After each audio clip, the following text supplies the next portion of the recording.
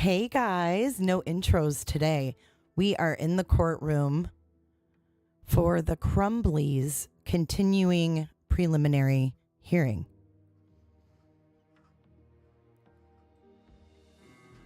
Good morning, sunshines. Roberta.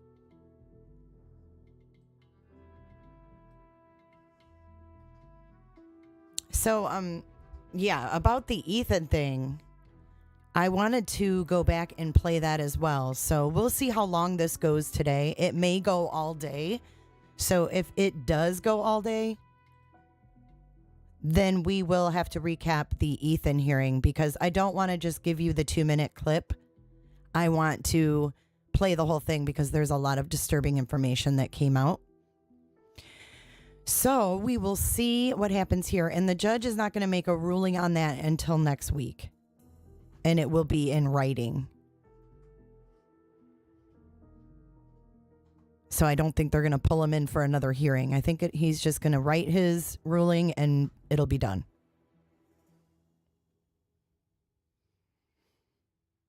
It is some craziness. So I just had some videos. I was watching a video and then another video played after that. Do you guys remember the video where, or the call where Candace and Don, excuse me, quote unquote, pranked Mary? I want to revisit that because hearing it now, after all we know, I look at it different. I think I'm going to go through and I'm just going to do a freaking power stream and play all my Summer Wells stuff. And then we can all just binge watch. I don't know. We'll see. But part of me thinks maybe that wasn't a hoax. But we'll talk about that later. We are here for the Crumbley's hearing today. Let me get a scroller on the screen.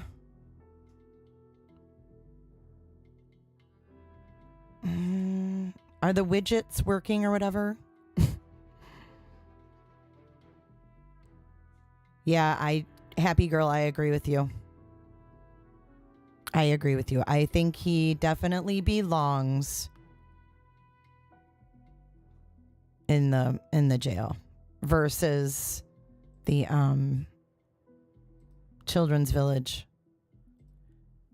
Because the children in Children's Village do not need to be in danger. I mean, I had no idea this kid was that disturbed and violent.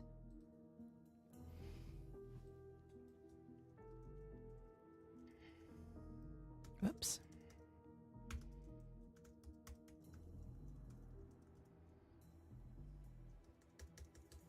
So this is the hearing that will decide if there's enough to go to trial. Ah.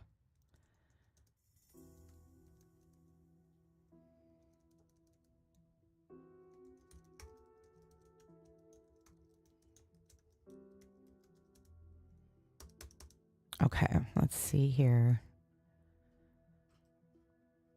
Yeah, he's a maniac. It's crazy.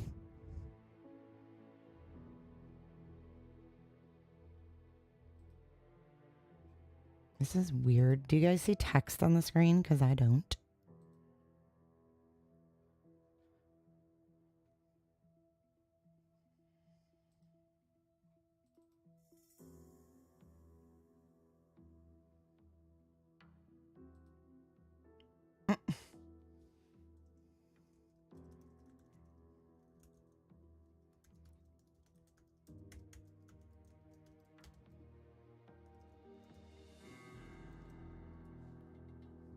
Yeah, I didn't see it either. It's weird. Weird. Yeah, it's not even behind. Oh, I see it. It's at the very top. It's like teeny freaking tiny. Look. Jesus.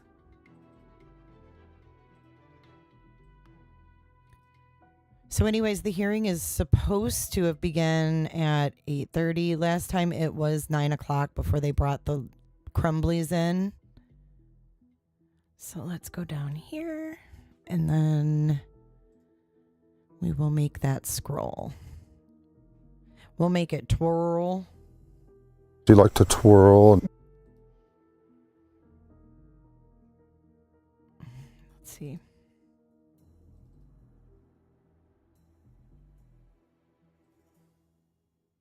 I was just reading too in a news article that about the problems that we're having on the internet.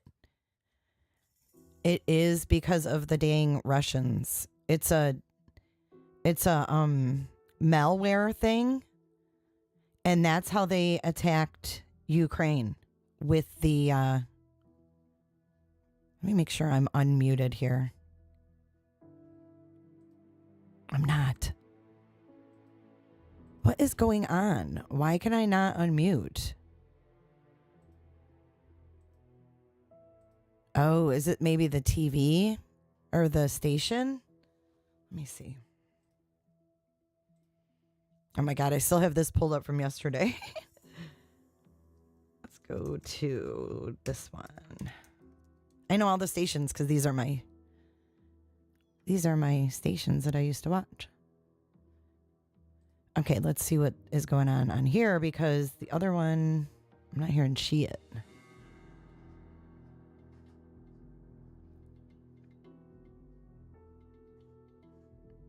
So anyway, yeah, that was how like Russia attacked Ukraine's banking and all that stuff.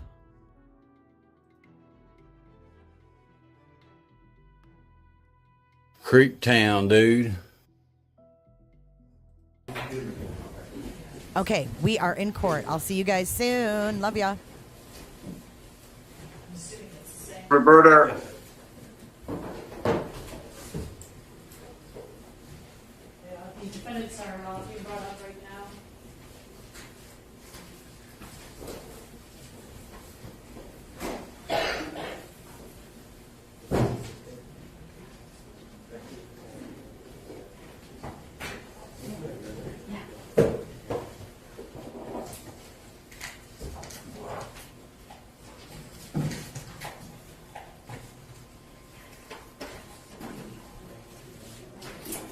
Hey, Heather.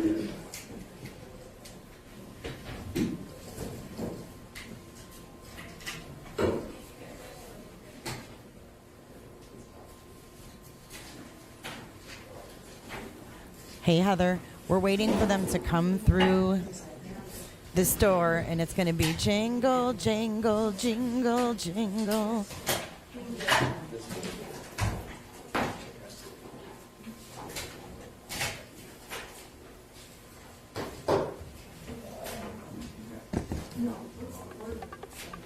What you are witnessing is real. The participants are not actors.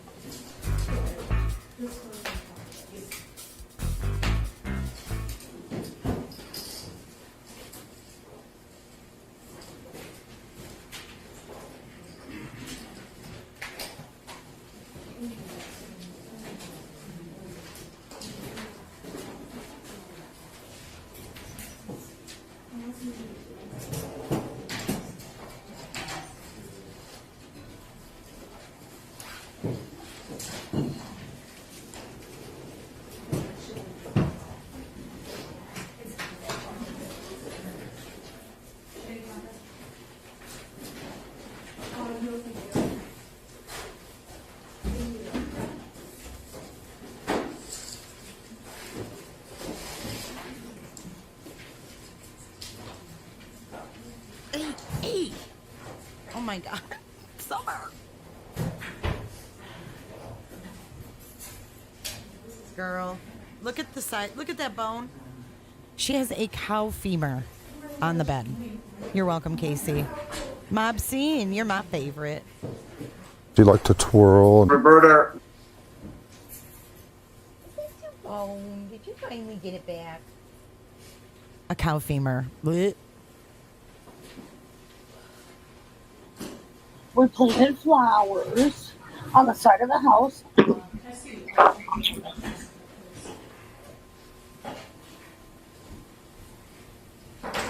Hey, Hey, Potato.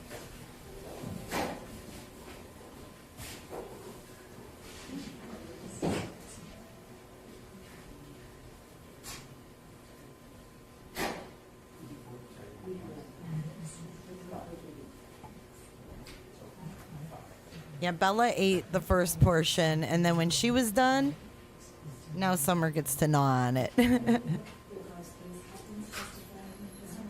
Thank you, Lord of Audits. Yes, please hit that like button. It does help the channel. It's a free way to support all the people that you watch on YouTube. Here we go. Creepy, creepy.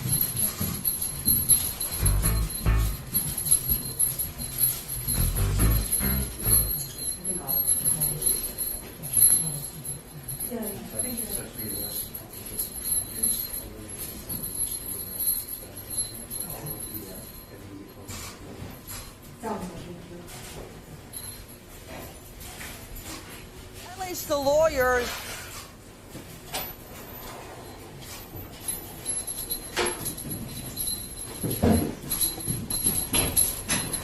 The devil is dancing tonight. Rot in hell. And hey, if you're listening, you can put that on your Christmas James tree. Crumbley, docket number 2100661, and People versus Jennifer Crumbley, docket number Release the lawyers. 2100652. Now, appearances on the record, starting with prosecutor, please. Karen McDonald, appearing on behalf of the people. Thank you, Judge. Mark Keast on behalf of the people. Good morning, Your Honor. I'm Shannon Smith on behalf of Jennifer Crumbley. Good morning, Your Honor. Marielle Lehman on behalf of James Crumbley. Jennifer is in the house. Continuation of the preliminary examination. Are all parties ready to proceed? Yes, Judge. Yes, Your Honor. We are, Your Honor. I have one minor matter to take over the court, if you could, Your Honor. Go ahead. Thank you, Your Honor. The last time we were here, we requested that the court allow our clients to be uncuffed, to allow them to more easily write and take notes and send us Oh, notes as shit. we're doing our cross-examination and listening to Make witness testimony. Jennifer stay in her The court left it cuffs. up to the sheriff's office, and the last time we were Hi, here, Scott. one of the deputies indicated that they were not comfortable uncuffing either of our clients due to their status. Your Honor, we're making that request again, that you allow them to at least uncuff one hand. I'm certain that the court watched the hearing in circuit court with the shooter in this case, or in the other case, and he was allowed to uncuff. So we're asking that the court or the sheriff's office allow our clients to at least uncuff one hand to allow them to more easily write notes. Also, the court recalls last time we were here, there was an issue with the media zooming in or taking photographs of our clients' notes. So I would ask that the court allow them to uncuff at least one hand to allow our communication to be more easy. Well, I'm going to defer to the sheriff's department at this point in time.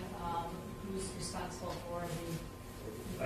Our policy is to leave them cuffed. As far as my call would be, that's the policy, is to leave them cuffed. Now, I don't know that you can cuff them to those chairs. Can you do one cuff to a chair? Your Honor, in every hearing I've ever had, when a judge has said to uncuff the defendant, they've been uncuffed. I understand that. This is a little bit different situation. Don't make me cut your mic in the first 3 minutes of the show, please.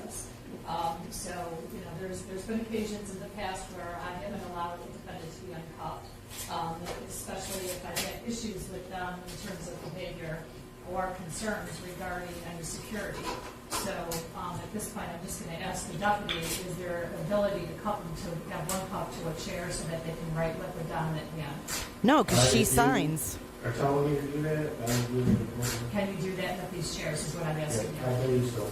Pardon me? I believe so. Okay. If you can, I will allow one cup to the chair, one dominant hand for purposes of writability. Thank you very much, Your Honor. Thank you, Dr. Judge, before we begin testimony, I think it's important to bring up the potential conflict issue. Go on. In terms of at every hearing, the court has reiterated with both counsel and with the defendants relative to potential conflict of interest due to the fact that these defendants are co-defendants. Both attorneys are from the same law firm. At the last hearing, the attorneys indicated for purposes of alleviating to a certain extent that conflict, that each attorney would only be representing each one of the defendants. I just want to make sure that the defendants are still okay with that process, so I'm going to start with Gotta be handy with the steel, if you know what I mean. Earn your keep. Moderators! Mount up! Because the attorneys are from the same law firm. Do you understand that? Yes, Your Honor. And do you understand that your interest in terms of you being co-defendants could be disparate at some point in time during the course of these proceedings, and a conflict may arise? Do you understand that? Yes, Your Honor. And at this point in time, are you willing to waive that potential conflict of interest and continue with your attorney, which is Ms. Lehman? Yes, Your Honor. And Ms. Crumbley, do you also understand that potential conflict of interest as it relates to your representation with Ms. Smith, because Ms. Smith and Ms. Lehman are from the same law firm, and that you potentially have disparate interests when it comes to your co-defendant? Yes, Your Honor. And at this point in time, are you willing to waive that conflict? Yes, Your Honor. And you want to proceed with Ms. Smith being your counsel? Yes, Your Honor. Right. Judge, the only thing I would add is that, as was apparent from the February 8th hearing, there's separate evidence as to each defendant, so I just want that made clear that each defendant knows that there's separate evidence to each defendant, and waive in that respect as well. Do you both understand that, Mrs. Crumbley? Yes, Your Honor. Mr. Crumbley? Yes, Your Honor. Thank you, Judge. Let's go ahead and continue. When we broke last time, Detective Bobrowski was on the stand. Yes, Judge, he's here in the hallway. And Judge, for the record, I did email both defense counsel the day after the preliminary examination, provided step-by-step instructions on how a layperson would be able to go through a Cellbrite reader report and export certain data extractions. So I think we're all on the same page there. And Your Honor, not only did they do that, but they also provided us with a file that had all of the text. So we appreciate that and thank you.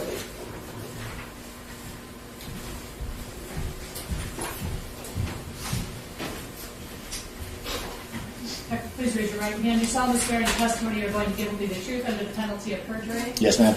You can have a seat, please.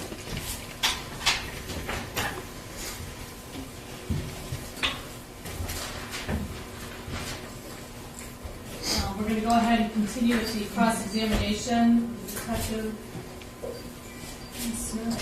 Thank you. Good morning. Good morning, ma'am. Let's see here. The last time we were here, the prosecution introduced and admitted several exhibits through your testimony. I want to go back and ask you a couple of questions about some of those exhibits. Is that okay with you? Sure. And if there is an exhibit you need to see or need me to bring up to you, please let me know and I'll do that. Okay. Okay. I'm going to start with the prosecution's exhibit number 9, which was an audio recording we listened to with Miss Pam Fine that was left for Jennifer Crumbley. Do you recall that message? Okay. And in that message, Miss Fine discusses how Ethan was seen looking at bullets during class time. Okay. Yes. And she discusses how guns may be a hobby and there's nothing wrong with that, correct? Correct. And ultimately, she says, you can call me back, otherwise have a great holiday. Is that correct? Yes, ma'am. From listening to that voicemail, there was no request or demand that Jennifer Crumbley call Miss Fine back. Correct. Okay. So in the media, there has been statements about Ms. Crumbley received a phone call or a message and did not respond to it. That message did not require a response. The one with Ms. Fine, is that correct? If I'm going to object to the form of question right now, he's not here to testify to what was reported in the media. He can testify to what was actually extracted from the cell phones. He's a fact witness. So your objection is? It's improper questioning for this witness, Judge. Form? Yes, Judge. Response? Your Honor, the witness testified extensively about what was in the recording. I'm just asking a question about the recording. You can rephrase your question so that it complies with the Michigan Rules of Evidence. The exhibit with the voicemail did not require or even ask for a callback from Ms. Crumbley, correct? Correct. In the voicemail, there was additionally no request for the parents to do anything specific with respect to their son, correct? Correct. And when you reviewed text messages between Ethan and his mother, there was a conversation that was admitted as Exhibit 10 about that voicemail, correct? Correct. And like I said, if you don't recall the exhibit, just let me know. In the text exchange between Jennifer Crumbley and Ethan, Jennifer texts over to him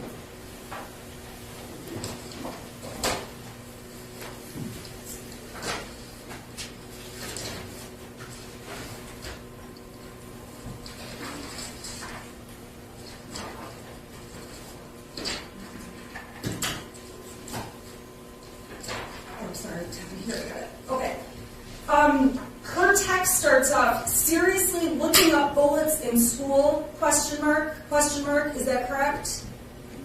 I believe so, yes. And Ethan provides an answer to her about what he was doing. I'm sorry, what was the question? I said Ethan provides an answer about what he was looking up.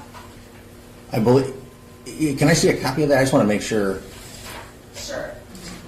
Okay. You originally retained the original exhibits that were admitted into evidence, so I believe the prosecutor has the original ones. Would you like me to use the marked copy? I would. Okay.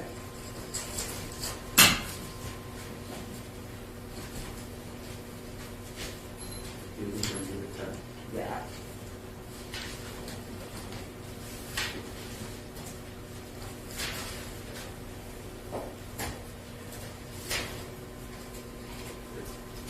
Thank you. Yes, ma'am.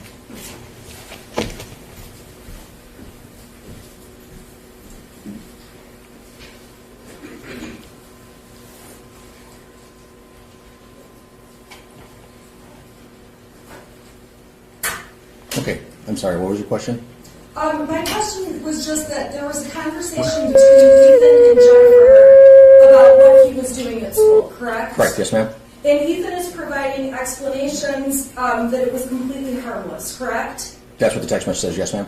And Jennifer tells him that they left a voicemail about the incident. Correct. And Ethan explains how he doesn't want to get in trouble and gives a little more explanation about why he was looking at bullets. Correct. He says things like it was a harmless act, teachers give me no privacy, things along those lines, correct? Correct, yes, ma'am. And based on the text, you can also see that Ethan wanted to hear the voicemail when he got home, and Jennifer said, I saved it, meaning she saved the voicemail. Is that your understanding of that exhibit? Yes, ma'am.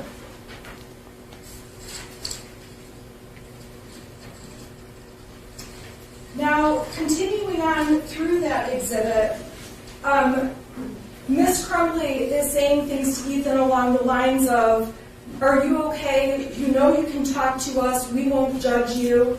Things along those lines, correct? Correct, yes, ma'am. And can you just clarify the date it refers to? I am referring to, that's on page 292. The text would have been on 11/30 at 12:38:04.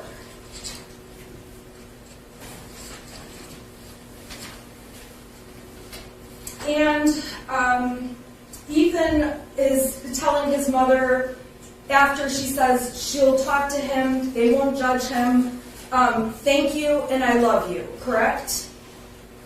Correct, yes, ma'am.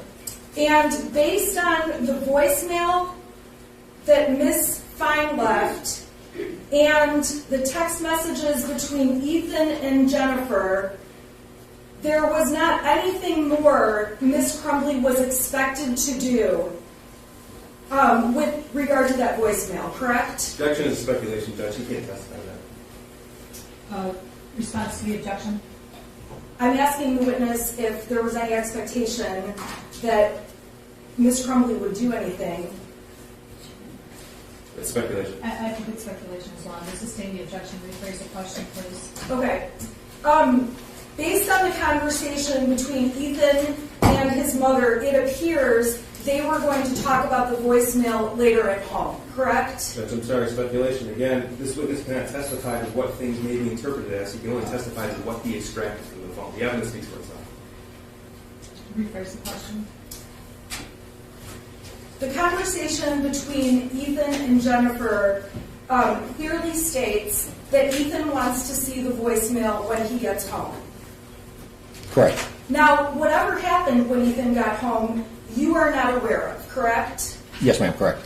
If there were text messages that had more information and it was important to this case, you would have certainly brought them in. Correct, yes, ma'am.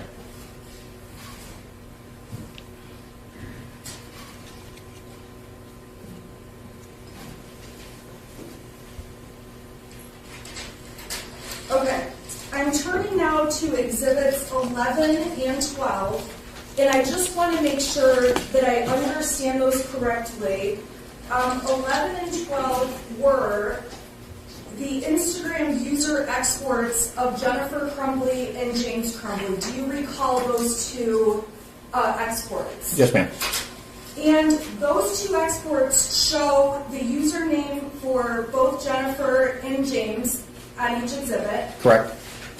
The information does not show who they follow or what they comment on or what they do on Instagram. Is that correct? I believe, if I could see it, it states in the report that they are following that particular person. I believe that that's an exhibit that comes 2 down the road. Okay. This one is just the exhibit, and would you like to see it? Yes, please. 11 and 12? Yes. Judge, I'm going to have the original binder up here for counsel to use for exhibit. That's right. Thank you. Okay, so I will bring you 11 and 12. And if I can take back this one, I'll put this back in the binder. Okay, you would agree with me that on Exhibits 11 and 12, it only shows the usernames that Jennifer and James use on Instagram. It does not show any additional information about who they follow, what they like, anything along those lines, correct? Correct, yes, ma'am. And turning to Exhibit 13, the prosecution admitted some photographs that were taken from Ethan Crumbley's Instagram account. Do you recall that exhibit? Yes, ma'am. Okay. Do you need to see the photographs in order for me to ask you questions? Please, yes. Okay. This is 13. And those 11 and 12 here. 11 and 12. Thank you.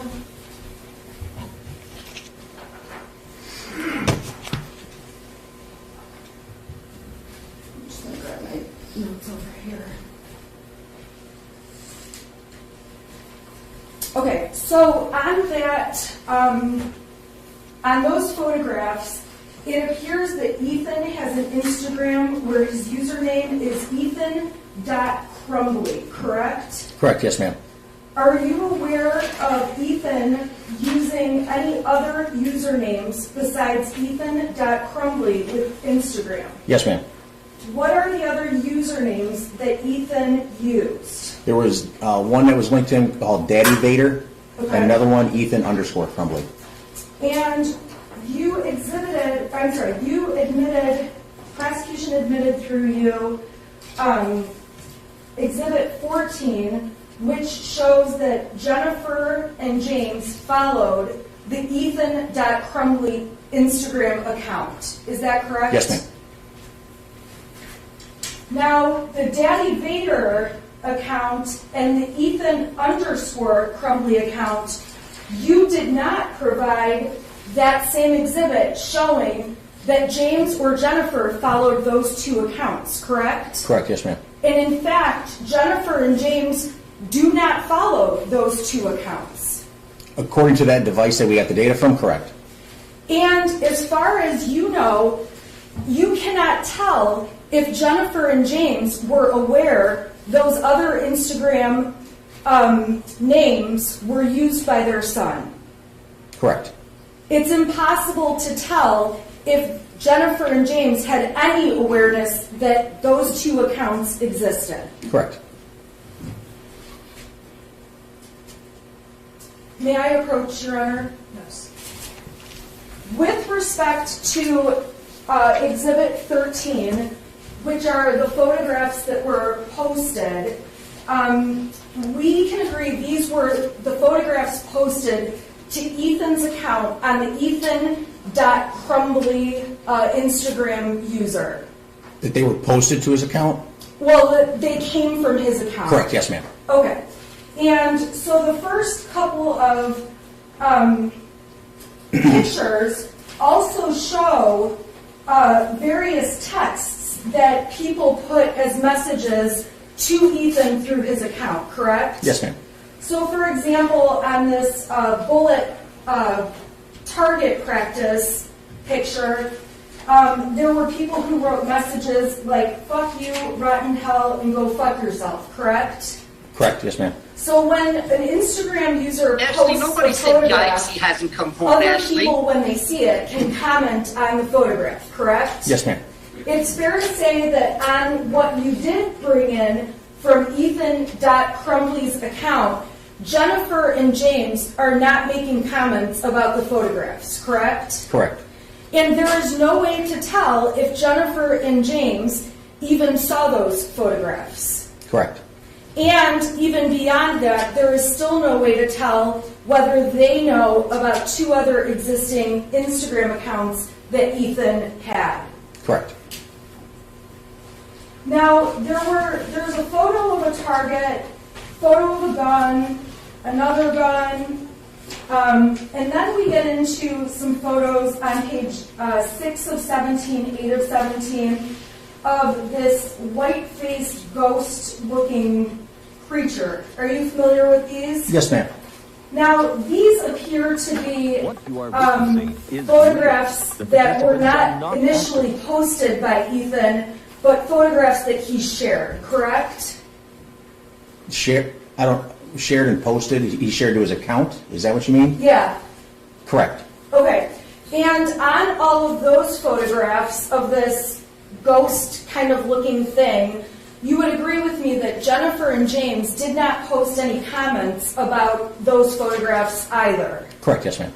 And as a matter of fact, when you go through Ethan's Instagram account, there's actually no evidence to show that Jennifer or James have ever been on his Instagram account other than the fact that they technically follow it, correct? Correct, yes, ma'am.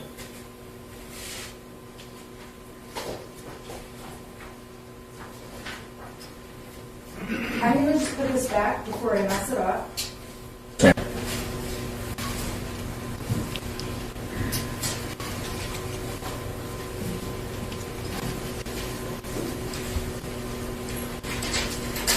Okay, I'm turning now to Exhibits 11 and 12, and I just want to make sure, I'm sorry, Your Honor, I don't want to get these out of order, and I already got them out of order. Just put this on this.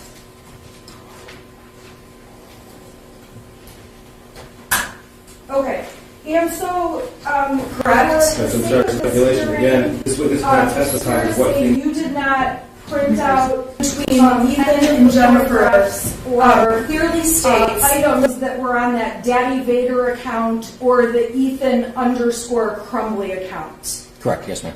And you did already confirm Jennifer and James do not follow those two accounts. From the device that we have, correct. Okay, thank you.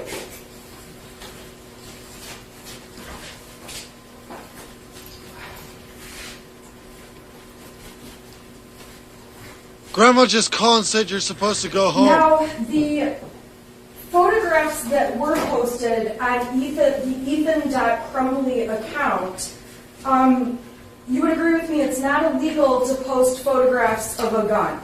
Correct. It's not illegal to post photographs of these ghost-type figures. Correct. it's not illegal to post photographs of a bullet with target practice. Creepy, creepy. And you are aware that the Crumbleys shoot guns and go to the gun range, correct? I've seen a video.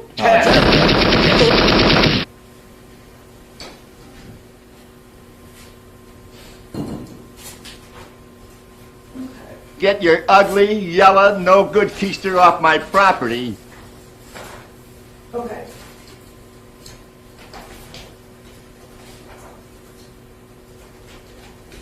All right, let's see here. Exhibit 16.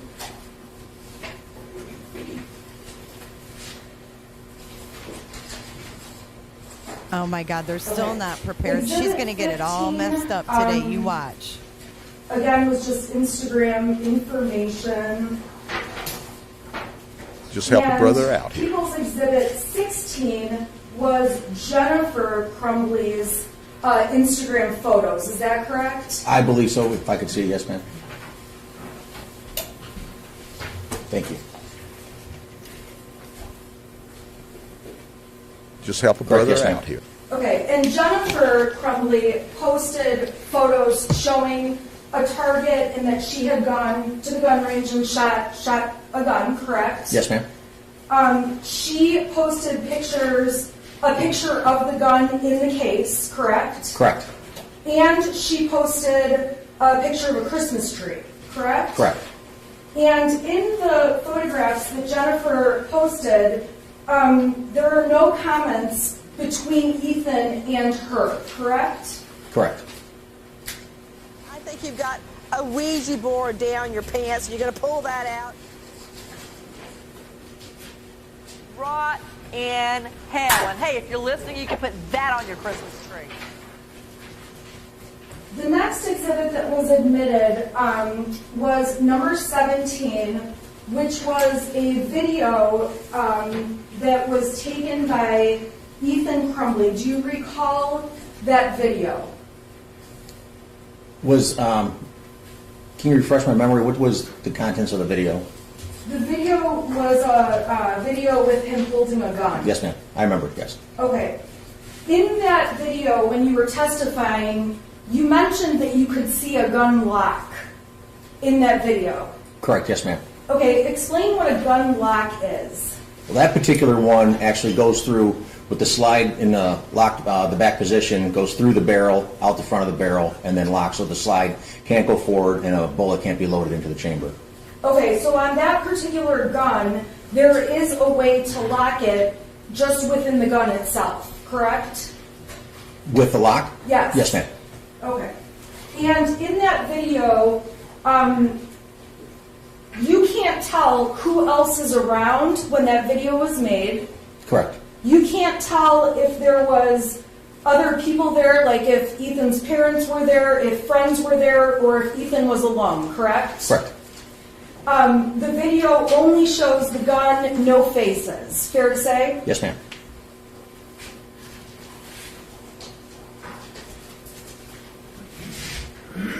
It's not illegal to take a photograph racking a gun or handling a gun, correct? Correct. And I apologize. It's not illegal to take a video racking a gun or playing with a gun, correct? Correct. It's also not illegal to take a photograph like that and send it to a friend, correct? Correct. Even at Ethan's age, that's something that would not be illegal. Without looking up the exact law, I couldn't answer that question. Okay.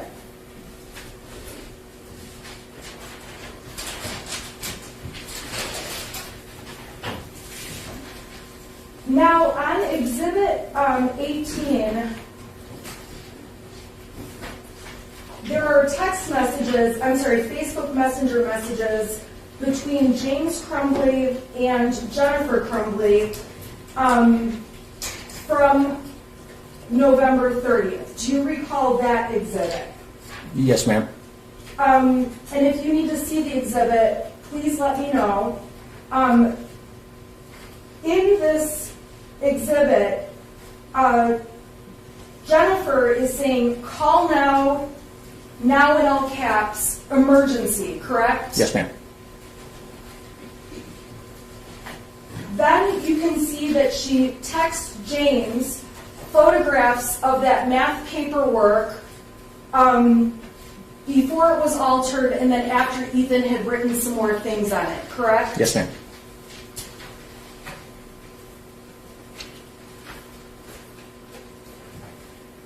The response from James is, my God, WTF. What does WTF mean? Usually means what the fuck. So James's response is, my God, what the fuck? Is that a fair statement? Yes, ma'am. And the two of them go back and forth talking about him being distraught the night before, talking about how they talked that morning, James and Ethan talked that morning, and a message from James, can you call? Does that all sound right? Yes, ma'am. And Jennifer texts that she's heading to his school.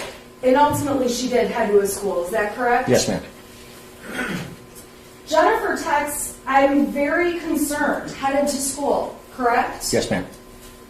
And through these text messages, there is absolutely nothing in there to suggest, I think Ethan's going to blow up or is going to shoot a gun at the school, correct? Correct. There is nothing in those texts that says, I believe our son has the gun at school and is going to commit a mass shooting. Correct. And those texts between Jennifer and James are a very narrow selection of texts compared to all of the texts between them. Is that a fair statement? Yes, ma'am. So when you look at texts between Jennifer and James, they amount to this pile that I have sitting here. Does that look about right to you? Oh, for what period of time are we talking about? These would be from 6/2 of 21. Oh wait, I'm sorry. These, it's this pile. Which pile was on? Okay, I'm sorry. This is the stack of text between Jennifer and James. These are dated between 9/13/2020, and they go through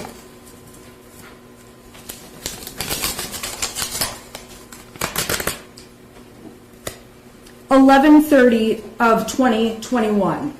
You've had the chance to see these text messages, correct? Yes, ma'am.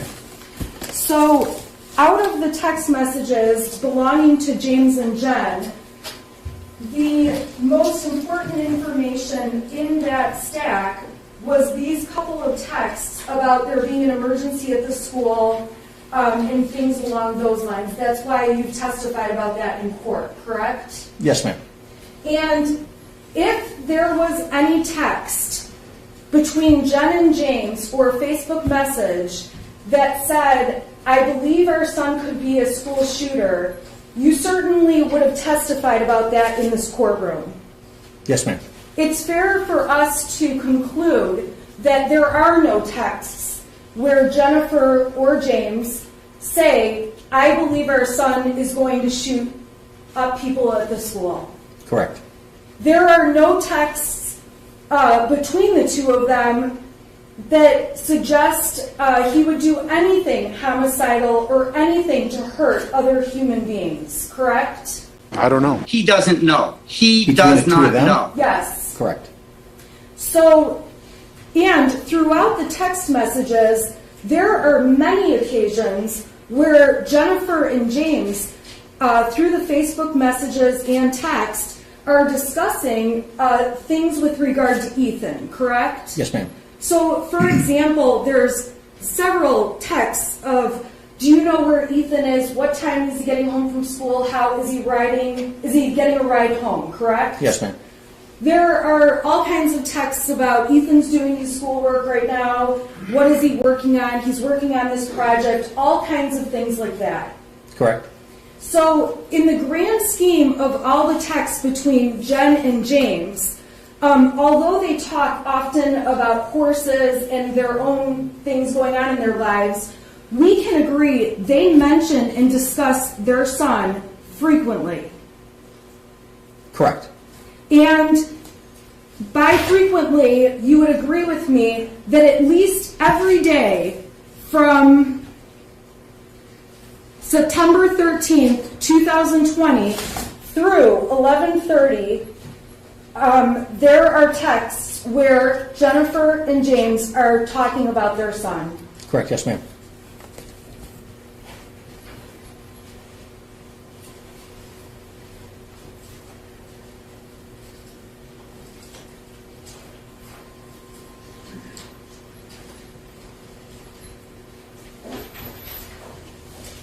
On Exhibit 19, the prosecution admitted a Celebrate report where it's highlighted that Jennifer and James had a 7-minute and 16-second call at 10:29 a.m. on 11:30. Do you recall that?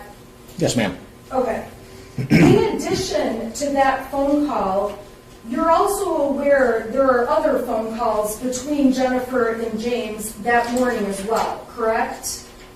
Can I see the exhibit, ma'am? Sure. That morning, you're saying? Yes.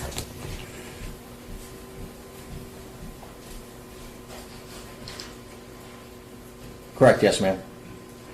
So in addition to the one you highlighted showing a 7-minute and 16 call, there's also a 32-second call, a 39-second call, a 2-minute and 44-second call, and then up at the top we can see some calls between the two phones from the day before, correct? Correct. So it's fair to say that Jennifer and James were in touch with each other by phone the morning of November 30th. Correct, yes, ma'am. May I please approach and grab that back? Thank you.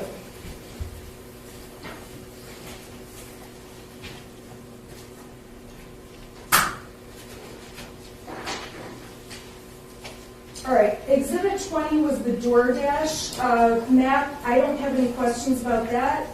Exhibit 21, the people admitted that from Jennifer's device,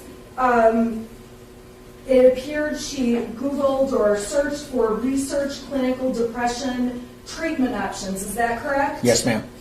And you don't know if she was researching clinical depression treatment options for herself or for her son or for, you don't know who that was regarding, correct? Yes, ma'am. Correct.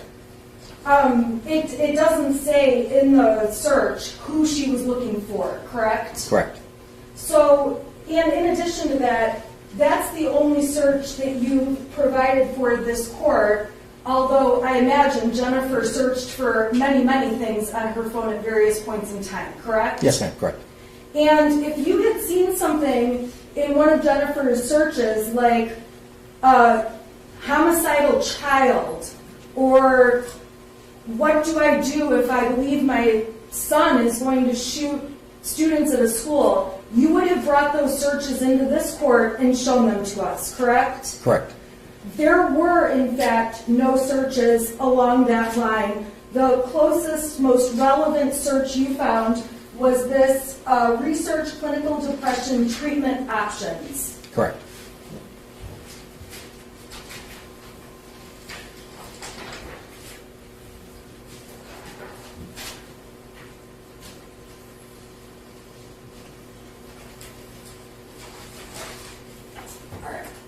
On Exhibit 22, you admitted, the prosecution admitted through you a couple of pages of text messages between Ethan and his mother. Do you recall seeing those? If I could see them, just to make sure we're talking about. Sure, I know what no we're- problem.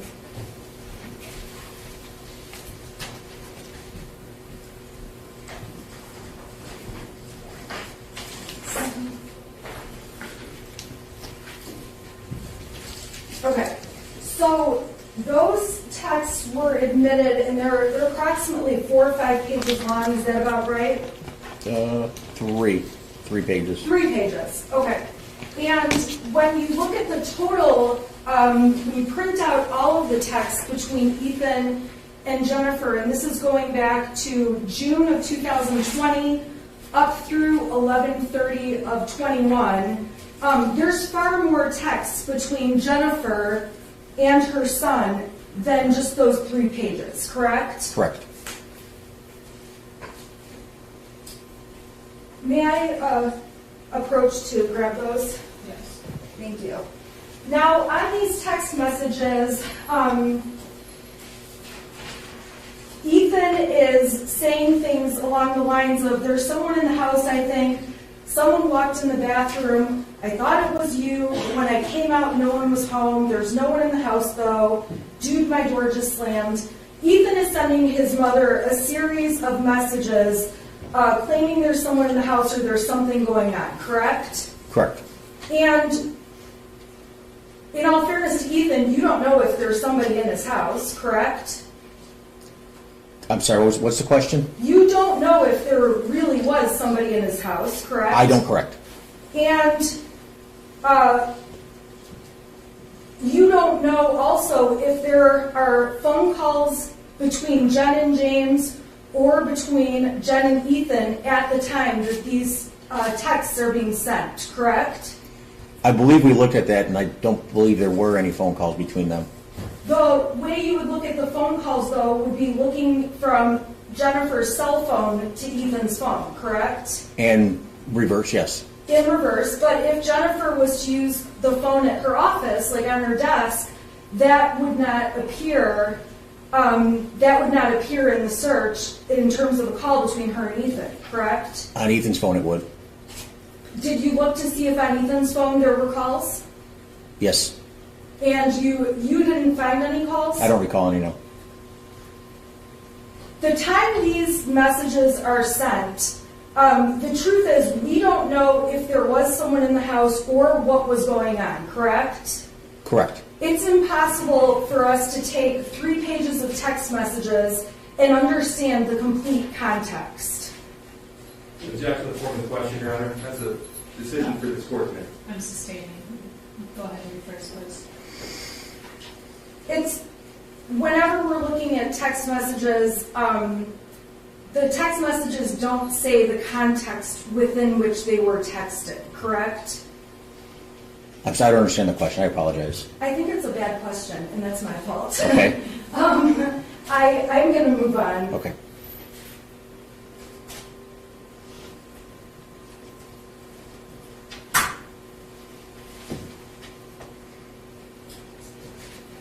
Exhibit 23 continues to be messages between Ethan and his mother.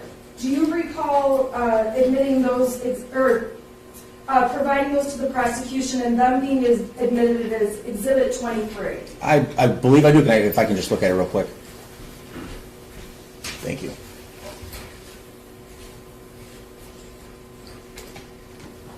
Roberta.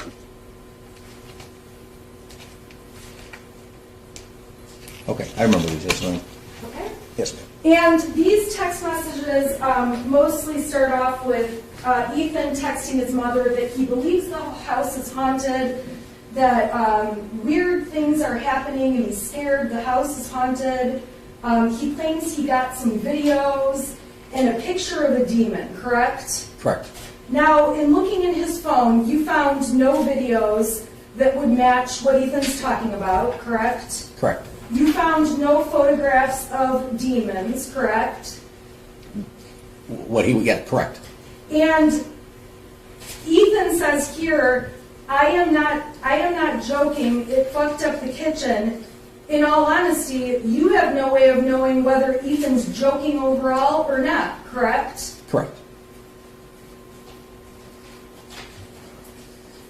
When Jennifer does respond to the messages, she immediately starts asking, where's your dad? Text me when you're done. Are you done yet? Correct? Yes, ma'am. Correct. She doesn't really give any answer to all of the, I think our house is haunted kind of texts, correct? Correct.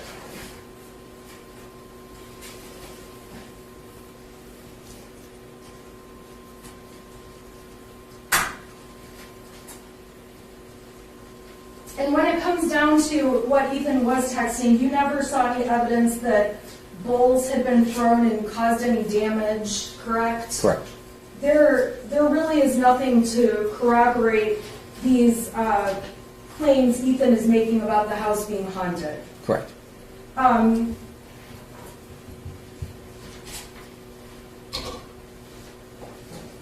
Exhibit 24, 25, 26, 27 were all photographs of horses, Jennifer with a horse, James with a horse. We can agree they like horses.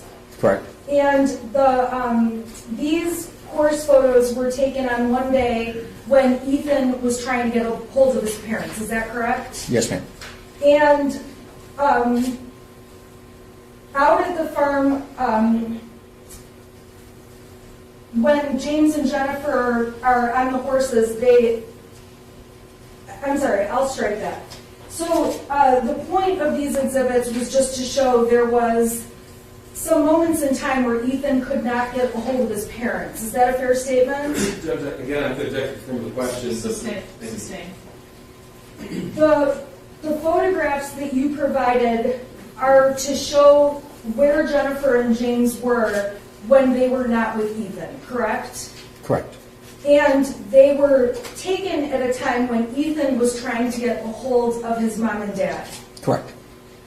Now, in terms of the text messages that exist between Jennifer and Ethan, and this is going back to June 28th of 2020 through 11/30 of 2021, it's fair to say that there are, this is my printed version, but there are many, many more texts than just these couple of pages that you admitted, correct? Correct. And the pages that you admitted would be the most important evidence out of all of the texts for this court to see, correct? Correct. And if there were texts in here between Jen and Ethan where Ethan is saying, I'm going to blow up a school, I am going to hurt people, I feel homicidal, anything along those lines, you would have brought those texts into court and shown them to this audience, correct? Correct. And those type of texts do not exist in what you've seen between Jennifer Crumbley and Ethan. Correct.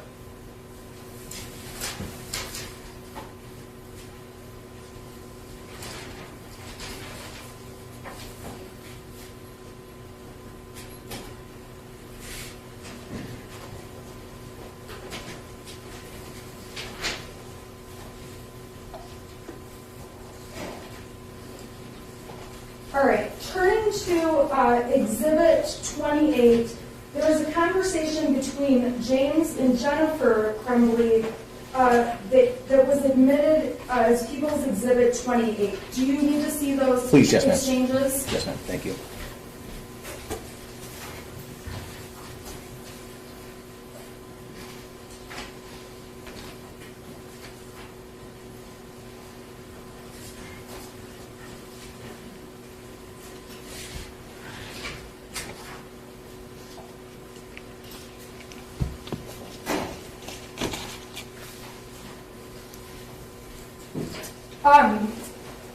These texts are Jennifer and James talking about something that happened the night before with Ethan. Is that a fair statement? Yes, ma'am. And they are talking about how is he doing and what he needs to do to get his stuff back, correct? Correct. In these text messages, the parents confirm he's just doing school. Is he okay to work? Things along those lines, correct? Correct. And in the end, the parents are just discussing what was possibly an argument the night before. Something that, I don't know if I can answer that question. Just again, I have to object to the form of the question. And again, This witness can't interpret the text messages that he has extracted. He can only verify that they came from the device they want to take. I agree, and I'll ask the question a different way. This conversation between Jennifer and James does not say anything about thinking that their son is a danger to other people, correct? Correct. It does not say anything about thinking Ethan would hurt anyone. Correct.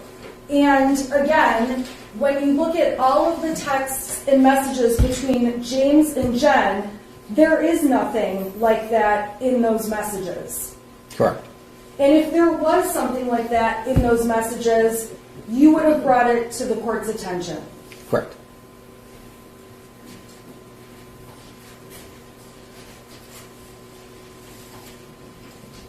The items that you provided and that were admitted through the prosecution is what you believe to be the most important evidence out of everything you've reviewed. Correct, yes, ma'am.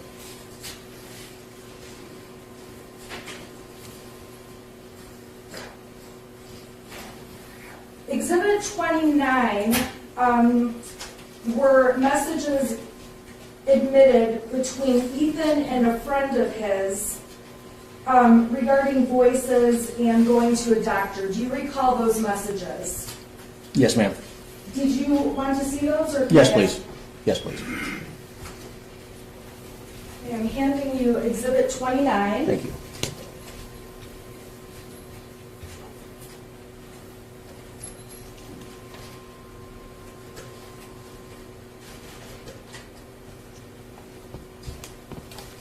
Okay. Yes, and ma'am. within these messages, Ethan is saying that he's going to ask his parents to go to the doctor tomorrow or Tuesday again, correct? Correct, yes, ma'am. Ethan states, this time I am going to tell them about the voices. Correct. When Ethan says them, we have no way of knowing, it's not identified, if it was his parents or the doctor that Correct. he would tell about voices, correct? Correct, yes, ma'am. And when Ethan writes, I only told them about the people I saw, again, we don't know who them is. Correct.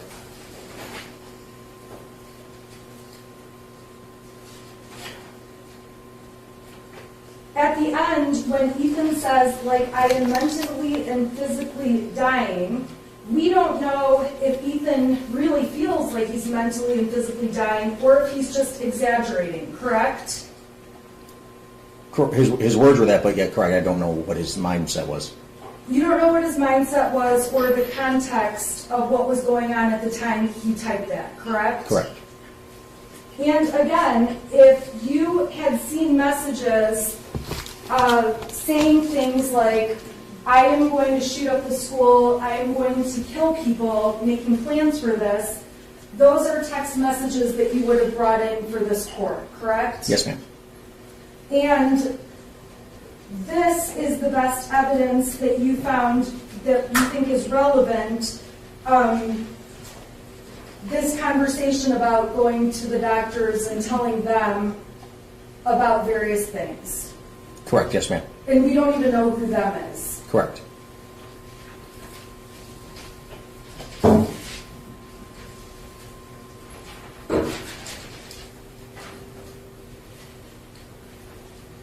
Exhibits 30 and 31 were videos that Ethan took on 8/19 and 8/20. Do you recall those two videos?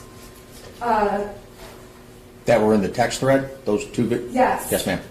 And it's fair to say that in those two videos, again, you cannot see any people in those, you can't see the faces of any people in those videos.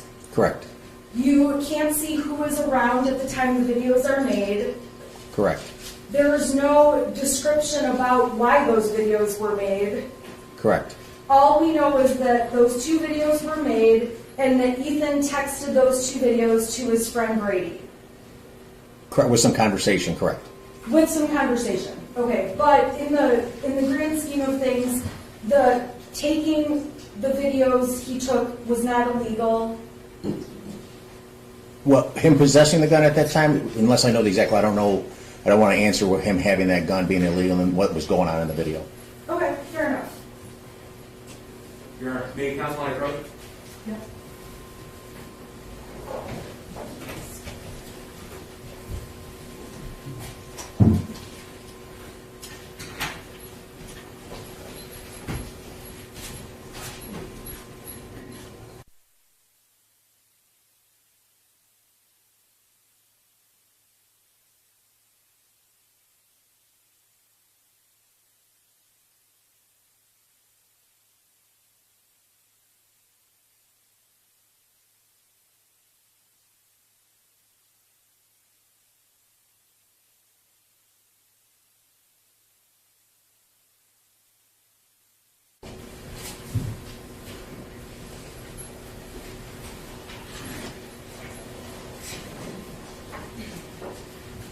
Okay, so we talked about those videos that he sent to a friend, and your testimony was that there was some conversation between him and the friend, and that conversation was admitted as Exhibit 32.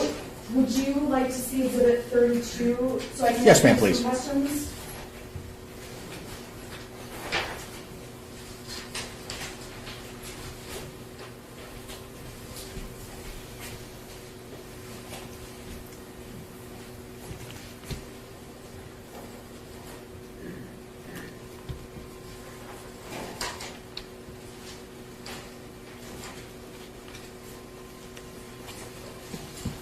Are you ready? Yes, ma'am. Okay, Just for the record, I have 6 pages for Exhibit 32, is that what you have as well?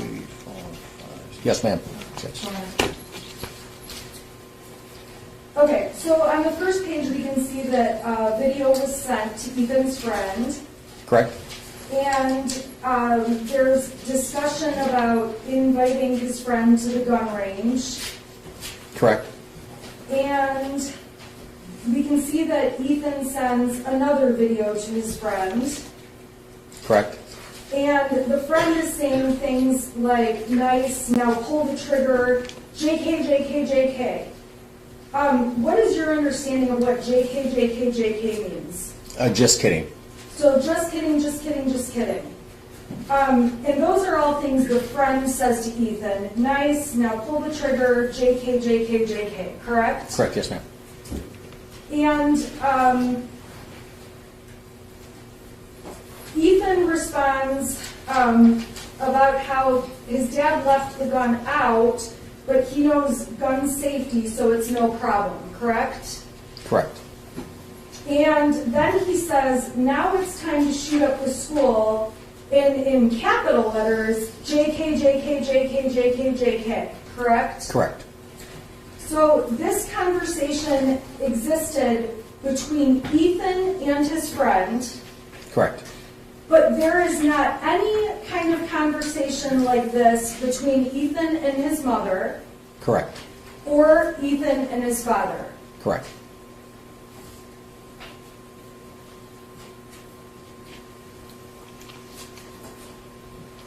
Now, the last time we were in court, the prosecution ended by asking you about some of the conversations that Ethan and Brady would have, and your testimony was that they talked about disturbing things, including the bird head, hurting another girl at school, and mentioned some of the other topics between Ethan and Brady. Do you recall that? Yes, ma'am. And Ethan and Brady's text messages, if I told you that it's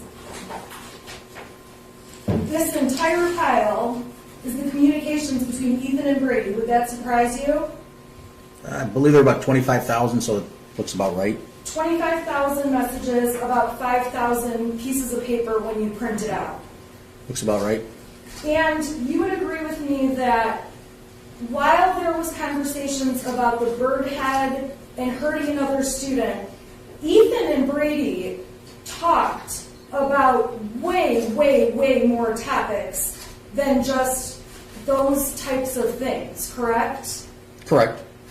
They talk about playing different video games, correct? Yes, ma'am.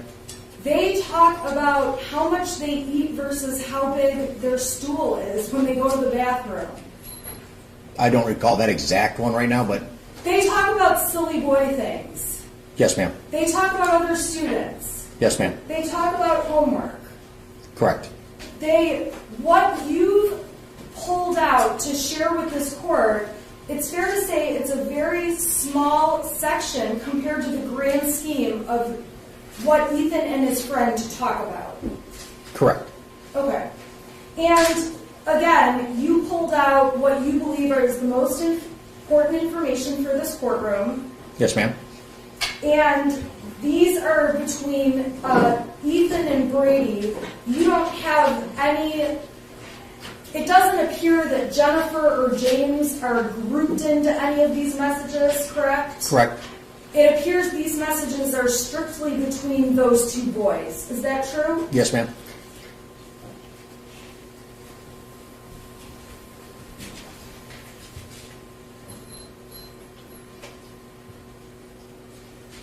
It's also fair to say that a topic Ethan talks about with Brady is hiding things from his parents, correct?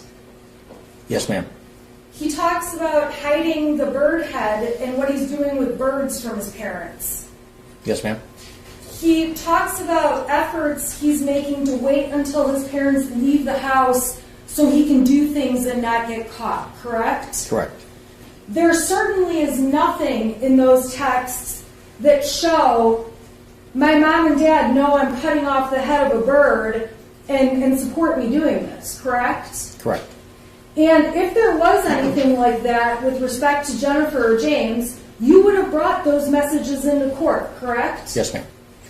And in the grand scheme of all the messages between Ethan and Brady, there is nothing to indicate that Jennifer or James were told or were aware of a plan to commit a school shooting like what happened at Oxford High School on 11/30. Correct.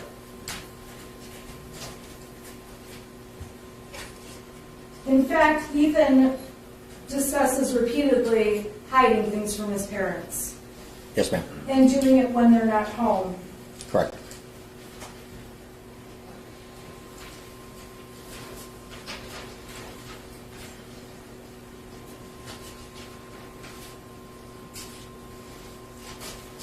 Your Honor, may I have just one moment to check in with my client?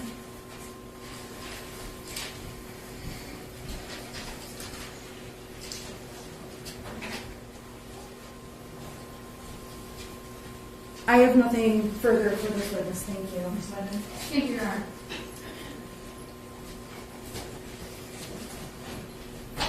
Mario, that's the exhibit of what's admitted. Do you want these of James and Ethan? No. Okay. Do you think Ethan Brady? No, I figured it. I said it. Okay. We can move them up here. Good afternoon, or good morning, Detective. Good morning. I just have a few questions for you.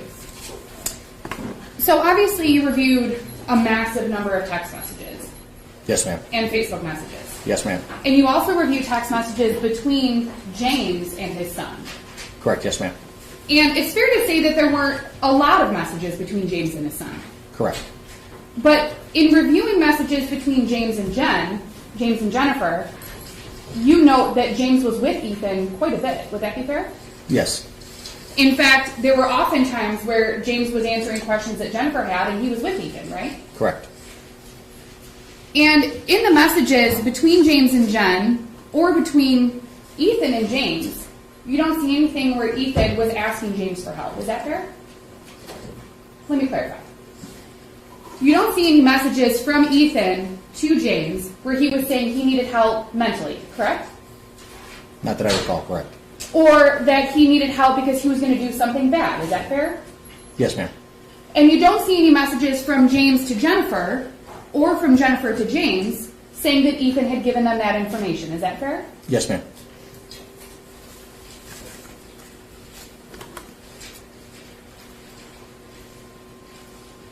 And staying with the messages, the 5,000 or 6,000 pages between Brady and Ethan, between the minor and Ethan, there's nothing that you recall seeing where Ethan indicated that he'd said anything to his parents. Is that fair?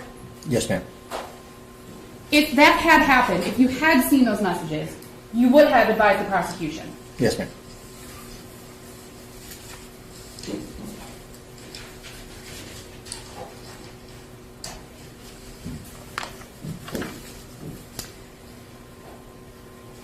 Now, stepping away from the messages, I think we've covered them sufficiently. Also, while you were in court last time, there was a recording played. I believe it was, let's see which exhibit. Exhibit 5, which was a recording of James Crumbley calling 911. Yes, ma'am. Do you recall that? Yes, ma'am. And in the recording, James called 911. Is that fair? Yes, ma'am. Nobody called him. Correct. Okay. James voluntarily called 911. Yes. And reported that his handgun was missing. Correct. And his ammunition. Correct. And that his son was a student at Oxford High School. Correct. And he had some concerns. Correct. You also saw, and I said I was going to get to stay away from the text messages, but you also saw that James texted Ethan that morning. Is that fair? Yes. Correct. He texted him after getting a call about the math homework or the math test and the drawings. Correct. And he texted him when James suspected that something was happening at the school. Do you recall that text message? Yes. He checked in on him. Is that Correct. fair? Yes, ma'am. And that text message wasn't, Ethan, are you the shooter? Is that fair? Yes, ma'am. In fact, he just asked if something was happening at the school. Correct. He called Ethan. Do you Yes. recall that? And then he texted Ethan again. Correct. And he asked Ethan to call him. Correct. And then he called Ethan more. Correct. And then he called 911. Correct. And you created a timeline. I believe it was your timeline that was created of phone calls and messages and various things from November 30th of 2021. Part of that timeline is one of the exhibits. Can you tell me which one you're referring to? Yes. Exhibit 19, the call logs extract. Yeah, that's from the call logs. It's not from the timeline of the phone, but yes. Okay. But you reviewed various phone calls, incoming, outgoing, text messages, incoming, outgoing to James Crumbley's phone. Is that fair? Yes, ma'am. And do you recall also seeing phone calls and text messages with Sergeant Bryan from the Sheriff's Office? It wasn't labeled. There's an 858 number I recall seeing, which is phone numbers from the 38 East Sheriff's Office. I don't know what Sergeant Joe Bryan's phone number is, and it wasn't labeled his name. But you recall seeing phone calls from an 858 phone number? Yes, ma'am.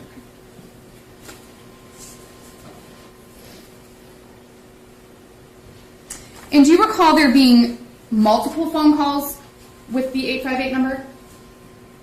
Or do you not? If you don't recall. I don't recall. Okay.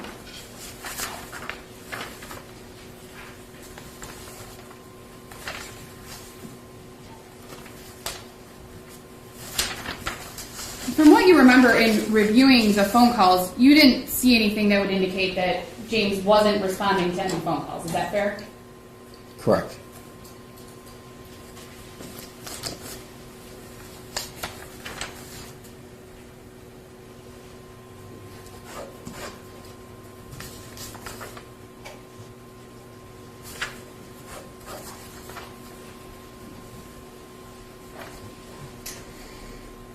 Now, when you were testifying at our last hearing, you made specific mention that James Crumbley was the owner of the cell phones on the account. Is that correct? Correct, yes, ma'am. Now, it's fair to say that parents get cell phones for their kids all the time. Is that fair? Yes, ma'am. And they may say it's Johnny's cell phone, correct? Name it Johnny's cell phone? What do you mean? Or No, a parent may say it's Johnny's cell phone. Give Johnny a cell phone, it's Johnny's cell phone. Yes, ma'am. But it's actually the parent's phone, correct? Correct. Or they may do it for their spouse or significant other. Is that Yes, fair? ma'am.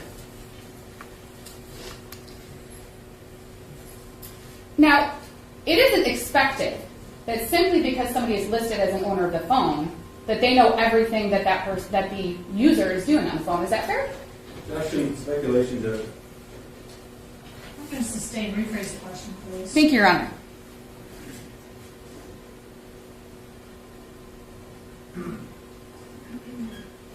Let me ask you.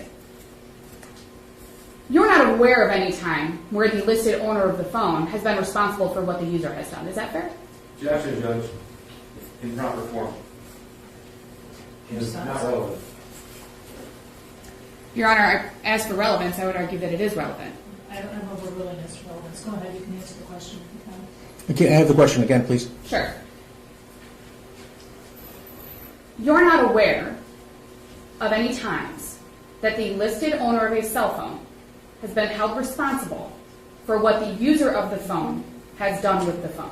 Judge, objection, I'm sorry. It's an improper form of question. It's a compound question. It calls for a legal conclusion, and it's overly broad. Your Honor? She's asking him what he knows at this point in time.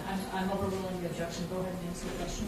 Now, just for clarification, are you referring to James and Ethan's phones? Like, is he responsible to look at his phone, or I'm sorry, I don't understand the question completely. That's fine. Let's take it step by step. Okay. Somebody goes to a cell phone store and purchases cell phones. Yes, correct. Correct. And they purchase the cell phones in their own name, correct? Yep. And then they can distribute the cell phones to whom they choose. Is that fair? Yes, ma'am. Okay. And they can give those cell phones to their children. Correct. Or their significant other. Correct. Or a stranger on the street. Sure. Sure. My question is, you're not aware of a time that the person who purchased those phones in their name would be responsible for what the other people that they gave the phones to did on those phones. I would have to say depend on who the people are they gave the phone to. If it's a juvenile, I would say yes. You're not aware of a time where the owner has been held responsible for what the juvenile did on the phone. Is that fair? Fair, yes, ma'am. Thank you.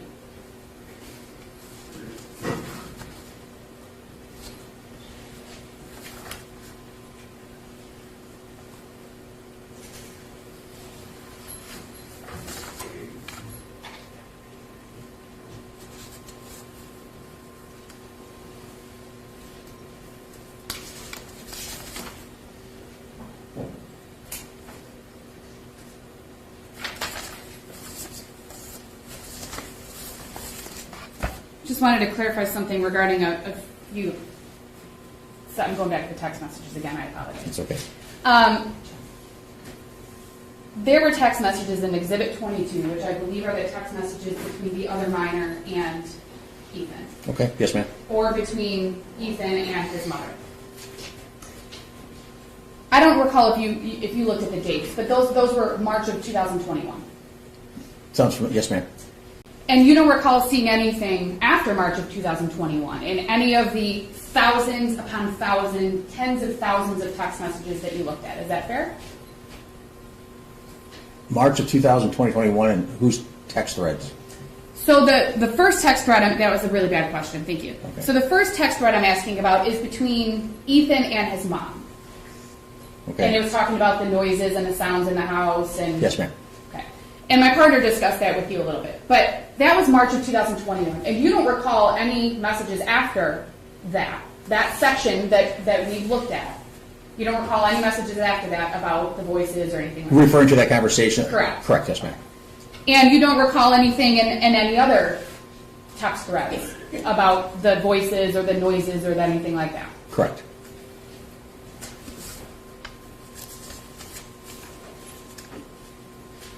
And just one point of clarification, Exhibit 32, which is the text thread between the other minor and Ethan. And I believe that was the text thread that had the videos. Yes, ma'am. Now, the firearm in those videos was not the firearm that was used on November 30th. Is that correct? Correct.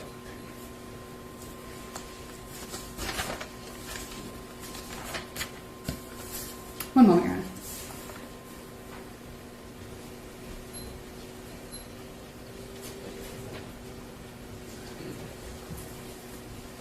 I have no further questions, Your Honor. Thank you. Anybody go ahead?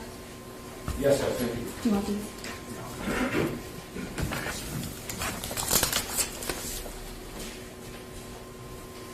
Detective, it's fair to say, isn't it, that the evidence that we've admitted in this preliminary examination, not a trial, but preliminary examination, is a snapshot of the digital evidence you reviewed on these phones? Correct, yes, sir. Okay. And this evidence speaks for itself. If it's on the phone, it's on the phone. If it's not on the phone, then it's not there, right? Correct. Okay. You also testified on February the 8th that some information, at least from Jennifer Crumbley's Facebook account, was deleted. Your Honor, I don't object to believing the nature of these questions. This is redirect and not cross. I can read through it. Do you recall testifying on February the 8th of this year? Yes, sir. Okay. You recall being asked about a screenshot from Kira Pennick to Jennifer Crumbley? Yes, sir. Okay. And you also testified then that particular Facebook message wasn't on Jennifer Crumbley's device? Correct. And do you recall why? The Messenger app was deleted. Okay. So, what does that mean? Tell me about that. When it's deleted, the user tells the phone to wipe it from the phone. I no longer want to use it, and it wipes the databases off the phone to preserve storage on the device overall. So, according to your review, Jennifer Crumbley deleted the Facebook Messenger app off of her phone. Correct. Okay. Now, you were asked about the Instagram account of Ethan.Crumbley. Correct. And you were able to verify that both Jennifer Crumbley and James Crumbley followed that Instagram account. Correct. Okay. On February the 8th, you were asked about who posted and who didn't post, if you can verify that on the Ethan.Crumbley account. Do you recall that? Yes, sir. Did you do some research in that regard? Yes, sir. Tell us about that, please. So the pictures that were there all had an uploaded IP address, and I did it again just last night. There were a total of 8 of them, IP addresses. And you can go, there's a website that tells you who actually owns that IP address. Not the particular person, not Ed Wagrowski, but Comcast or Verizon or T-Mobile. And 7 of the 8 IP addresses were owned by T-Mobile, which is the phone carrier that the Crumbleys had. And then the 8th one was owned by Charter Communications, which was the internet service provider. So does that give you a little bit of a degree of certainty as to where those photographs came from? Yes, sir. Okay, and tell me why. Because, again, that's the T-Mobile, the IPs that are owned by T-Mobile is a phone carrier that they use, that all 3 of them used, and Charter Communications is the internet service provider in that area. Okay. You were just asked about Exhibit 18, which is the portion of the Facebook Messenger thread between Jennifer and James Crumbley from November the 30th of 2021. Correct. Okay. Yep. Now, there are no other Facebook messages between the two of them on November the 30th of 21. Is that right? Correct. So you didn't take some out and leave some in. Is that right? No, sir. Correct. Okay. And those are all the messages from that particular day between those two. Yes, sir. Okay. You were also asked about phone calls between Ethan Crumbley or potential phone calls between Ethan Crumbley and these 2 defendants on March the 9th, 17th, and 20th. Correct. So I'm going to refer you to those exhibits. Exhibits 22 and 23, that's the text message thread between Ethan Crumbley and Jennifer Crumbley, where he talks about he's seeing demons and bowls flying off the shelves. Do you recall that? Yes, sir. Okay. And you went through all devices on those particular dates. Is that right? Yes, sir. All right. And those photographs that we admitted, the photographs of James Crumbley on a horse, Jennifer Crumbley on a horse, those were taken the same date and time that Ethan Crumbley was texting his mother about seeing those things. Is that right? Correct. Yes, sir. Okay. Now, were there any phone calls between Ethan and Jennifer Crumbley during that time period? No, sir. Were there any phone calls between Ethan and James Crumbley in that time period? No, sir. Were there any messages from James and Ethan Crumbley? No, sir. And we've already verified on the 8th of this year that there were no other messages between Jennifer and Ethan Crumbley in that time period. Correct. All right. You were asked about the entire Facebook Messenger thread between James and Jennifer Crumbley. There are thousands of messages. Is that correct? Yes, sir. Okay. Now, were there, in your review, and again, this is a preliminary examination, not a trial, but in your review, in those messages, did you see any reference about getting Ethan Crumbley help? No, sir. You see any reference about sending Ethan Crumbley to a therapist? No, sir. Did you see any discussion about getting him to a doctor at all? No, sir. You were also asked about the text message thread between Ethan Crumbley and that other juvenile. And that's the over 20,000 messages. This is the stack the council displayed to us here today, right? Correct, yes, sir. Okay. Now, you were asked about a few things, but I want to go through a few more. Now, it's true, isn't it, that in June of 21, Ethan Crumbley is sending messages to that friend about how he bought a Derringer. Correct, yes. Okay. And what is a Derringer? It's a small handgun. Okay.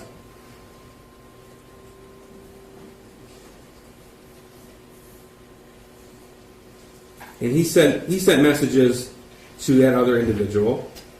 Again, we talked about the video that he sent holding the 22 Kel-Tec. Is that right? Yes, sir. And you've already testified that James Crumbley did own 22 Kel-Tec. Yes, sir. Okay. And that had context to that video, that photograph, and said, "Look what my dad left out." You've already testified to that. Yes, sir. Okay. And in June of 21, Ethan writes, "The thing is, I had over $1,000 before the Derringer, but now I only have like 900 or 800. You recall that text message? Yes, sir. And there's a lot of discussion between Ethan and other juvenile about wanting guns and buying guns. Is that right? Correct. Okay. And there's also a fair amount of discussion, in fact, quite a bit of discussion between those two individuals about his mental state. Would that be fair? Yes, sir.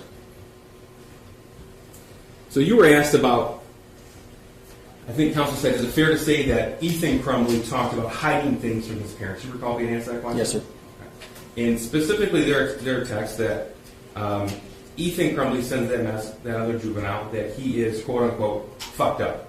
Correct. Okay. And he talks about his dark side. Yes. Is that one or two text messages, or are there many text messages like that? I believe there were many. And does he also talk to that other juvenile about trying to bring things up to his parents? Yes.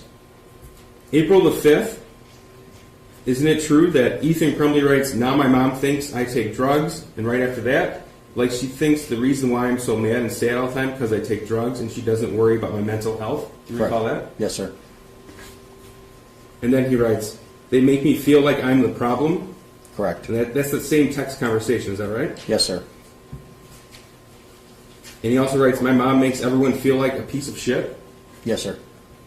And Ethan many times says that he is hallucinating. Is that right? Correct. And in fact, he says, "Like I hear people talking to me and see someone in the distance." Correct. He says, "I actually asked my dad to take to the doctor yesterday, but he just gave me some pills and told me to, quote unquote, suck it up." Yes, sir. Then he wrote, "Like it's at the point that I'm asking to go to the doctor." You remember seeing that? Yes, sir. And then seeing, "My mom laughed when I told her." Yes, sir. And in that same conversation, Ethan's describing a, quote, in his words, quote unquote, breakdown to his friend. Is that right? Yes, sir. And he writes, "That's what happened when I broke down. I started sobbing in the shower and then laughing my ass off. Mental breakdown is what it's called. Said I should see a doctor if I have one. Google said they can last weeks and it can cause hallucinations. So fuck me." He wrote that. Yes, sir. Okay. And that's the same text conversation where he's telling his friend that he asked his parents to see a doctor. Correct. And you've already testified there has been no communications between James and Jennifer Crumbley about taking Ethan Crumbley to see a doctor or therapist, right? Correct. And Ethan writes in all caps, "I hear fucking people." He writes, "Because my life is fucked." And for context, this is taking place in April of 2021, the same time that we admitted a portion of that text message conversation in Exhibits 29 and 32. Does that sound right? I recall it, yes, sir. Okay. And Ethan also writes, "I also tracked the amount of sleep I've gotten the past 5 days. I've only gotten 17 hours of sleep." And that's a text from Ethan to that other individual? Yes, sir. Now, in these text messages, they also talk about playing video games. Yes. Okay. And are you able to get a general idea of how often and what hours of the day or night that Ethan and his friend are playing video games? Through the text messages and the timeline of the phone, yes, sir. Okay, and tell us about that. Well, from the conversation going back and forth, or do you want to get on, play Fortnite, get on the, and play games, or the phone usage when there's downtime? If there's a downtime between 5 in the morning and 8 in the morning or 9 in the morning, you could assume that they're not using the phone. We would object to the relevance of the amount of time spent playing video games. It all goes to the failure to use ordinary care, Judge. These defendants are both charged with being grossly negligent. On behalf of the defense, overruling the objection. Go ahead. Thank you. Now, did it appear that he was playing a little bit of video games or a lot of video games? A lot of video games. Okay. And that just didn't happen, right after school let out and before a normal bedtime, right? Correct. Okay, so what kind of hours was he on his devices? All hours of the night, 1 in the morning, 2 in the morning. So this text about I've only gotten 17 hours of sleep in 5 days, that has some weight to it to you, doesn't it? Yes, sir. And Ethan continues about his mental breakdowns, in his words, mental breakdowns, to his friend, the other juvenile, and says, I need help. I was thinking calling 911 so I could go to the hospital, but then my parents would be really pissed. He wrote those? I recall that, yes, sir. And then his friend asked him, when did all this bad shit start happening? I reject the leading nature of these questions. This is redirect. Judge, counsel opened the door by asking general questions, extremely general questions to this witness about a 25,000 text message string. Now, as I pointed out, this is a preliminary examination and not a trial. So we weren't intending to go through all 25,000 text messages, but counsel opened that door, and now she left the impression that we only selectively admitted certain messages and there's nothing else out there. And I have to correct that impression. Thank you. So his friend asked him, when did all this bad shit start happening? Excuse my language, Judge, this is just a quote. And then he wrote 2 weeks ago, is that right? I recall that, yes, sir. Okay, and if we're given a context, 2 weeks prior to this text would be... I object to the leading nature of these questions. I don't object. I am not making a relevancy objection. I'm making an objection to the leading nature of these questions. Judge, I'm going to ask for leeway in this particular witness with this regard to this particular piece of evidence, and that's because of the nature of the evidence. Counsel made a show of this amount of evidence in the phone. She printed it out for that show specifically, and in order to effectively direct this witness to certain pieces of that evidence to rebut the impression that she so purposely laid, I have to lead the witness. I need some leeway. I'm going to give you a little bit of leeway, but then we need to move on. That's fair, Judge. I appreciate that. As you said, this is a probable cause hearing. The court is perfectly aware of what the burden of proof is and what needs to be presented in order to establish that burden of proof. Thank you, Judge. I'll just go through a few more with you, okay? Yes, sir. Now, we had already admitted, we talked about, I believe this was Exhibit 29. You were shown Exhibit 29. And that is that text message thread from April the 5th to his friend, okay? And that text specifically, which we were admitted, is, I'm going to ask my parents to go to the doctors tomorrow or Tuesday again, but this time I'm going to tell them about the voices. And we've already discussed that one, right? Yes, sir. Okay. In these text messages in this vein, they're not, like I said, they're not just one or two text messages about this particular topic, but there are multiple, is that right? Yes, sir. All right. And you've already discussed some of the other more disturbing things you found on Ethan Crumbley's phone, and I think you talked about on the last hearing about a conversation about raping and torturing and killing another classmate. Correct, yes, sir. And you were asked about the bird head specifically by defense counsel on cross. Now, there is a conversation in this text about that bird head, am I right? Yes, sir. And in fact, he says that he's surprised his mom didn't find the bird head because it was in his room. Correct. Now, these texts about his quote-unquote mental breakdown continue not just on March or April 21, but throughout the text thread when it ends abruptly at the end of October of 21. Correct. Right? Okay. So approximately 7 months, there are text messages regarding the mental breakdown. Correct.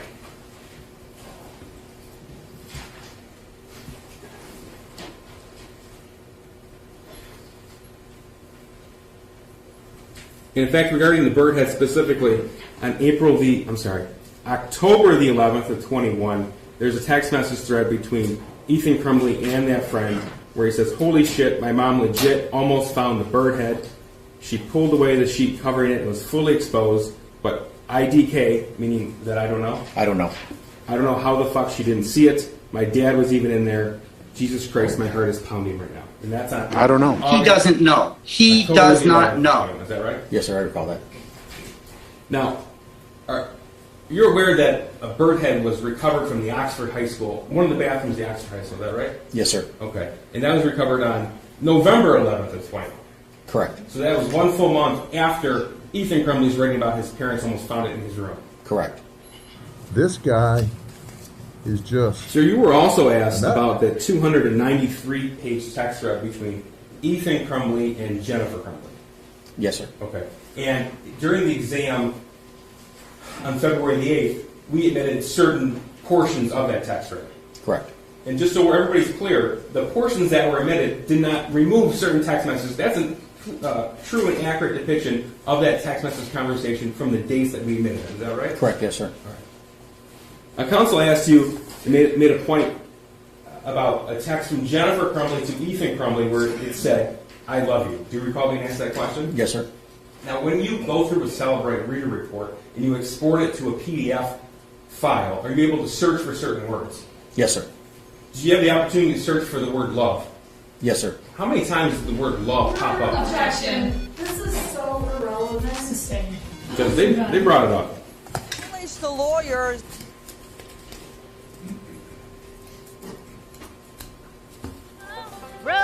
Now, was there any discussion in the text message thread, the 293-page text message thread between Ethan Crumbley and Jennifer Crumbley about getting Ethan Crumbley help? Not that I recall, no. Okay, so we already talked about the Facebook Messenger thread between these two defendants, but specifically between Ethan and Jennifer Crumbley. Anything in there? No, sir. Or what about anything in the text message thread between Ethan Crumbley and James Crumbley? No, sir. Any talk in any of those text message conversations about getting him to a doctor? No, sir. We have one moment, Your Honor.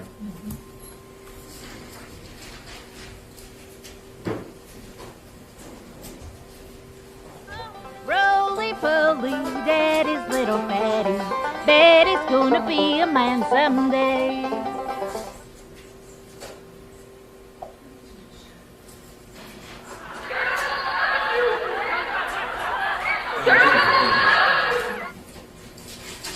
Okay, you can step down. Hold on. You can step down. Do you like to twirl? JD, it's you have to stand down. So we'll return in about 10 minutes. Thank you, Judge.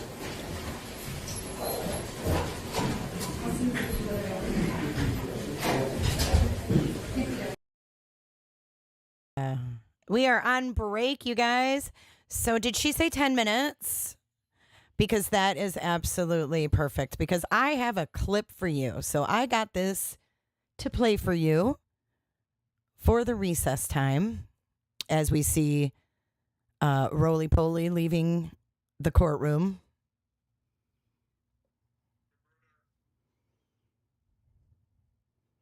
I actually have intermission content planned. How about that? How about that? Hello, Miss Cher.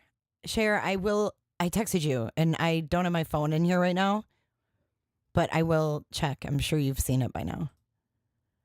All right. Let me pull up our freaking I can't call it halftime. I don't know. Our court recess entertainment. Okay. All right, let's see here. Unless you guys want to watch that, dude.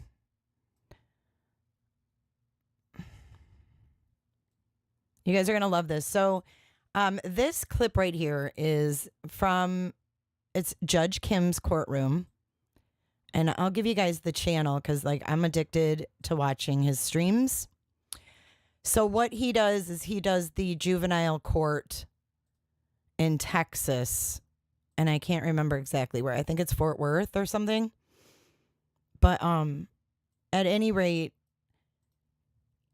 this judge that sat in for Judge Kim the other day really kept CPS in their place. And this is what we need more of. We need more judges like this. So enjoy this clip while we are on recess. And this, at this point in the hearing, they have been waiting for CPS to call in for this child's case. And they were already 90 minutes late to the hearing. And this is CPS, who is supposed to... Oh, you don't have your phone? What happened to your phone? But CPS is supposed to have a plan in place for this child who is in the detention center. And you guys, this is why our system fails these children. This is a prime example. Thank you, Tiffany Doors, for subscribing. But here you go. That's the point they're at right now, is they're waiting for CPS to get on Zoom.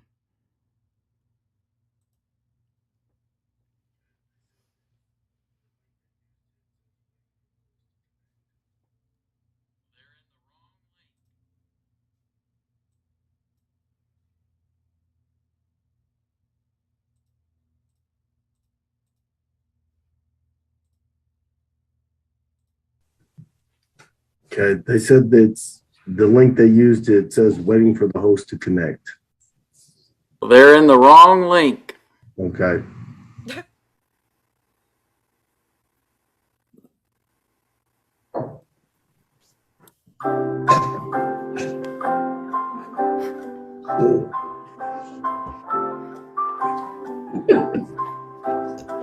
The judge has a soundboard, you guys.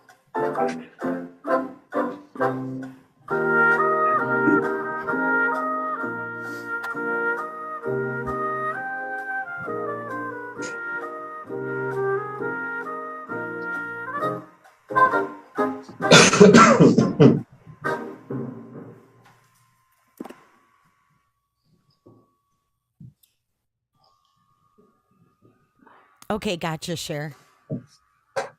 No, that was the judge's soundboard.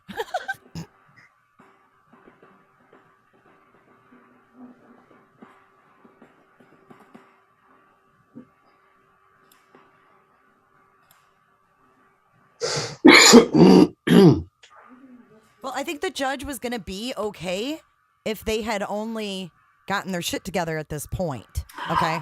Finally. See, he wasn't really even mad at this point.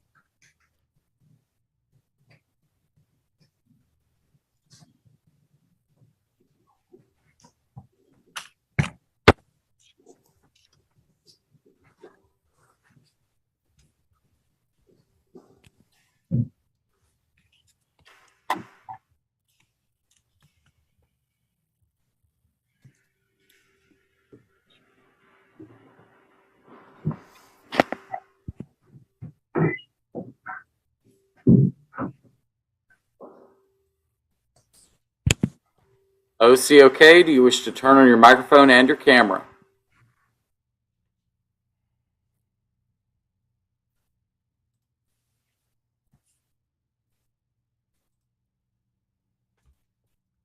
No, they don't.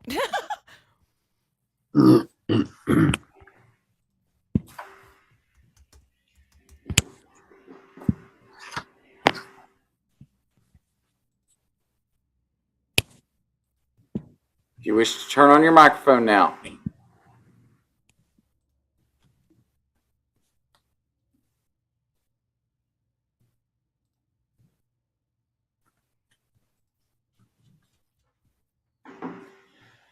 OCOK, I need you to turn on your microphone and be ready for court.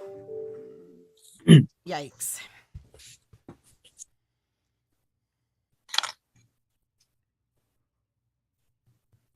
Your microphone is not turned on.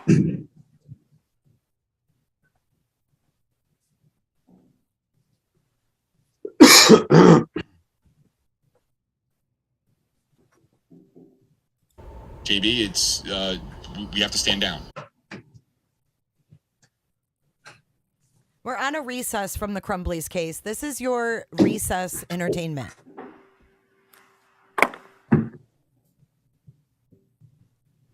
OCOK, I need you to turn your microphone on. This is Judge Porter, but it's Judge Kim's channel. So if you guys want to find the channel, I can't put a link in chat right now for some reason. It is the 330. Wait. No, it's Judge Alex OCOK, Kim. your microphone is still not turned on. Judge Alex Kim's channel. Stop moving the phone around and turn your microphone on. You guys, this is CPS. I thought this was a parent at first when I watched it. I have sent you several messages through Zoom asking you to unmute.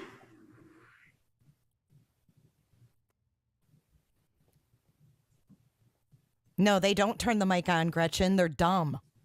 They're dumb. The child is at the top left. Yes, they have to wear shields and masks in juvenile detention. And people wonder why government bureaucracy has such a low approval rating. Right? Did you hear that? He knows what the problem is. It's these imbeciles. Judge, I sent a text message to the OCOK, Miss Thomas, and she said they're having trouble unmuting.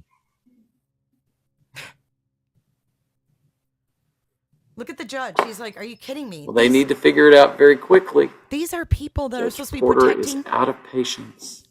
Judge, I let them know wait, that, let me Judge. I'm sorry, I talked over him. I'll shut up now. I just get fired up. Okay. I love this guy. Said they're having trouble unmuting.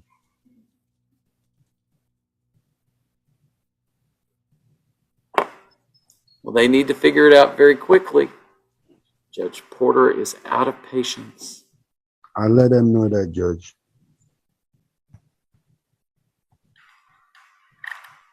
What I've advised them to do is to sign out and come back in.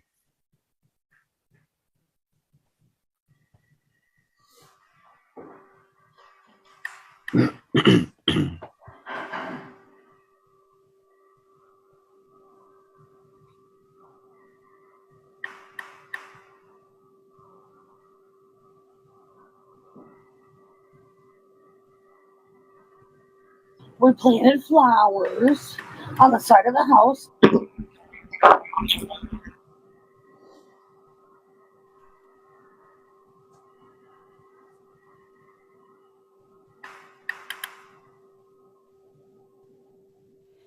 These people are supposed to protect our kids and they can't figure out how to get on a Zoom and unmute. That's a problem.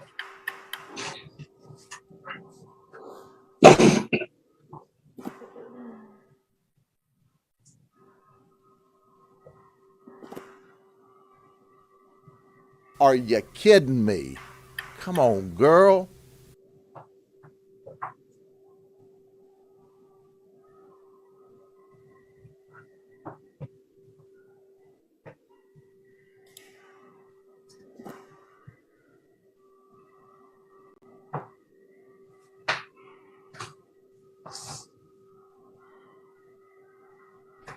We'll do it live. Fuck it. Do it live. I'll write it and we'll do it live. Fucking thing sucks.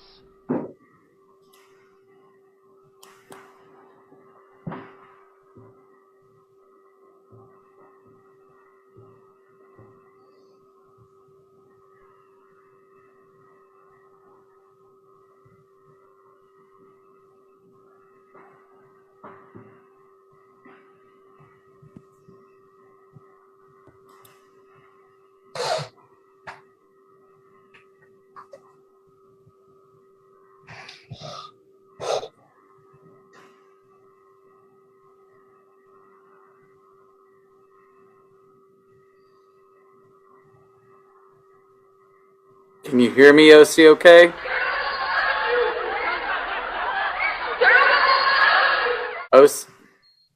Judge. Okay. She had her microphone turned on and then she turned it off again. Cut his mic. Cut his mic.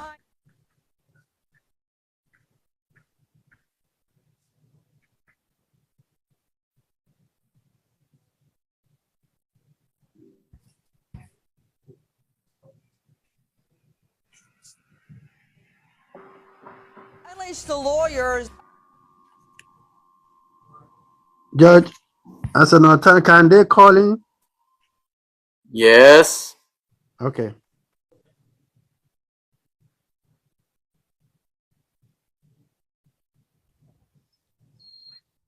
Okay, so he just asked, can they call in? Judge is like, yes. Now listen how it goes from here.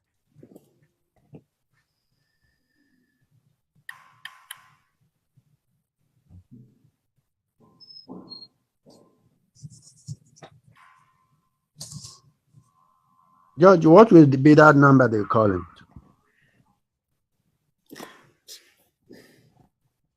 Mr. Crawl, can they call you? Yes, sir. I'll call right now. Thank you. Thank you, Judge. Roly-poly, daddy's little Betty. Betty's gonna be a man someday. If you want to catch that band I'm playing right there, they're going to be Your playing Honor, I have them on the phone and I have them on speakerphone. in Hawkins All County right. this weekend. OCOK, what are your names? Regina Thomas, permanency worker. I do apologize. Regina, what is your last name? I didn't catch that. Thomas. It's Thomas. Okay, and what is your position with CPS? Permanency specialist. Yikes. Are you here in Fort Worth? Yes, sir. Is there anybody else on the call with you? Yes, my supervisor. What is your supervisor's name? Keisha Wickerson. Can you spell that first name? Well, they're not going to play with him, Cher. Watch. Tikishia. Okay. Can you tell me why y'all were 93 minutes late getting to court? This proceeding was to start at 1:30. You're 93 minutes late. Can you explain why? We were trying to log on. And Not very hard.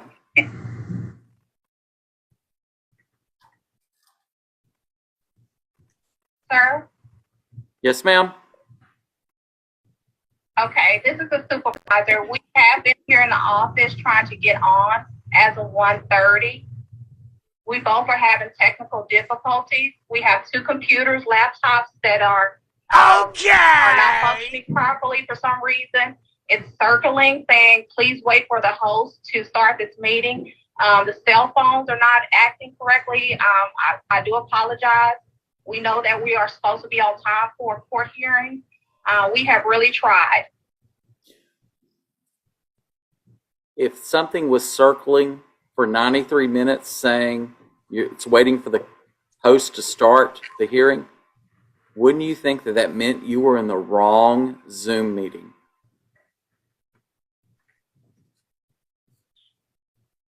That's correct.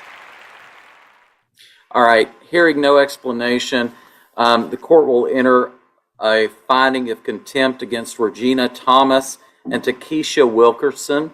I will assess each of you a fine of $180 apiece. That is $2 per minute that you were late to court. I expect you to be present in the court before 5 o'clock this afternoon with checks made out payable to the registry of the court. If you do not appear in person before 5 o'clock this afternoon with checks made payable to the registry of the court, I will issue warrants for your arrest for criminal contempt of court. This kind of behavior is ongoing and inexcusable. This is the second hearing today for which CPS failed to appear, and I have no patience any longer with the recalcitrance of CPS for failing to assist the kids of this county. Now, moving on to the matter at hand. We are here for a detention hearing involving Chavis. The court has found probable cause exists to believe that the child is engaged in delinquent conduct. Ms. Thomas, I am assuming that you are the permanency specialist assigned to Chavis. Is that correct? Yes, sir. What is the department's plan for Chavis? At this moment, we're seeking placement for, but right now we haven't secured a placement. Okay. I will give y'all 7 calendar days to find that. I expect you to be here in court personally. You will not be allowed to attend these proceedings by Zoom. You must appear in court personally, both you and your supervisor, on Monday of next week at 1:30 in the afternoon at 2701 Kimbo Road here in Fort Worth, Texas. That is the formal order of this court. All right, we are going back to the Crumbleys, and we will finish that on the next recess break. So let's get back to court. C-A-M-M-Y. Sorry. Cammy, C-A-M-M-Y. Back, B-A-C-K. D-A-C-K. B. B-A-C-K. Okay, Ms. Back, just a couple of housekeeping notes here. As you noticed, we do have multiple microphones located throughout the courtroom. We are required to log record all court proceedings, so it's necessary that you keep your voice up and that you verbalize all responses as opposed to saying uh-huh or shaking your head. If at any time you don't understand any questions, please let the attorneys know, and so that there's no misunderstanding as to what the question is. If you are comfortable, you can keep your mask off. We do have the partitions here throughout the courtroom. It's up to you. Okay, if thank you. With your desk on, I do need you to speak up loudly. Okay, thank you. May I, Judge? Thank you. Now, Ms. Back, I want you to pretend like I'm at the very back of the courtroom here, so you can keep your voice really loud for us, okay? Okay. All right. Now, is it fair to say that you work at a business that sells firearms and ammunition? Yes. Okay. And how long have you worked there? A year and 3 months. And what's your job title or responsibilities there? Office manager. Okay. Now, do you also occasionally conduct the sales of firearms and ammunition yourself? Yes. And how many firearm sales have you been a part of in your time there? Can't say. Is it more than 10? Yes. Okay. Is it more than 20? Yes. Okay. So this is it's just a regular course of business. Would that be right? Yes. Okay. Now, is there a process when somebody buys a handgun? Yes. Tell me what that process is. We have to take their driver's license, make copies. We have to give the customer the 4473 form. They fill it out, and I do the next check on them. Okay, let me stop you real quick. What's the 4473? It's the information of the customer. Okay. Just their address, date of birth, the questions on the form they have to answer. Okay. And you said a NICS form? The NICS check. NICS check? What's that? On the computer. We run it through the ATF or Okay. FBI. And then... So you're going to have to assume that we don't know as much as you do. Oh, okay, I'm sorry. So when you're saying you're doing a NICS check, what specifically are you doing? Running the form electronically. Is that, the 4473? Yes, ma'am. Is that like a background check? Yes. Okay. And then is there a trigger lock statement given as well? Yes. And what's that? The trigger lock statement? Right. It's stating that the gun that is purchased is cut. We're giving the lock to them. Okay. Now, when your store sells a firearm, specifically a handgun, do you also give a ATF Youth Handgun Safety Act notice? Yes. Is that in the form of a pamphlet? Yes. May I approach the witness, Judge? Yes. This is People's Proposed 79. Ms. Back, what have I just handed you? The Youth Handgun Safety Guide. Okay, and is that what is given to every purchaser of a handgun? Yes. Okay. People move to admit 79. Any objection? No objection, Your Honor.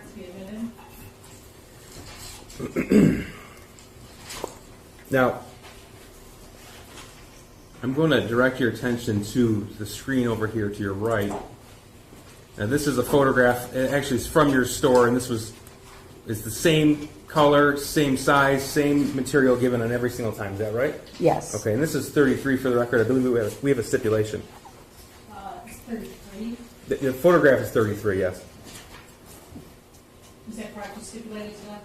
Correct, Your Now, does the store that you work at have notices posted throughout the store? Yes. What sort of notices? The youth handgun safety and the don't lie to buy. Okay, I'm going to again direct your attention to the screen here. And Judge, we have a stipulation. This is 34, and this is a photograph. Is this photograph of the notice posted at your store? Yes. And this is the don't lie for the other guy? Yes. And where is this posted? Behind the register. Okay. So if a purchaser were to purchase a firearm, it'd be in their line of sight? Yes. All right. And you said the youth safety notice not just is given, but it's also posted? Yes. And this is exhibits 35, and we do have a stipulation in exhibit 35, Your Honor. Yes, Your Honor. And that's also posted where? Behind our register. Okay. When a firearm is purchased, you keep a sales receipt. Yes. Right. This is exhibit 36, and I believe we also have a stipulation of 36. Correct, Your Honor. And do you recognize this? Yes, I do. Okay, and how do you recognize this? My handwriting. Right. And this is a sales receipt from the date of November the 26th, 2021 to James Robert Crumbley, his address, and his information he provided, and what was sold to James Robert Crumbley on that day. A pistol, 6-hour pistol. Okay. And that SP2022, what's that? That is the model. The model number? Yes. Okay. And this is a 9mm handgun, am I right? Yes. Okay. And when you sell a pistol, specifically this particular pistol, do you just hand over the handgun itself, or does it come in some kind of case? It comes in a case. Okay. Describe the case for me. It would be a black case, well, a gray color case. Okay. With the pistol and the extra clips, if the gun has extra clips, the lock. When you say clips, you mean magazine? Yes. Okay. So there's the pistol itself, and you said the lock. What kind of lock? Cable lock. Cable lock. What is that? It is a lock that locks the pistol, goes through the trigger. Okay. And is it your store's policy to turn over a trigger lock or a cable lock with every single handgun purchase? Yes. And was one given to James Robert Crumbley Yes. on November the 26th? Yes. Okay. And we've said his name. Do you recall making the actual transaction? I do. Do you see that person who identified himself as James Robert Crumbley to you on November the 26th of last year? Yes. Can you please point to him, describe something he's wearing today?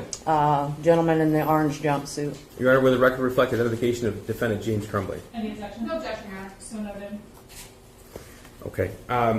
Had you seen him in the store before on November 26th? Prior to November the 26th? Correct. Thank you. Yes. Okay. On November the 26th, tell me how the purchase happened. We were kind of busy. I stepped out of my office to help my counter guy.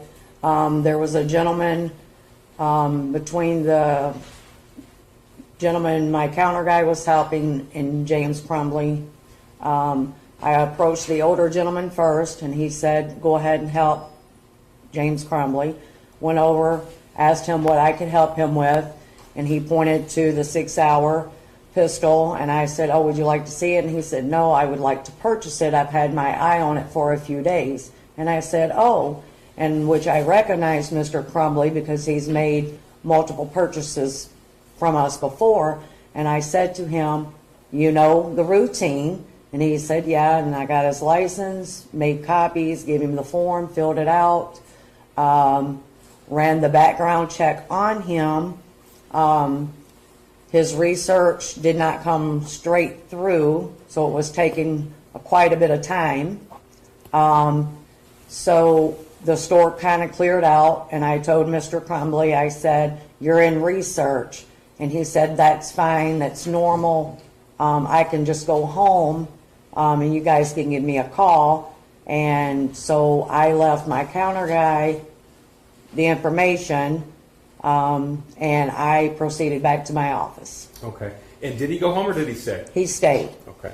Was he alone or was he with somebody else? He was with someone. And was that person an adult or was that person not an adult? Not an adult. Okay. Had you ever seen that person before? I had not. All right.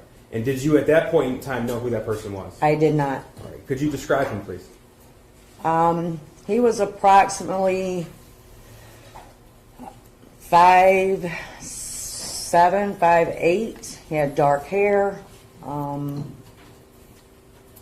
Short hair or long hair? It was kind of long, shaggy. Now, James Crumbley, he didn't shop around at all? He just picked out that 9mm? He picked out just the 9mm, yes. Did he pay with credit card, debit card, or cash? I believe it was credit card. And what happened next? He paid. My counter guy gave him the item, and they left the store. I'm going to show you Exhibit 37.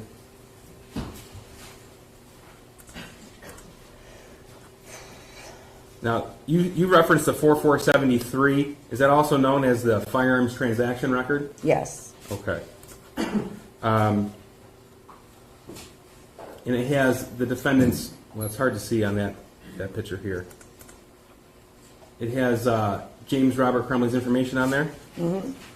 And it also has notification on here. One of the boxes that he fills out is that he is acknowledging that it is illegal to buy a gun for somebody else. Yes. Is that right? Yes. Okay. And he acknowledged that as well. Yes. All right. And that's the effect of the notices posted throughout the store. Am I right? Yes. Okay. This is Exhibit 37. We have a stipulation to that, Judge. Move to admit. Any objection? No objection, Your Honor. Be admitted. Now, you have testified that a trigger lock statement is given as well. Yes. Okay, this is Exhibit 38. We also have a stipulation to this. Is this the trigger lock statement that is provided to a purchaser of a handgun? Yes. And what does this state? It just states that the gun comes with that we provided the trigger lock. Okay. Or the case lock for the firearm. And you have already testified that it is your store policy to provide one of those to every purchaser? Yes. Okay. And when you provide it, is it encased in anything? The lock? Yes. It's in the gun case. Okay, but is it itself in a plastic baggie? Yes. Okay. And you testified earlier about that gun case. I want to go back to that very briefly. You said it's a plastic case. Are you moving to object this? I'm sorry, yes, this is 38. No objection, Your Honor. Now, the case that the firearm is contained in when it's sold, it's plastic? Yes. Okay. And is there clasps on it to close it? Yes. Okay. Is there a locking mechanism on that? No. Okay, so there's no combination lock or a key lock? No. And that's what was sold to James Crumbley on November the 26th, 2021? Yes. Thank you. Okay, one moment, Your Honor. I have nothing further. Yes, Your Honor. Thank you. I have all counsel, please. Yes, Your Honor.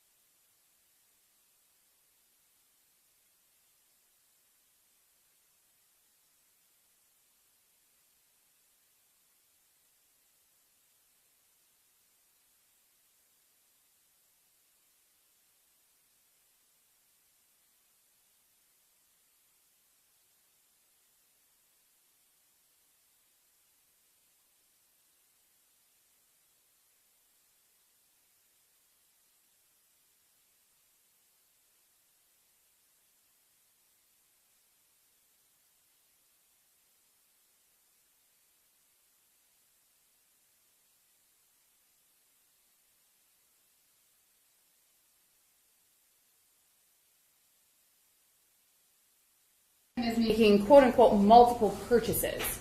Yes. And it's fair to say that he had 2 prior firearms purchases. Is that fair? Yes. Okay. And they were approximately over a period of 5 months. Unsure. Okay. It wasn't the day before, right? No. The week before? No. Okay. So it was over some time? Yes. Okay.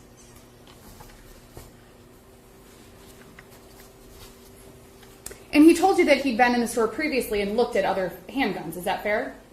Yes. And he said that he knew which gun he wanted because of his prior visits. Do you recall that conversation? No. You do recall, however, that he was very clear that he wanted the one handgun based on his prior visits to the store. Yes. And he purchased the handgun that he asked for. Is that fair? Yes. And you spoke with law enforcement after Mr. Crumbley purchased the gun. After November 30th of 2021. Law enforcement as of? The ATF, the Yes. police, somebody. Okay. Yes. And you recall telling them that you didn't have any reason to believe that Mr. Crumbley was purchasing that firearm for anybody else. Is that fair? Yes. There were no statements made that he was purchasing it for somebody else, right? No. The individual he was standing with didn't say, that's the one I want, right? No.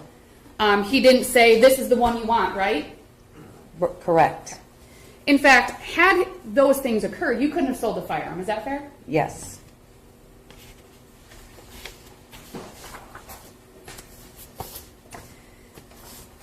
Now, the prosecutor showed you Exhibit 33 and 79. He showed you the actual pamphlet, which is Exhibit 79, and then Exhibit 33 is a printout. Actually, I'll pull it from the book.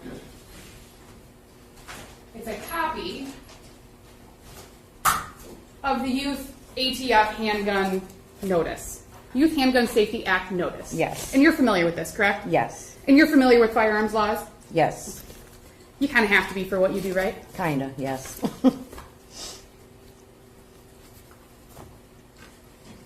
So you know that in this notice, it says that it's unlawful for a minor to possess a handgun overall. Is that fair?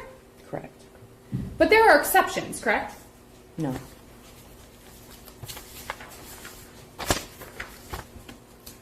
May I approach, Your Honor? Go ahead.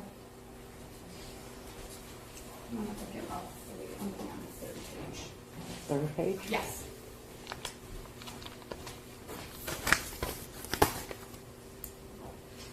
You want to look at page 3 of Exhibit 33.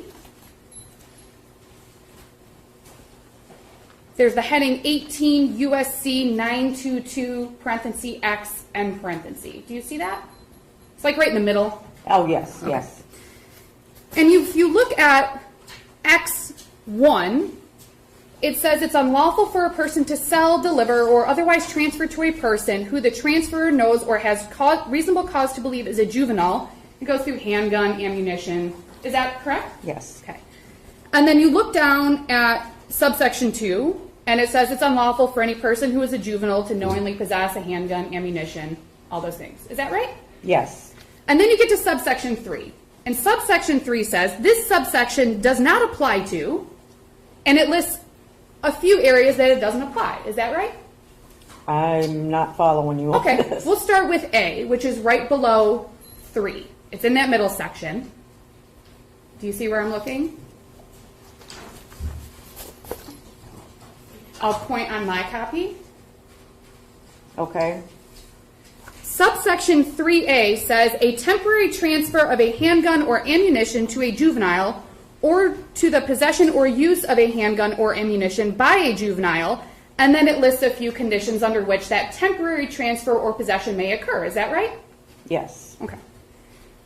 And if you go down to, and it's kind of hard to read on the copy, I think, but the next little subsection is subsection I. It's a lowercase I. Okay. And toward the end of that subsection I, it lists target practice or a course of instruction in the safe and lawful use of a handgun. Is that accurate? Yes.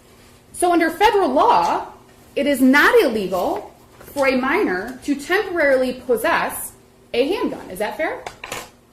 Under certain conditions. Yes. Okay.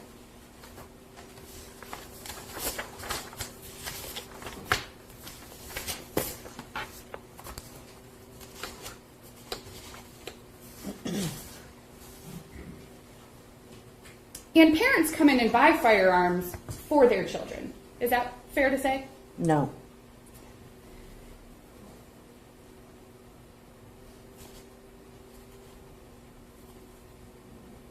So a minor cannot register a handgun. Is that fair? Yes. Okay.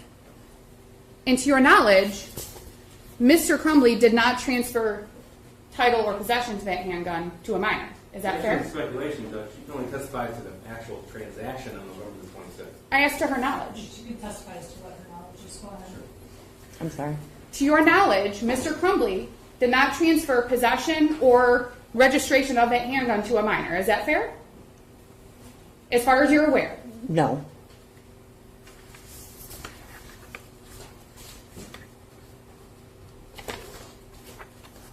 And based on your reading of the law and our review of it today, it wouldn't be illegal if Mr. Crumbley allowed his son to use a handgun at a shooting range. Is that fair?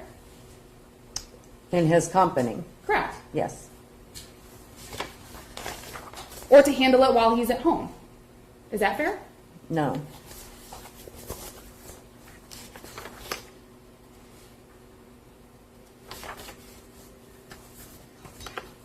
I'm assuming you're also familiar with Michigan laws as they relate to handguns?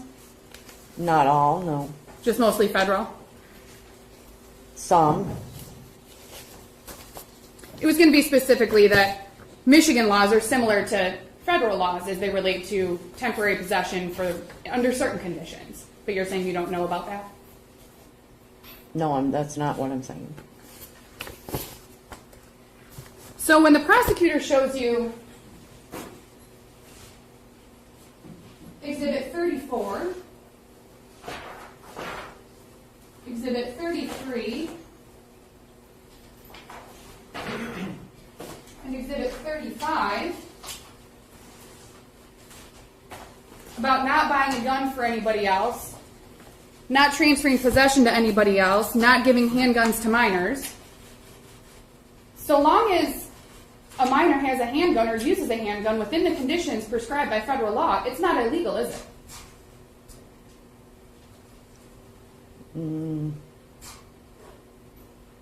No. And again, to your knowledge, you're not aware of any time that James Crumbley allowed his son or a minor to use his handgun without his supervision? Correct. To your knowledge, correct? Right.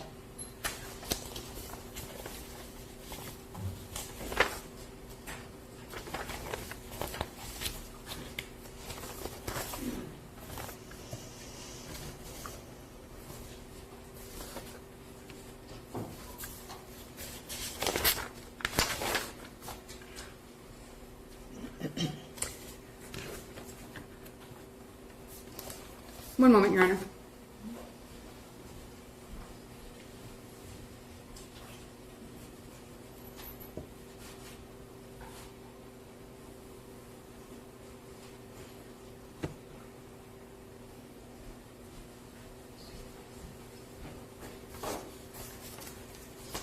And I had one other question regarding, it might be a few questions, regarding this trigger lock statement that the prosecutor showed you.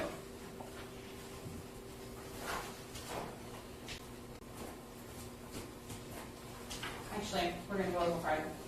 Exhibit 36, I will clean this up for you guys. Exhibit 36 is the receipt for purchase, correct? Yes. That James Crumbley was purchasing the firearm. Yes. And then this is the pistol purchase record, correct? Yes. And this is typically what an individual would take to register their firearm. Is that fair? Yes. And it has to be done within so many days, right? Correct. And to your knowledge, that was done. Is that fair? Yes.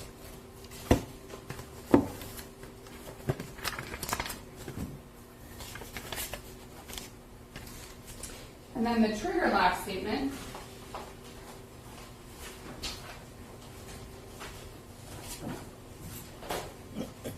This is simply a statement that indicates that the trigger lock was provided with the handgun. Is that fair? Correct. Okay, and you indicated that it was like a cable lock. Yes. Okay. So, to your knowledge, Mr. Crumbley used the cable lock. Is that fair? Judge, in the form of the question, she cannot possibly testify to that. She can only testify that she gave the trigger lock. That's fair, Your Honor. I'll change my question. You're not aware that Mr. Crumbley didn't use the cable lock. Is that fair? I'm not aware. I'm just going to question. I have no further questions, Your Honor. Any questions about the Jennifer Crumbley? No, Your Honor. Thank you. Any redraw? Just very briefly.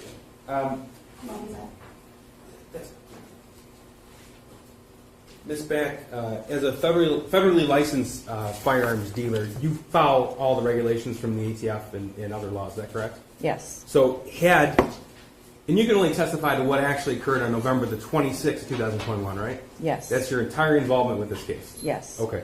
So had James Crumbley walked in and said, hey, Ethan, is this the 9mm that you want? You wouldn't have sold it, right? No. Okay. There's nothing else. You may step down. Thank you. Prosecutor, call your next witness. Ron, can you call Sean Hopkins, please, here? Any reason why this witness can't be excused? No.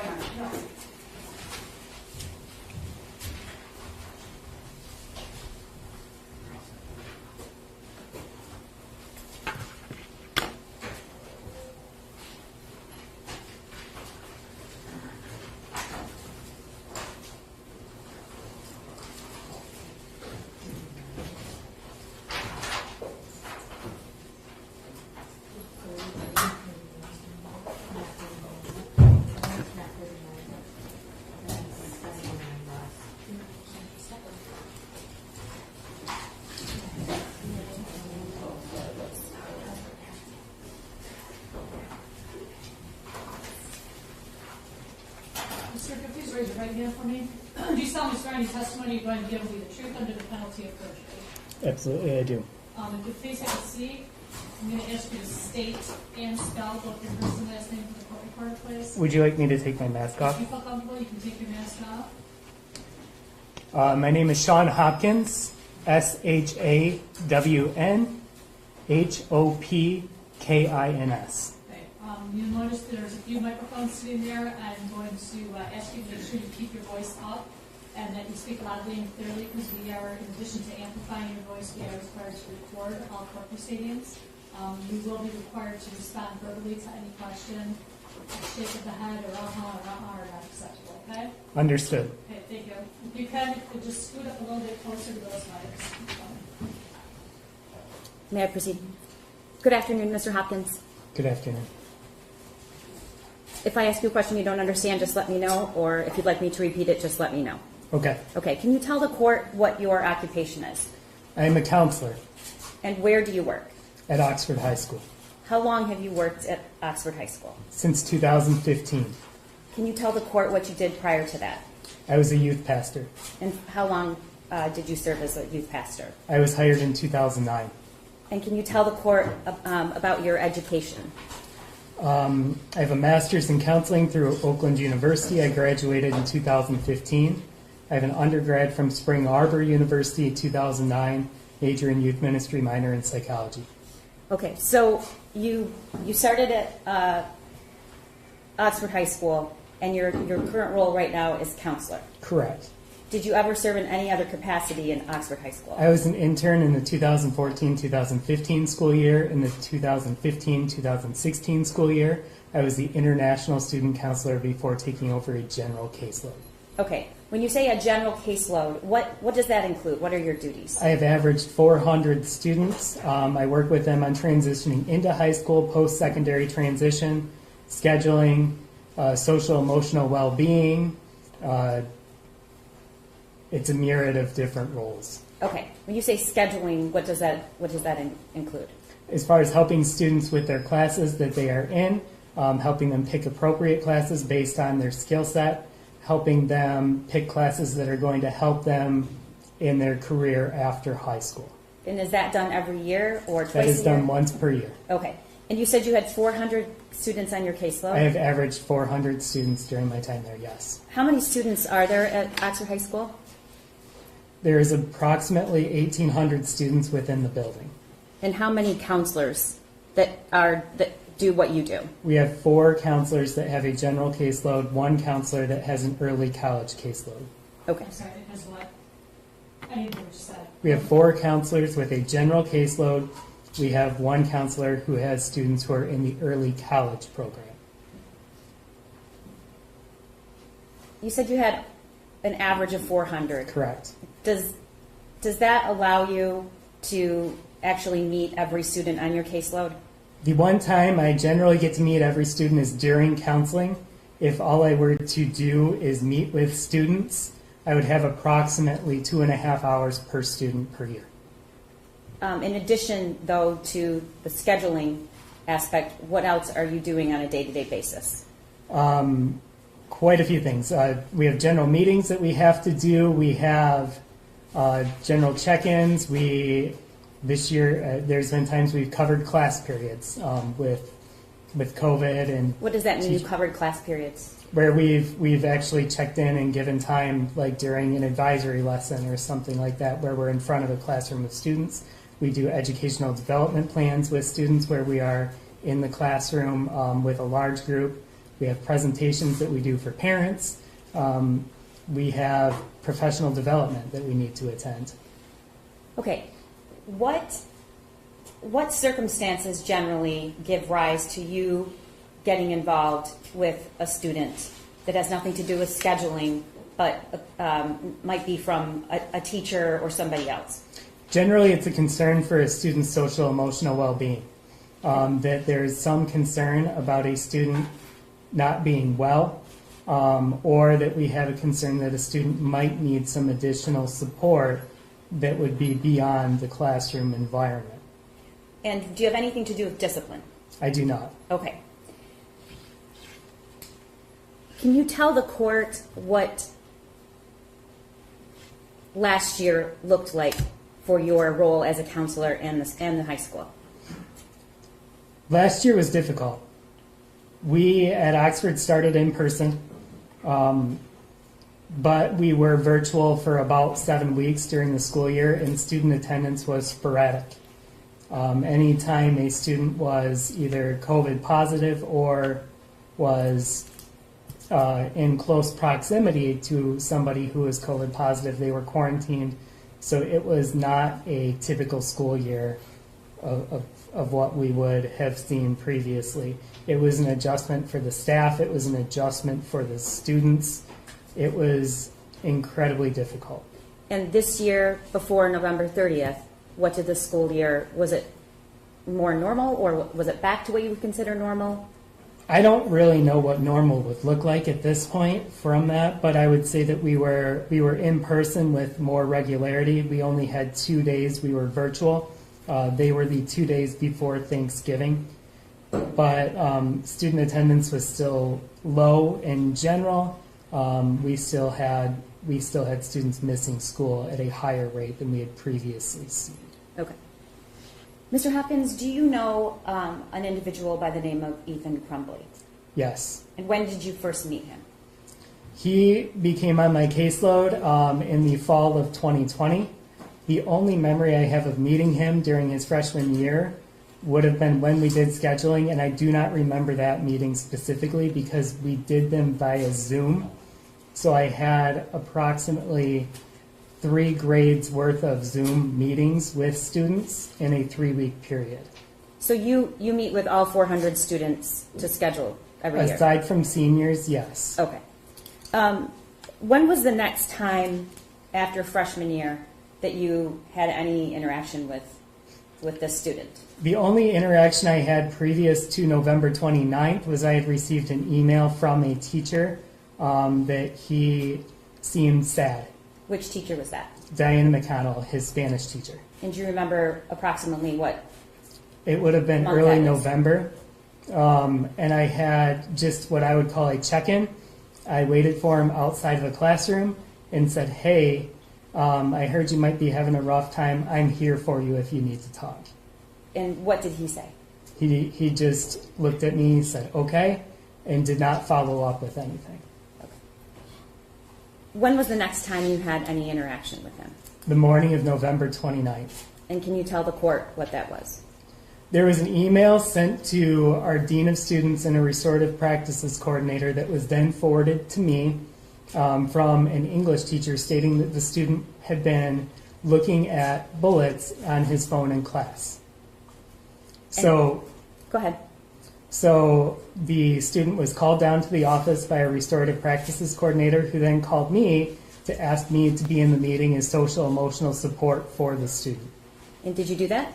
I did. And do you know approximately what time that was? It was approximately 9 in the morning on the 29th. Okay. About how long did that meeting take place? About 5 minutes. And What was the student's demeanor? Compliant, calm, understanding. I did not lead the meeting. I was just there in the meeting. But the student understood that it was not school appropriate behavior when that was discussed as the reason How do for you know being that? called down. How do you know that he understood that? He claimed that he understood that that was not school appropriate behavior. Was he argumentative? No, Was he oppositional? no. Okay. Did you get any other information about that incident?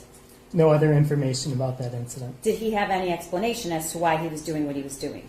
He did. He stated that the previous weekend, Mom and him went to a gun range and went shooting, that it was a hobby that they participated in, and he was researching regarding that hobby.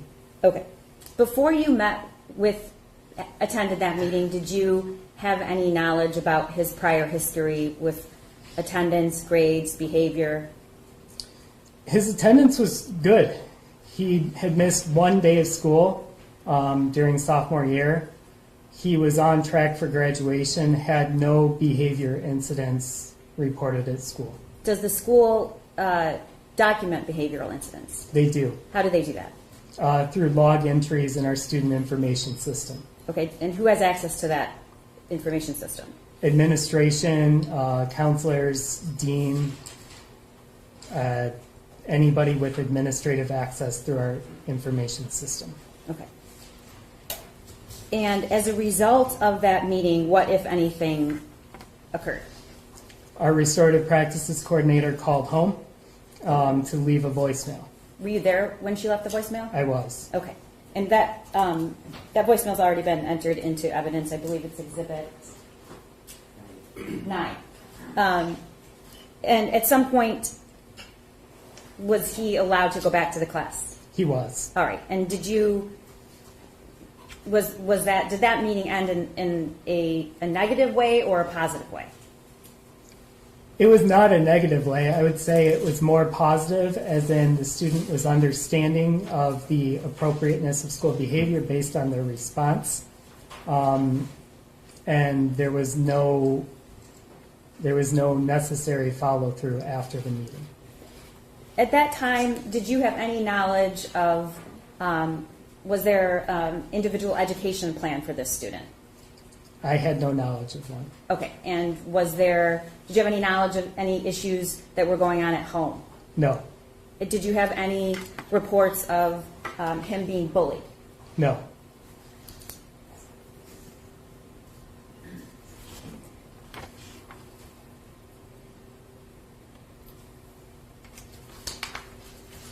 When was the next time you had any interaction with this student? The morning of November 30th. And how did that occur? I had received an email from a co-teacher in that English class stating that he was looking at a video on his phone. The video was of some sort of shooting. It was said in the email that it was not an actual event. When I met with the student, it was described as a video game. Okay, we'll get there in a moment. About what time was that email? That email was sent to me at 8:30. I saw it at 8:50. Okay, and anything else occur after that? Yes. Around the same time, the student had switched classes and was in his math class. That was when there was drawings done on his math assignment. When was the first time that you were alerted to this math assignment? Our dean of students came to my office around 9 a.m. To let me know that he had received a picture. Actually, had been shown a picture of a math assignment. And did you see it at that time? I had not seen the assignment at that time. Okay, what, if anything, did you do next? I went to the classroom to get him out of the classroom to have a meeting with him. And when you greeted him, how would you describe his demeanor?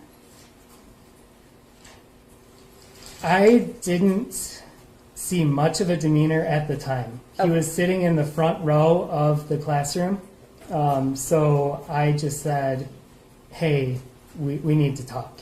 Okay, and what did you do after that?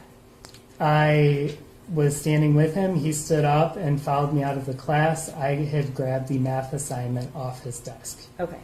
And you took him back to your office? Back to my office, where Okay. the dean of students was waiting. All right. And tell the court what happened in that meeting.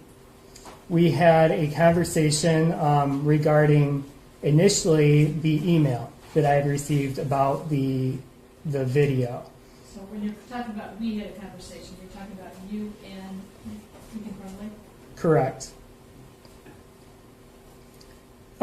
So I had a conversation about the video to ask what it was, because the email was not overly descriptive as to what it was. And that's when he told me that it was of a video game.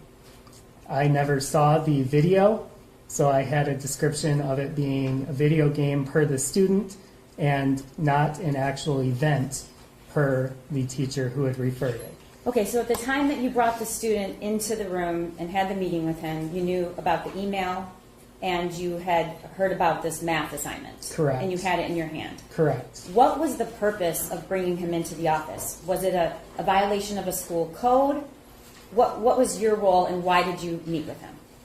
At the time, I did not know whether there was a violation of a school code or not based on having not observed the drawing at the time. I did have concern about the student because it was a couple of messages in a couple of days, and the purpose of the meeting was to find out what our next steps would be. And when you said you had concern, what was your concern? My concern was that I wanted to make sure he was okay. Okay. So what happened after he sat down? What did you tell him he was there for? That we had to discuss an email I had received, and also we had to discuss his math assignment. Okay. And how did that go? At first, he was very similar to how he had been the previous day, compliant and understanding. With the email, he regarded it as a video game, stated that he had an interest in designing video games after high school. Then I put the math assignment in between the two of us. He sat across from me at my desk, and I said, I would like to go over some of this. He said that it was a video game drawing that he had done in relation to the pictures that were on the assignment. At that time, there were two versions of that math assignment. Correct. Okay. Which version did you have? I had the hard copy version, which had been doctored. Okay. And that's exhibits. Sorry, had been doctored? Had been Yeah, I'm going to doctored. show it, Your Honor. That's exhibit 78.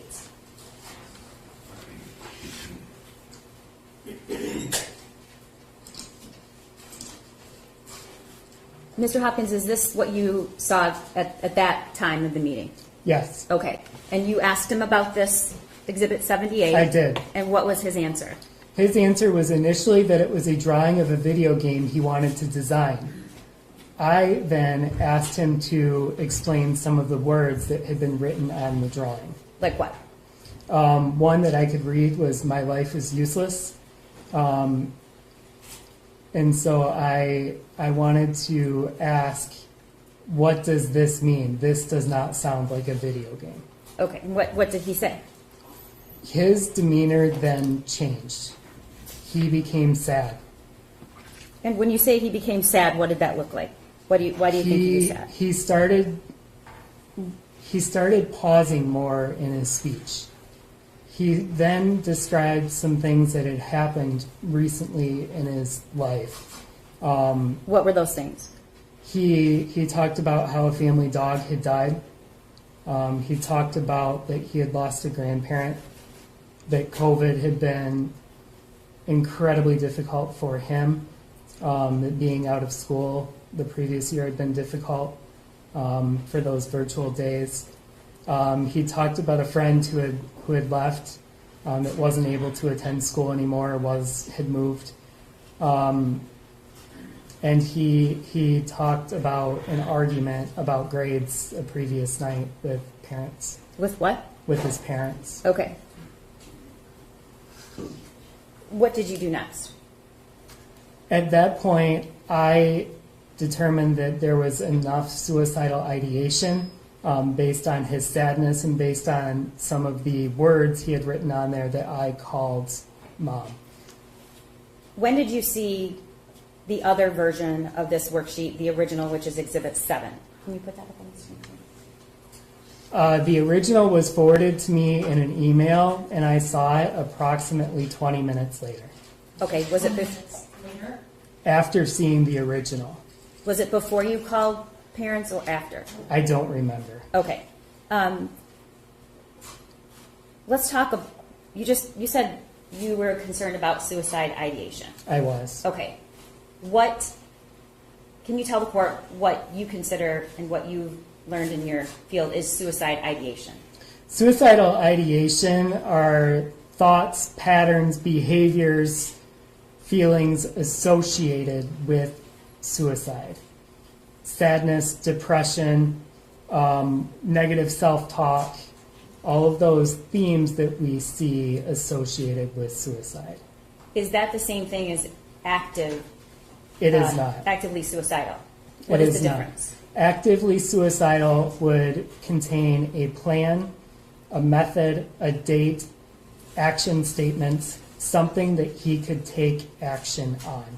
And how do you determine if it's ideation versus being actively suicidal? Some of it is taking the information that you have in front of you. I also asked Ethan if he was a threat to himself or others. So is this part of, you did a risk assessment? Correct. Okay, what is a risk assessment? A risk assessment is looking to gain information on how the person in front of you is and what level of either suicide risk or self-harm risk they may display. I know this social emotional duty is part of your job, but how often are you encountering a student that is either has suicidal ideation or actively suicidal? As it has become much more frequent, especially in the past year. This year on my caseload, I've had 3 students make attempts. You've had what? I've had 3 students make attempts. Okay.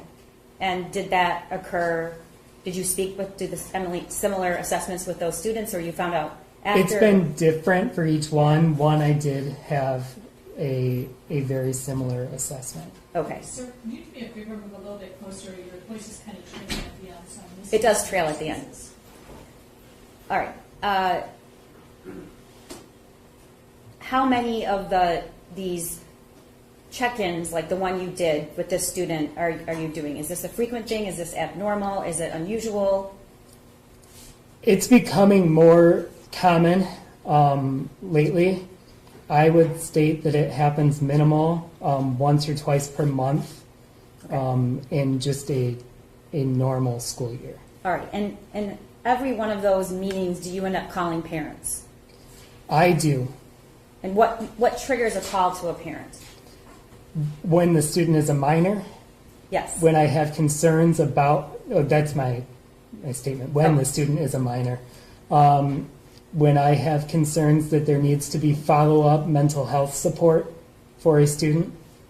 When I have concerns that the student may potentially become suicidal. Okay.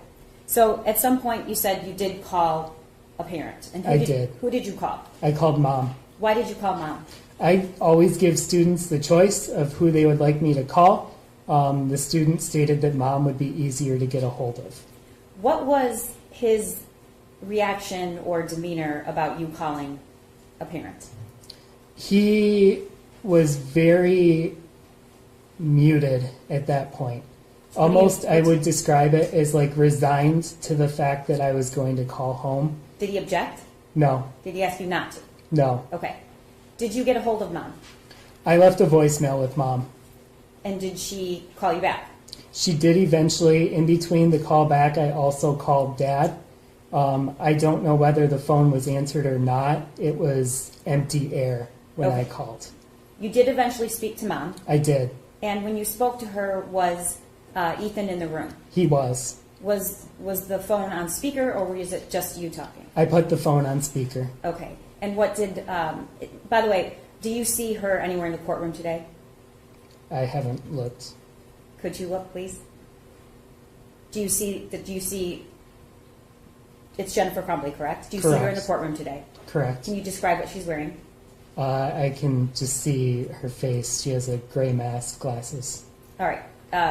Your Honor. You might have to step aside a little bit. Can you describe an article of clothing that she's wearing? Can I stand? Sure. Gray stripes with white stripes on the shirt. May the record reflect he's properly identified. Okay, thank you. What did Jennifer Crumbley say on speakerphone? She wanted to talk to Ethan and ask what was going on. He gave a response of, I don't know, was kind of his response. What did you tell Mom? I stated that I was concerned about Ethan based on some of the time I'd had speaking with him and based on the assignment and information I had. I then sent a photo of exhibit, is it 78? The second version? The second. Yes. The second version to Mom. Okay. And did Mom eventually have exhibit 7? Yes, that was forwarded in an email. Okay. And what did you ask Mom to do, if anything? I asked her to please come to the school. And what did she say?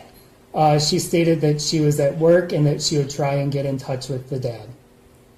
Okay. And then what was your response? I stated that I had tried calling Dad and was unable to get a hold of him. And what happened next? We ended the phone call with her attempting to get a hold of Dad. And eventually, did you have another conversation with Jennifer Crumbley? I did. She called one more time to state that she was also unable to get a hold of Dad, that she would be there, but it would be approximately a half hour. Okay. So, was it your impression that she wanted Dad to come because she couldn't come, or that she wanted both of them to come? What did she say? My impression was that she was hoping that Dad would be able to come because she wouldn't be able to come. Okay. But eventually, she said she was coming. Correct. Okay. And who eventually showed up at the school? Both Mom and Dad. How long approximately did that take? Do you know what time that they... That they arrived? Yes.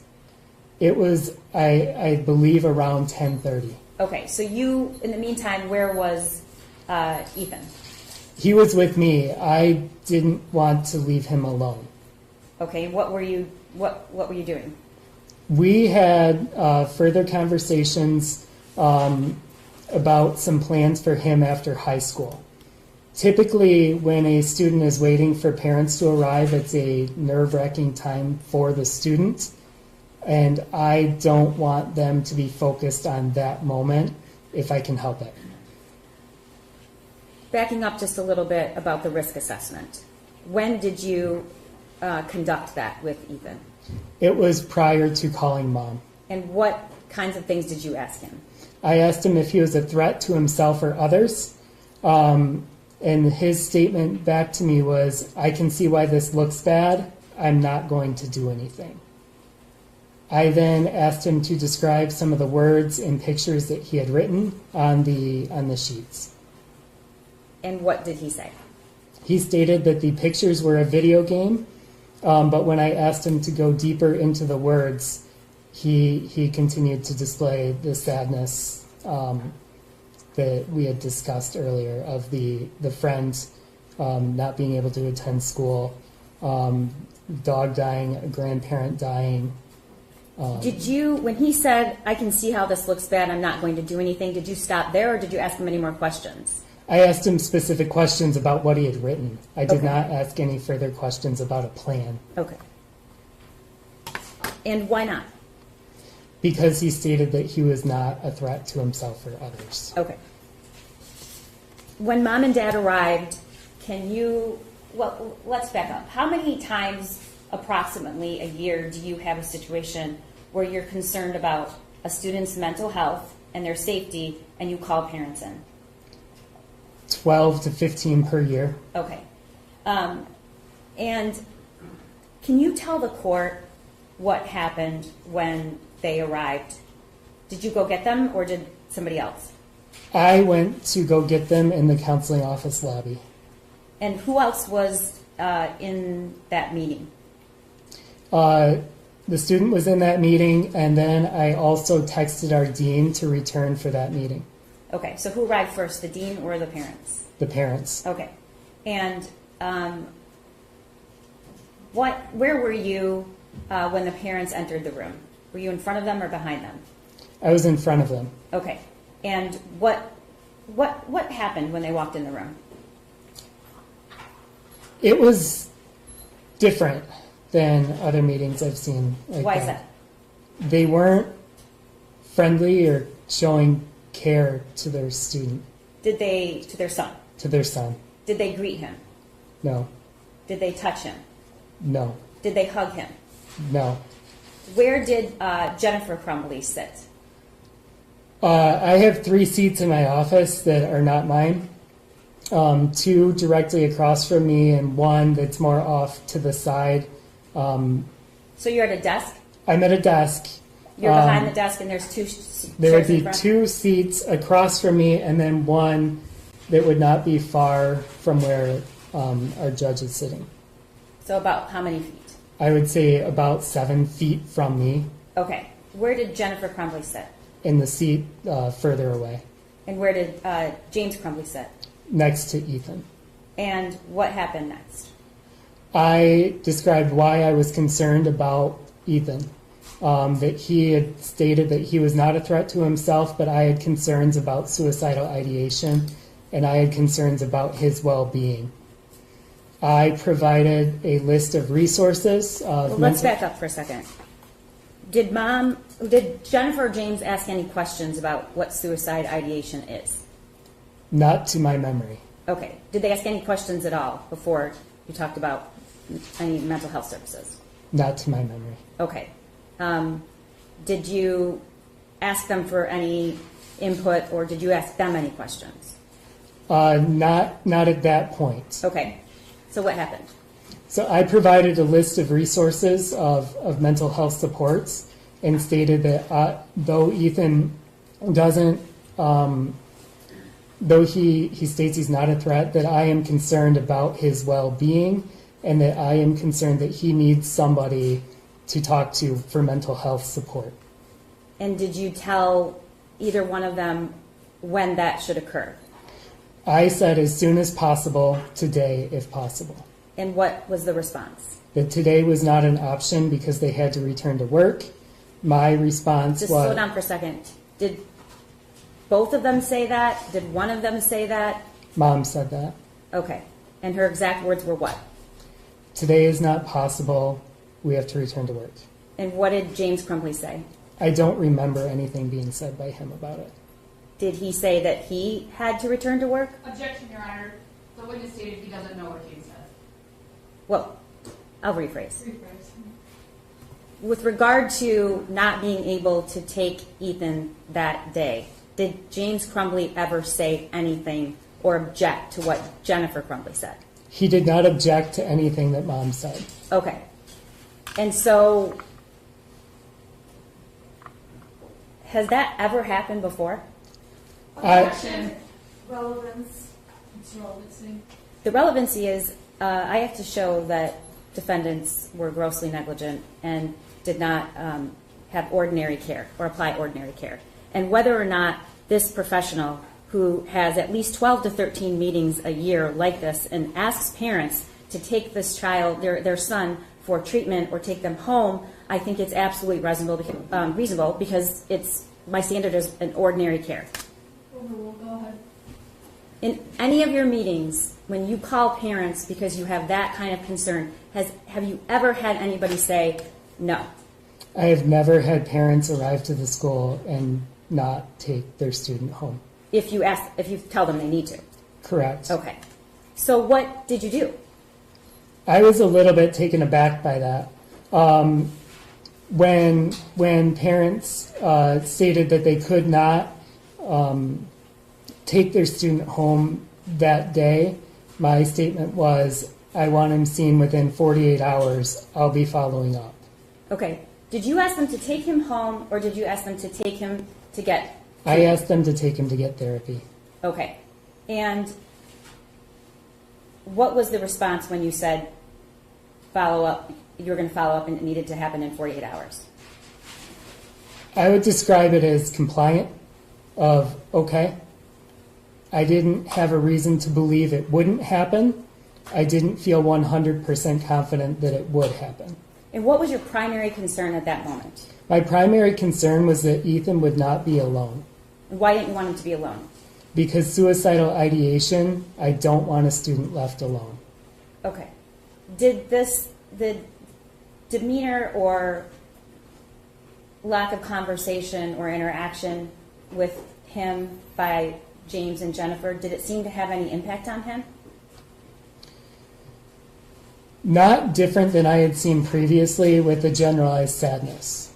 I would describe that was how he stayed throughout most of the meeting. His demeanor did not shift. Okay.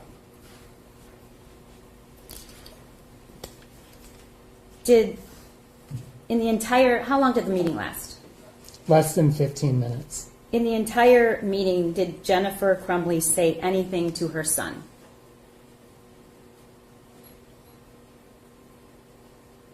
I don't remember her saying anything to her son. Did James Crumbley say anything to his son? Yes. What did he say? He was looking at the math assignment with his son and going over that you have people you can talk to. You have your counselor you can talk to. We talk. You have your journal. Okay. I'm sorry, we thought was? I didn't hear the last part. You have your journal. You have your journal? All right. Had you heard anything about a journal before that? I had not. Had you seen a journal? I had not. Okay.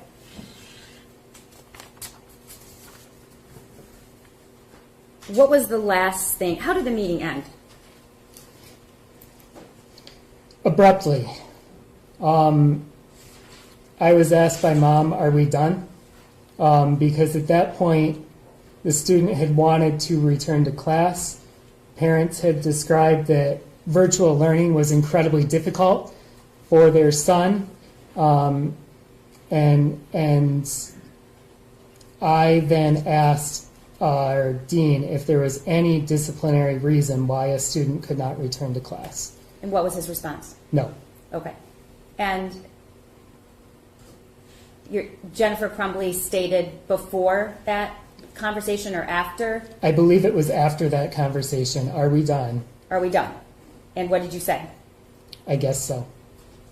And was Ethan present for that? Yes. Okay. So what did you do? I then wrote Ethan a pass back to class, and I told him, I just want you to know I care about you. I can't hear you. I told him, I just want you to know I care about you. And why did you say that to him? Because I care about my students, and I cared about him in that moment particularly because I thought it was a really rough situation to be showing signs of needing help, of needing support, and it felt like he got the opposite when I tried to get him that help and support. Did he ever cry? No. Did when he got up and you said that to him, did he say goodbye to his parents? Did his parents say goodbye to him?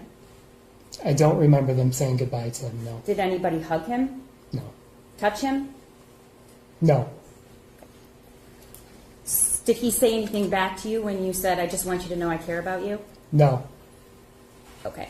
At some point then, did Mom and Dad leave right after, or did they stay and ask questions when he wasn't there? There was about a minute of them just gathering things and going, but nothing. Did you said you gave them something? I provided a list of resources, of mental health resources in the community that they took with them. Okay. Once he returned to class and once the meeting was over, what did you do, if anything, regarding Ethan after that? I wanted him to not be alone, so I checked to make sure that he was being marked present for his classes. How many classes after that? He returned to his 3rd hour class. He went to his 4th hour class to lunch, finished his 4th hour class. And how do you check to make sure he's there? I get alerts for his attendance when teachers submit attendance. Okay. Why did you check? Because I wanted to make sure he was never alone. And what was your plan if that horrible event hadn't occurred? I was going to follow up with him the next morning to make sure that there was follow-up on his mental health support. Okay.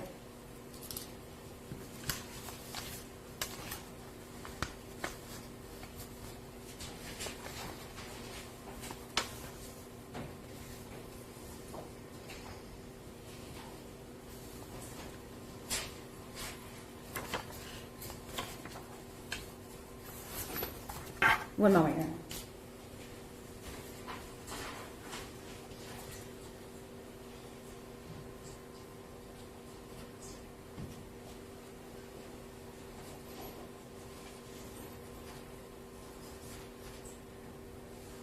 Nothing further, Your Honor. Any questions on behalf of Jennifer Crumbley? Yes, Your Honor. Thank you.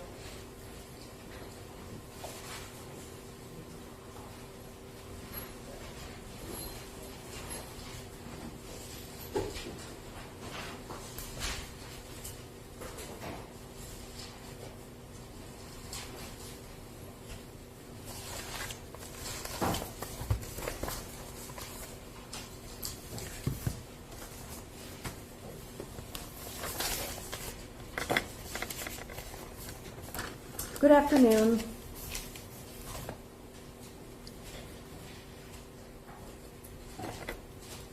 Prior to coming into court today, did you meet with the prosecution regarding your testimony?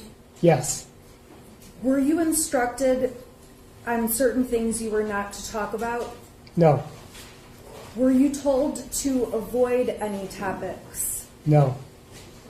Were you told any answers that were important for you to give? No.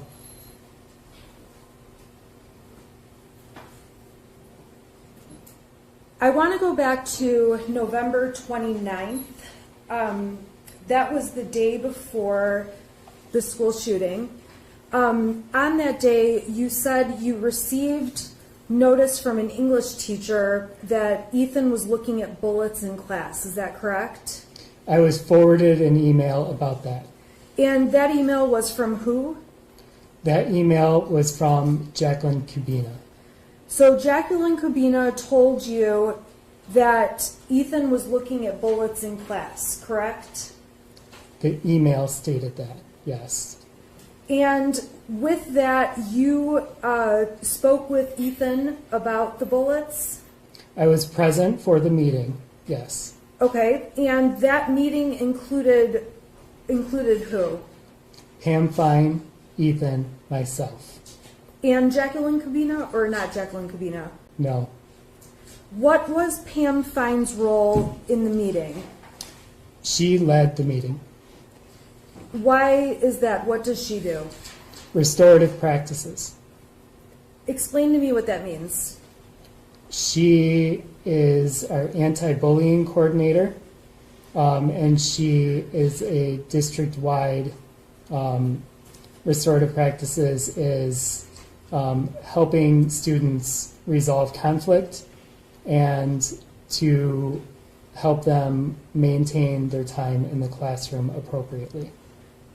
Okay, so you ended up having a meeting with Pam Fine and Ethan regarding him looking up bullets in class. Yes.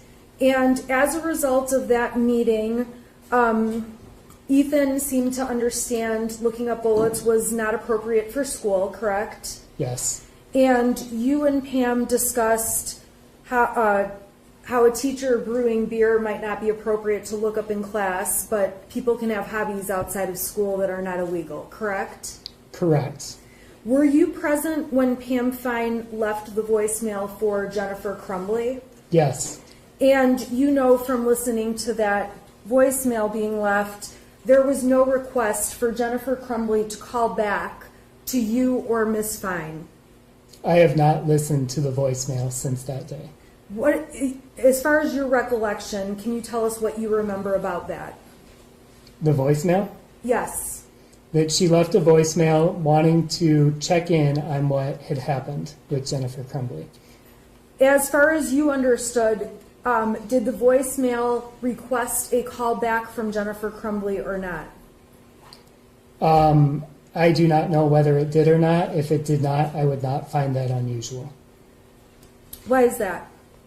Because it was not a discipline issue.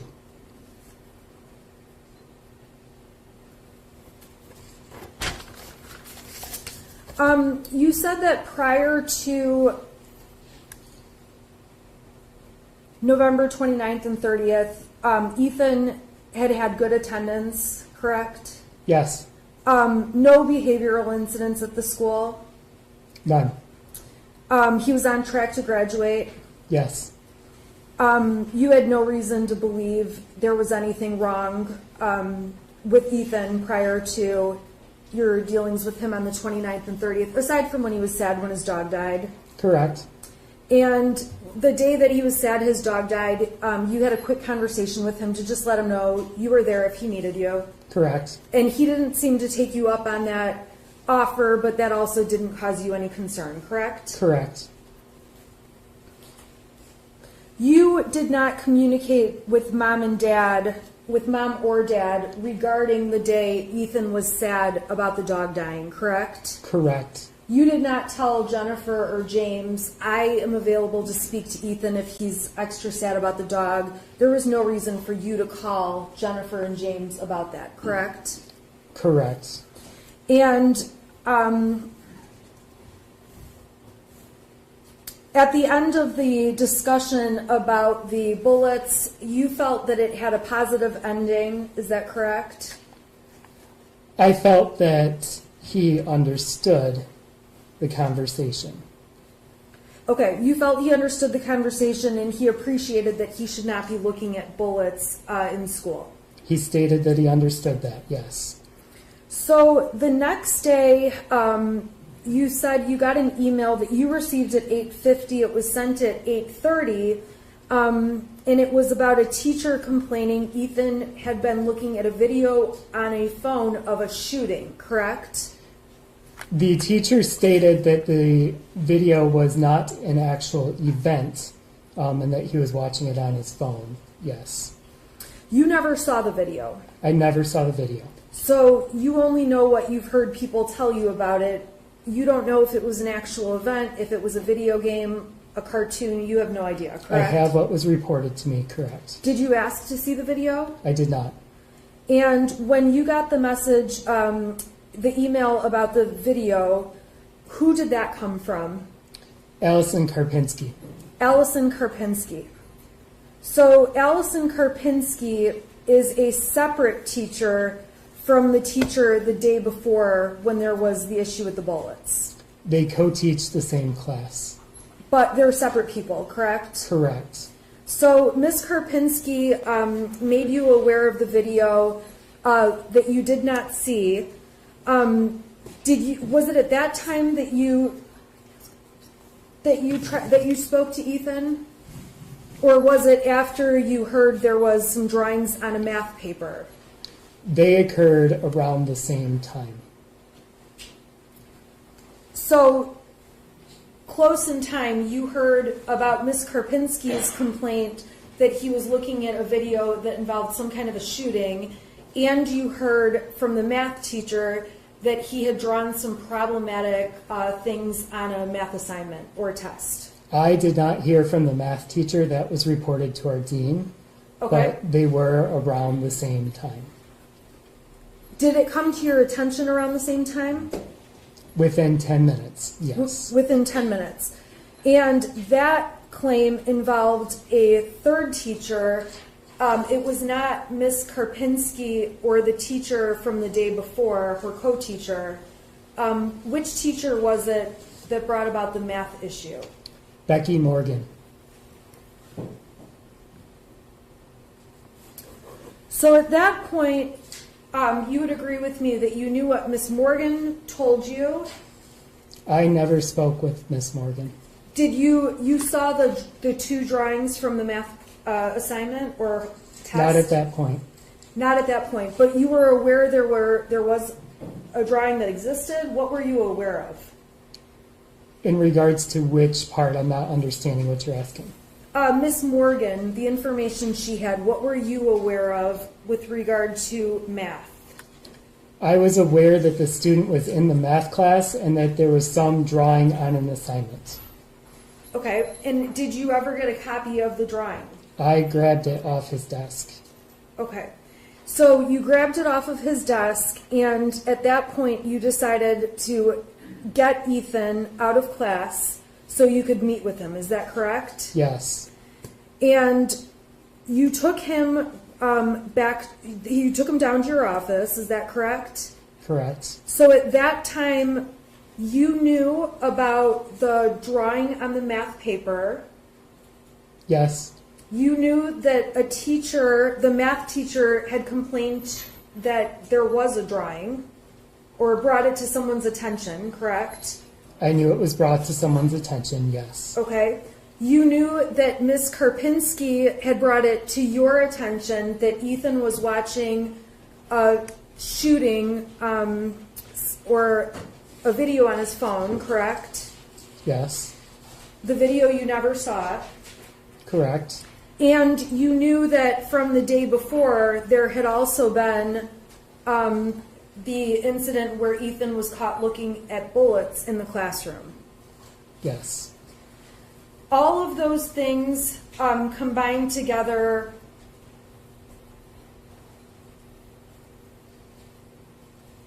you were obviously concerned about Ethan and wanted to speak with him, correct?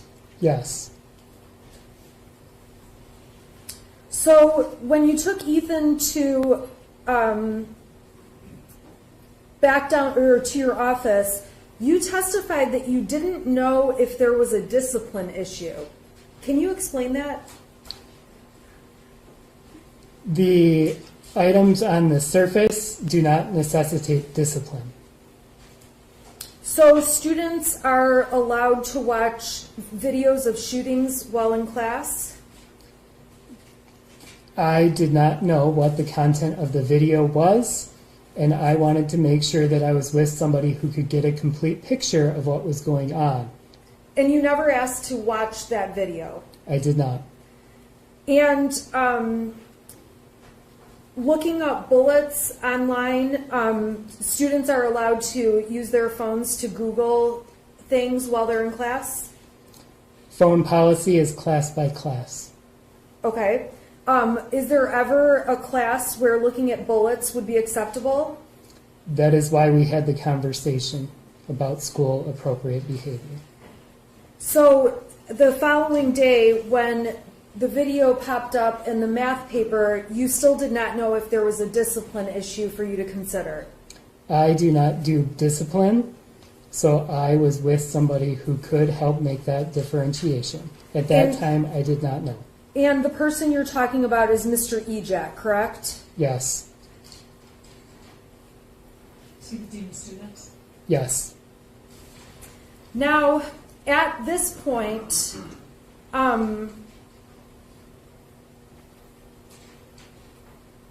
you said your main concern was to make sure Ethan was okay. Is that correct? At what time? At the time that you were aware of these incidents and you brought Ethan down to your office, you were concerned that you wanted to make sure he was okay. Yes. Okay, explain, tell me about this assessment, the suicide assessment. I don't know anything about it. Is that a tool you've been trained to use? Where did it come from? Tell me about how that works. It's a compound question, so if you could just take one at a time. Sustained rephrase. Can you tell me how it works? How the suicide assessment works? Yes. It's a series of questions to gain information from the student. And the series of questions, is it written out on a form? No. Where does the series of questions come from? Through training. What kind of training? I have a master's in counseling. Are there specific questions you ask? Yes. Is there a protocol that there are specific questions that must be asked? The question that must be asked is, are you a threat to yourself or others? And when you ask the question, are you a threat to yourself or others, you take the answer they give as true? I am not a mind reader. So in this case, you took the answer as true. Yes. You are aware that teenagers will lie to get out of trouble, correct? Yes. You're aware that teenagers can lie at any time about anything, correct? Your Honor, I'm going to object to the relevance. I'm not understanding where counsel's going. There's no criminal legal theory that would make this relevant. Particularly if I'm not sure, it seems she's making an argument that if her clients are guilty, that Mr. Hopkins might be too, but they weren't similarly situated. And so I don't know how, whether a teenager lies is relevant to this, in this proceeding. What's the relevancy? It goes to his state of mind in terms of what happens next in his steps to meet with Jennifer and James. Because he's using the answers that he's given from Ethan to make decisions about what to do next. I'm going to allow you to answer the question, Glenn. Can you repeat the question, please? So my question was, you are aware that teenagers can lie? Yes. And when you ask them a question like, are you a threat to yourself or anyone else, you have no way to know whether the answer you're getting is actually true, correct? That is true, correct.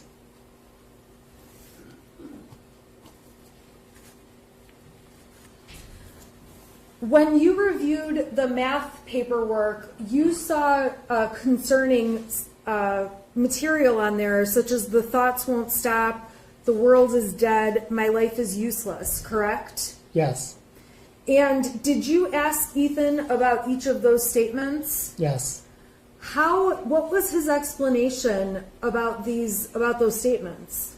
That was when he started getting into his reasons for being sad. Okay. You asked that mom or dad come up and meet you at the school, correct? Yes. And mom, you understand mom works about an hour away from the school? Okay. Do you know that, or if you don't know that, that's okay? She stated that she worked in West Bloomfield. Okay. And are you aware that dad was working locally as a DoorDash driver in the Lake Orion vicinity? I was not aware at that time. Okay. So mom originally was going to send dad, but in the end, both mom and dad ended up coming to the school, correct? Yes.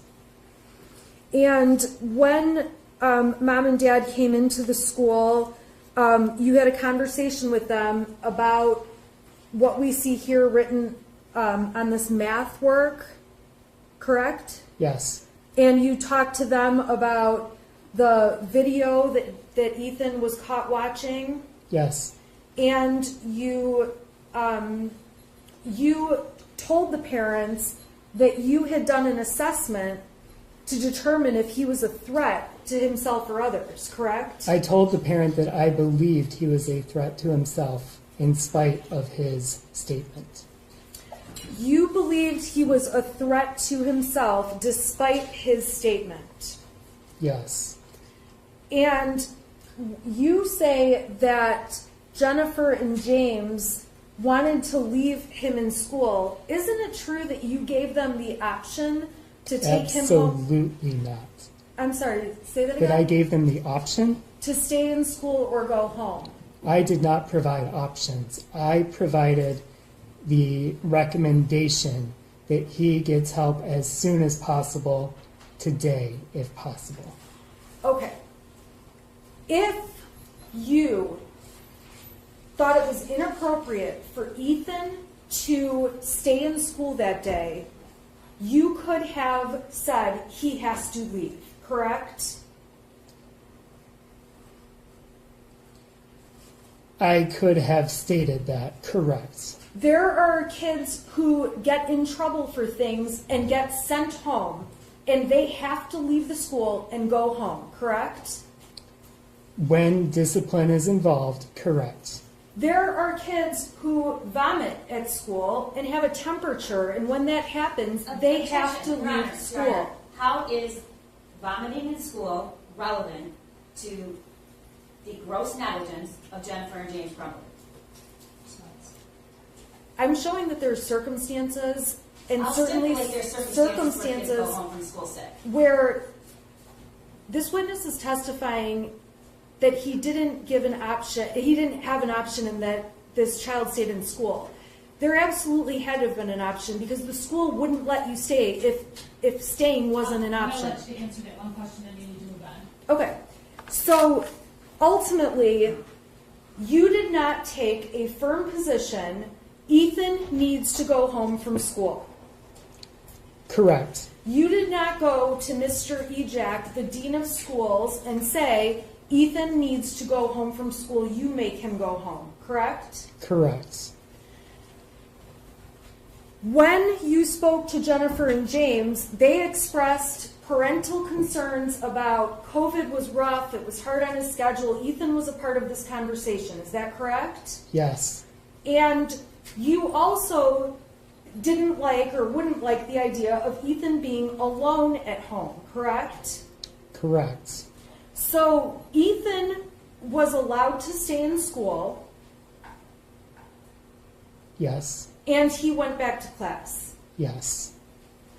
And during this meeting that you had prior to the meeting, or maybe during, you can let me know which it is, there was a point where Mr. Ejak went to Ethan's classroom to retrieve Ethan's backpack. Is that correct? Yes. And Mr. Ejak brought Ethan's backpack to Ethan in your office. Yes. And that backpack was something that Ethan was telling you he wanted because he wanted his chemistry work. Is that correct? Incorrect. How did Ethan explain why he wanted the bag? Ethan did not request the backpack. So was it your idea or Mr. Ejak's idea to go get the backpack? The backpack was not even a conversation at that point.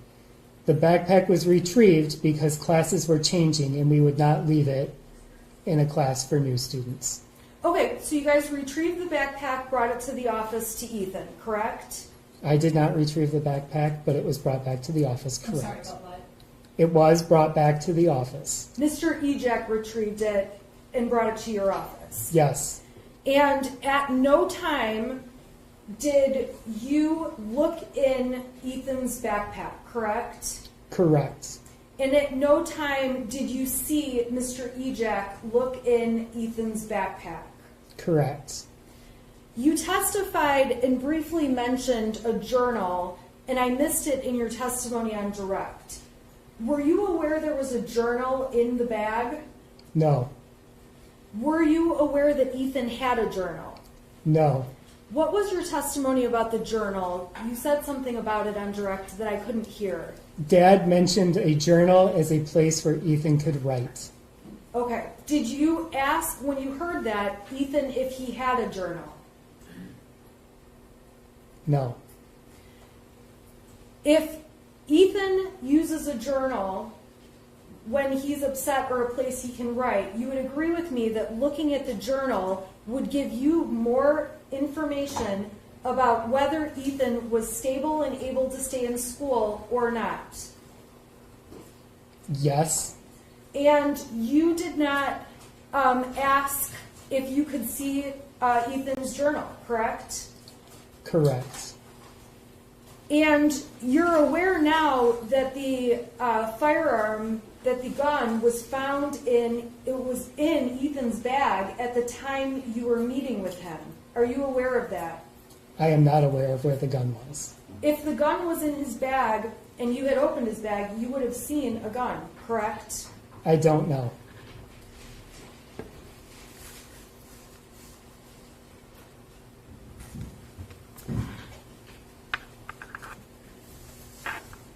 Did you make any effort to go through to find out what Ethan did have in the bag? No.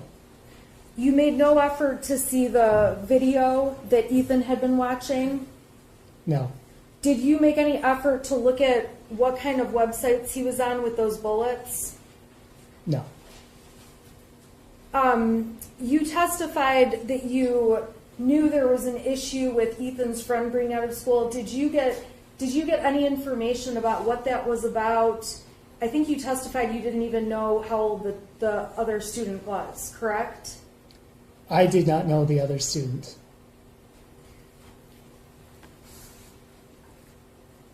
In terms of collecting information, we can agree there's a lot of information you did not ask about or collect. In regards to Ethan, Yes. there is information I did not know. Correct.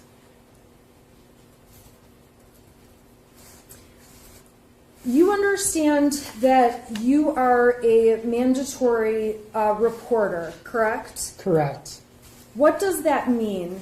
It means that I am alerting people who are in charge of the student of what needs to happen, and that in the event of abuse or neglect, I'm alerting Child Protective Services. You're aware that if you have a reasonable suspicion a child is being abused or neglected, you must report it to Child Protective Services within a certain amount of time. Correct. In this circumstance, after everything you describe about mom and dad, you did not file a 3200 form with Child Protective Services alleging that there was a suspicion mom and dad weren't getting improper medical attention. I did not. Failing to get a child proper medical attention, even psychological attention, is grounds for you to file a 3200 form with CPS, correct? Correct. And in this case, you did not see any reason to file one and did not file it. Correct. And when you talked to the parents, you told the parents you had done your assessment and Ethan was not a threat to himself, or I'm sorry, to other students, correct? I stated that he was a threat to himself. And you said it would be fine for him to get into counseling. You wanted it within 48 hours, correct? I stated I wanted it as soon as possible, today if possible. When today became not an option, I said 48 hours. And again, we agree, you allowed Ethan to go back to class, and your intention was to check up on him in 48 hours to see that he had been put into therapy. My intention was to check up on him in the morning to make sure that process was taking place. I've got quite a bit more because I have to go through his interview still. We're going to break for lunch right now. We'll come back at 1:15. 1:15, George? Thank you. Is it okay if we leave things in the courtroom? Okay, thank you.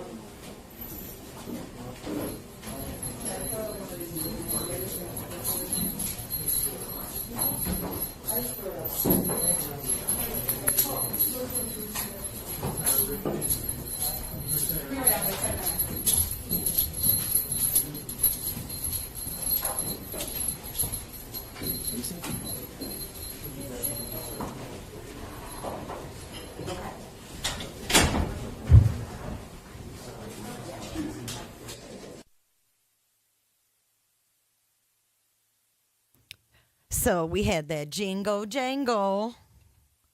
What are you guys thinking so far? I mean, we kind of expected that they would blame, the school. I mean, who else are they going to blame? Even though it's 150% their fault. Let's go ahead. Were you guys here, or if you guys were here, I should say, we actually were watching another hearing on the last recess, and it was I don't know, maybe halfway through. Should I play it again in its entirety? How many people we got here? 400? We can play it again because nonetheless, it's funny and it's eye-opening. And I think it piggybacks off of the couple sheriffs we've watched out of Florida lately. This is a Texas judge, but we watched these sheriffs who go above and beyond. And this is a judge who, you know, now it's like, yeah, they do their job, but a lot of them don't exactly meet our expectations. But this judge went above and beyond in this clip. And it's eye-opening as well to the Child Protective Services Department. So I'll speed it up through the lully parts of it. But when we begin this, they have already been streaming on Zoom and they were waiting for CPS to join the call.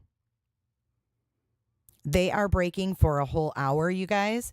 This clip is about 12 minutes total.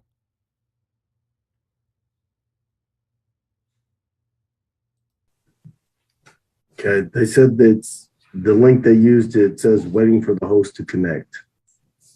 They're in the wrong link. Roberta. Okay.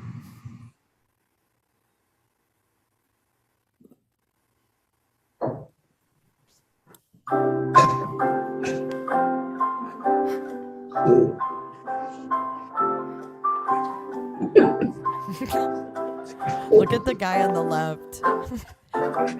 Even the kid in detention is laughing.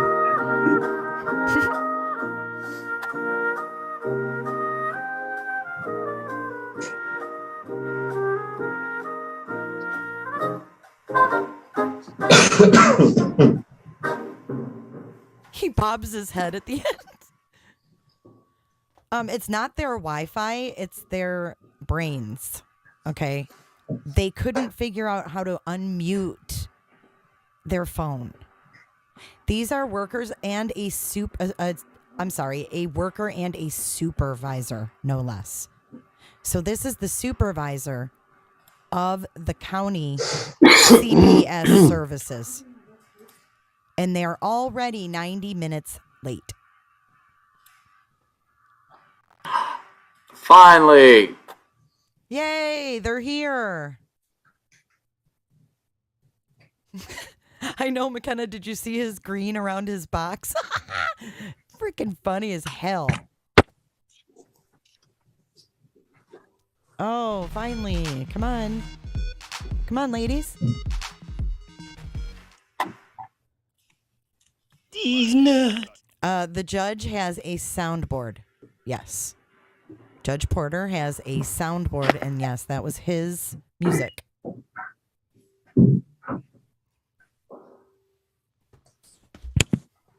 OCOK, do you wish to turn on your microphone and your camera?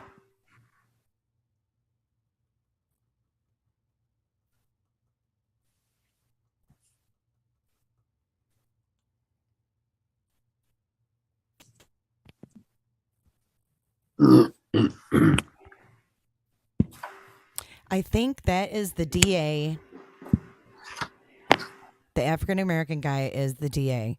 And then the rest of You them. wish to turn on your microphone now.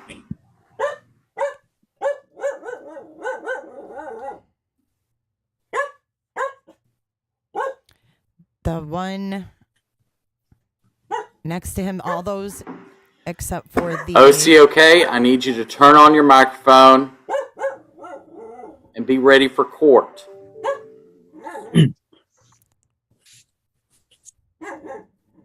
They're the public defenders. The juvenile public defenders is JPD. Your microphone is not turned on.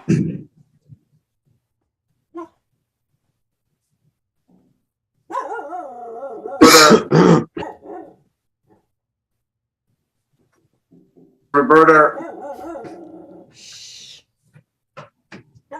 Roberta. Roberta.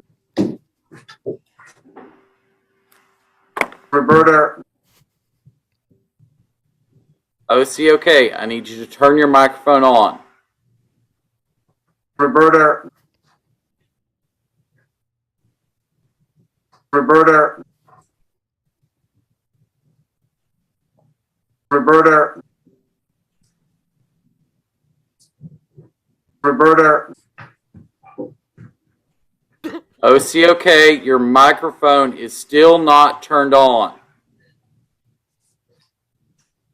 Roberta, stop moving the phone around and turn your microphone on.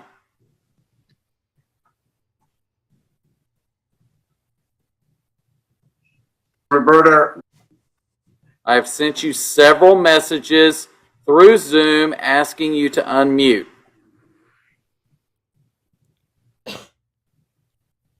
Roberta,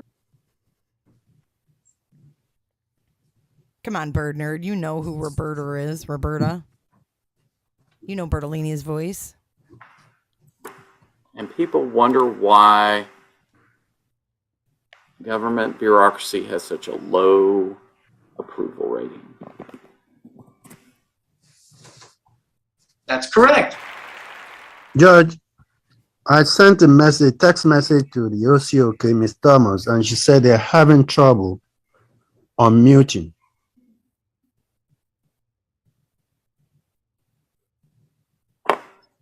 Well, they need to figure it out very quickly. Judge Porter is out of patience. I'll let them know that, Judge. Ashley, nobody said yikes, he hasn't come home, Ashley. What I've advised them to do is to sign out and come back in.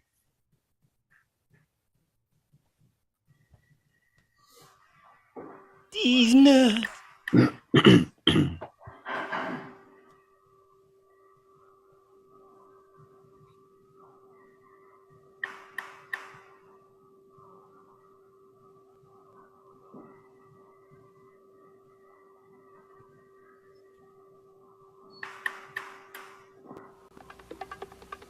What you are witnessing is real. The participants are not actors.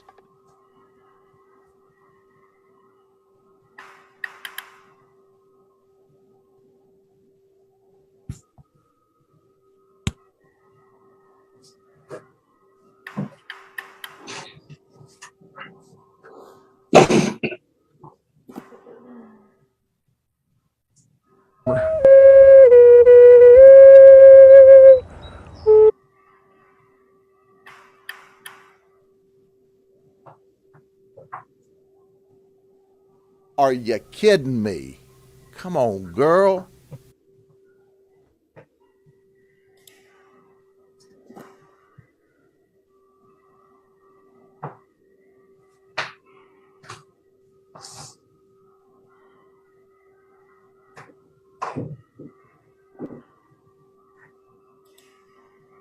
Just help a brother out here.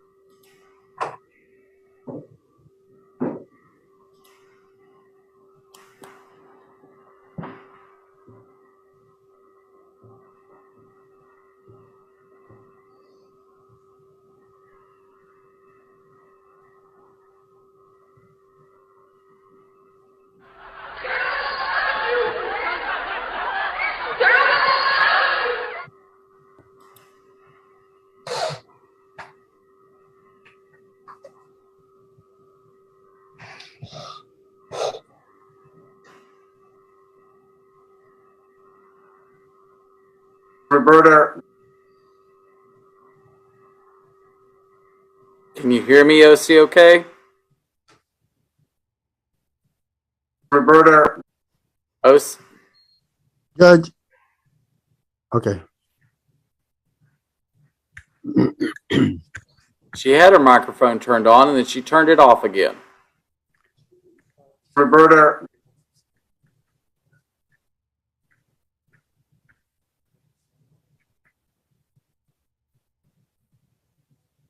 Roberta,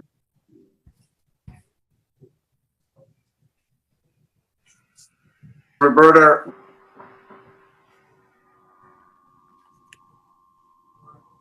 Judge, as an attorney, can they call in? Yes. Okay. JB, it's we have to stand down. I don't know. He doesn't know. He does not know.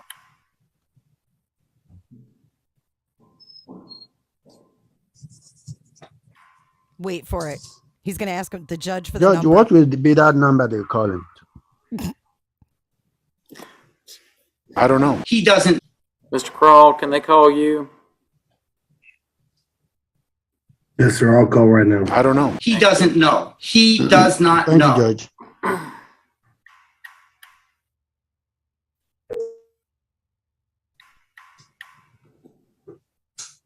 Roberta, I have it's called a Stream Deck. Your Honor, I have him on the phone and I have him on speakerphone. All right. OCOK, what are your names? Thank you so much. Regina Thomas, permanency worker. I do apologize. Regina, what is your last name? I didn't catch that. Thomas. It's Thomas. Okay, and what is your position with CPS? Pharmacy specialist. Are you here in Fort Worth? Yes, sir. Is there anybody else on the call with you? Yes, my supervisor. What is your supervisor's name? Roberta. Keisha Wilkerson. Can you spell that first name? Roberta. Tikishia. Roberta. Okay. Can you tell me why y'all were 93 minutes late getting to court? This proceeding was to start at 1:30. You're 93 minutes late. Can you explain why? We were trying to log on. And not very hard. I don't know. Sir? Yes, ma'am. Okay, this is the supervisor. We have been here in the office trying to get on as of 1:30. We both are having technical difficulties. We have two computers, laptops that are not functioning properly for some reason. It's circling saying, please wait for the host to start this meeting. The cell phones are not acting correctly. I do apologize. We know that we are supposed to be on time for a court hearing. We have Ain't nobody got time for that. If something was circling for 93 minutes saying it's waiting for the host to start the hearing, wouldn't you think that meant you were in the wrong Zoom meeting? Roberta. Then find another All right, stream. hearing no explanation, the court will enter a finding of contempt against Regina Thomas and Keisha Wilkerson. I will assess each of you a fine of $180 apiece. That is $2 per minute that you were late to court. I expect you to be present in the court before 5 o'clock this afternoon with checks made out payable to the registry of the court. If you do not appear in person before 5 o'clock this afternoon with checks made payable to the registry of the court, I will issue warrants for your arrest for criminal contempt of court. This kind of behavior is ongoing and inexcusable. This is the second hearing today for which CPS failed to appear, and I have no patience any longer with the recalcitrance of CPS for failing to assist the kids of this county. Now, moving on to the matter at hand. We are here for a detention hearing involving Chavis. The court has found probable cause exists to believe that the child is engaged in delinquent conduct. Ms. Thomas, I am assuming that you are the permanency specialist assigned to Chavis. Is that correct? Yes, sir. What is the department's plan for Chavis? At this moment, we're seeking placement for, but right now we haven't secured a placement. Roberta. Okay. I will give y'all 7 calendar days to find that. I expect you to be here in court personally. You will not be allowed to attend these proceedings by Zoom. You must appear in court personally, both you and your supervisor, on Monday of next week at 1:30 in the afternoon at 2701 Kimbo Road here in Fort Worth, Texas. That is the formal order of this court. As officers of the court, if you fail to appear, I will issue warrants for your arrest that will result in you being held in the Tarrant County Jail until this case is over. Roberta. Now, I expect you to be prepared next Monday with a plan of action for this child. Do you have any questions, Ms. Wilkerson or Ms. Thomas? No, sir, not going forward. But I would like to ask one question. Yes, ma'am. For sure. Sir, as far as your ruling to have us to come down this afternoon, is there any way that the fine can be paid from a debit? Because I don't have any check. So, Roberta. I just wanted to know, is there other options?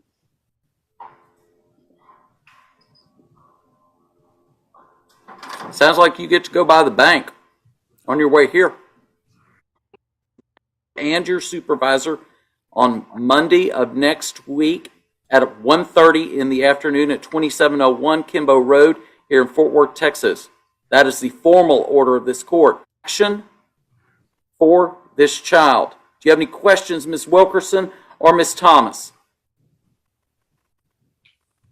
No, sir, not going forward. But I would like to ask one question. Yes, ma'am. For sure. Roberta. Sir, as far as your ruling to have us to come down this afternoon, is there any way that the fine can be paid from a debit? Because I don't have any check. So I just wanted to know, is there other options? These nuts. Sounds like you get to go by the bank on your way here.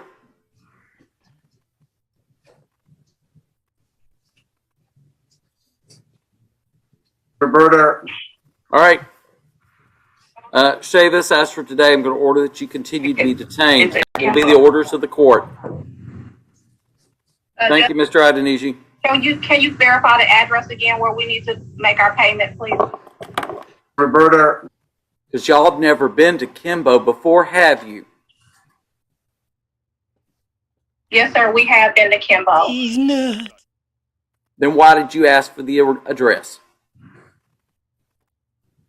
Okay, I didn't hear you initially when you said that we needed to make the You need to be at the court, and you need to be here before 5 o'clock, or I'm issuing warrants for your arrest, and you'll just stay in Tarrant County Jail. All right. These hearings have been broadcast live on YouTube. In keeping with the spirit of the open court's provision of the Texas Constitution. I like what he says at the end. However, the remaining hearings involve children under the age of 14. Section 5408 of the Texas Family Code provides that when the child is under the age of 14, the child's presumed right to privacy in those hearings outweighs the public's interest in participating or observing those hearings. No contrary evidence has been brought to the court's attention, and so the court will discontinue the live stream. I want to thank everybody for watching today's hearing. It's important that our citizens keep tabs on our government officials, and that includes the court. Thank you so much. Everyone, have a great day.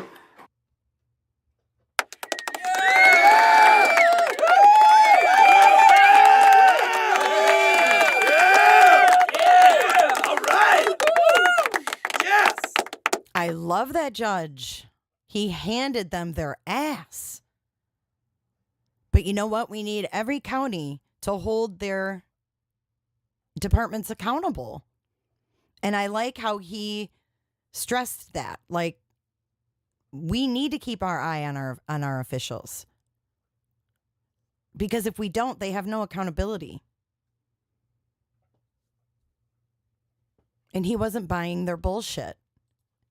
And it was funny because the supervisor stepped up like, oh, I'm the supervisor and we've been trying for 90 minutes.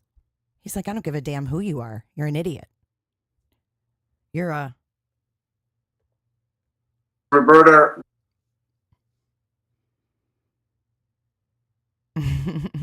So the court is on recess right now. And it looks like it has been on recess for about 20 minutes now. So we've got roughly 40 minutes left.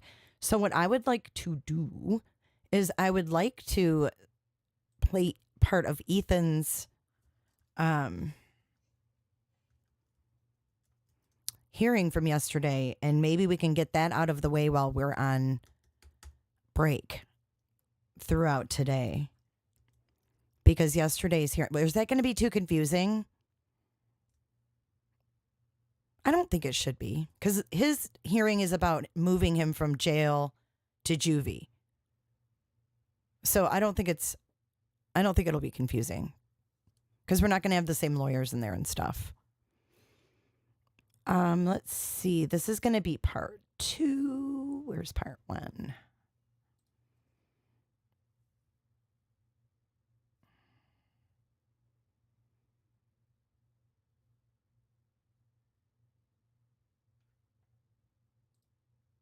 Do you guys ever have a hard time finding videos when you go to pages?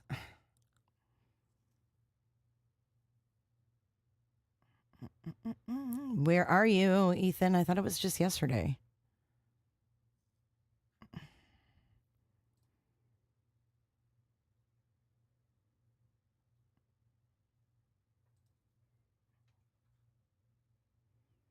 Okay, let's see here.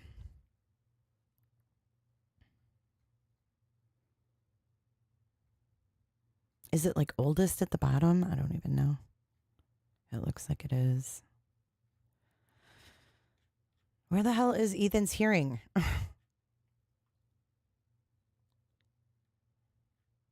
Look, Maligator, 111. Must not be on this damn channel.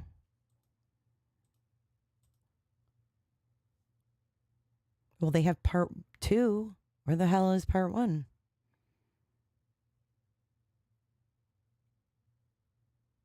This must be it right here. Ew, his hair is so greasy.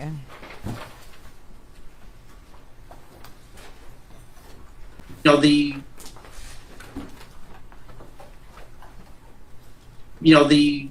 proof is in the pudding, if you will.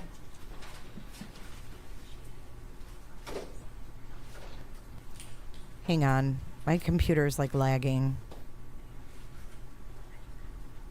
Big time.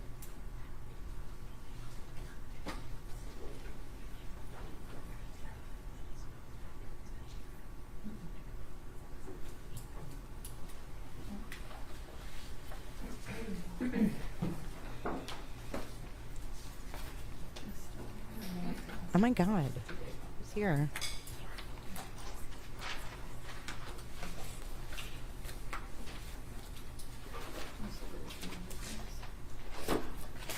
Okay, this is Ethan's hearing from yesterday. I know, his hair is so greasy. I wonder how often you have to shower in jail.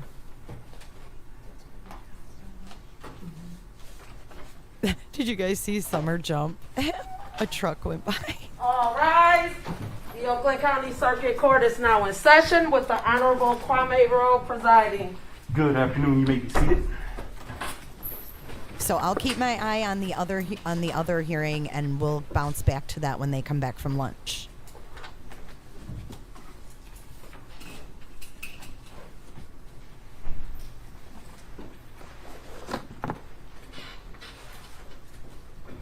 Your Honor, calling people of the state of Michigan versus Ethan Crumbley, 2022-279-506 FC. Good afternoon, counsel. Appearances for the record. Good afternoon, Your Honor. Assistant Prosecutor Kelly Collins, appearing on behalf of the people. Nice to see you. Good afternoon, Your Honor. Markeisha Washington, appearing on behalf of the people. Good afternoon, Your Honor.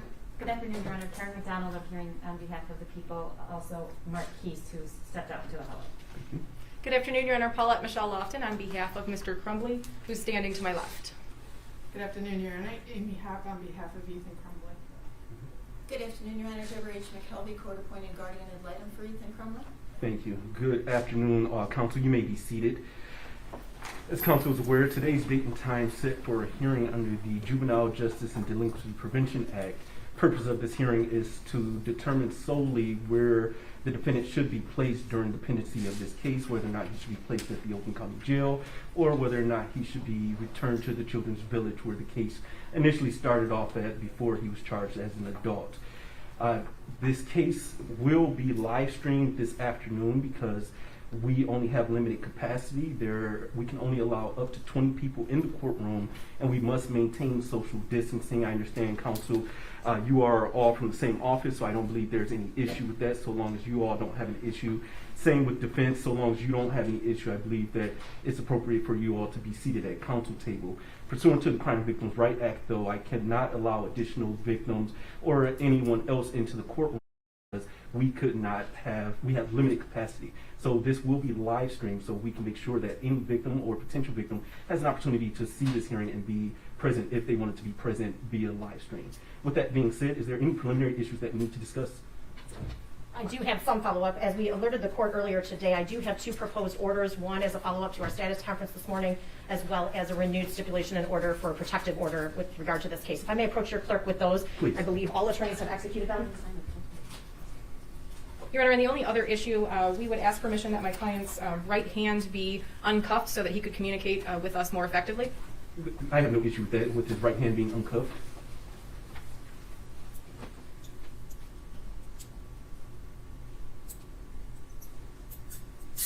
Thank you, Your Honor. You're welcome. Your Honor, another request or inquiry I have is when we are questioning witnesses, are we permitted to remove our masks? Yes, so only people that will be allowed to remove their mask while in court today will be the attorney that's actually questioning the witness, as well as the witness, so all answers could be accurately recorded. Understood. Thank you, Your Honor. We just have a couple of other matters to present to the court that relate to the hearing itself. We have had an opportunity to discuss this matter between the parties. We anticipate a total of 3 witnesses this afternoon at this hearing. We also have discussed that this placement review hearing is a miscellaneous proceeding under MRE 1101B3, and as such that the rules of evidence do not apply. We have created an exhibit list and an exhibit binder. The court should be in receipt of that. It contains 18 exhibits on behalf of the people, 1 exhibit on behalf of the defense. You'll note that the people's exhibits are numbered and the defense exhibit is defendant. They probably want him to look disheveled The parties have so they discussed can these say exhibits, he's insane.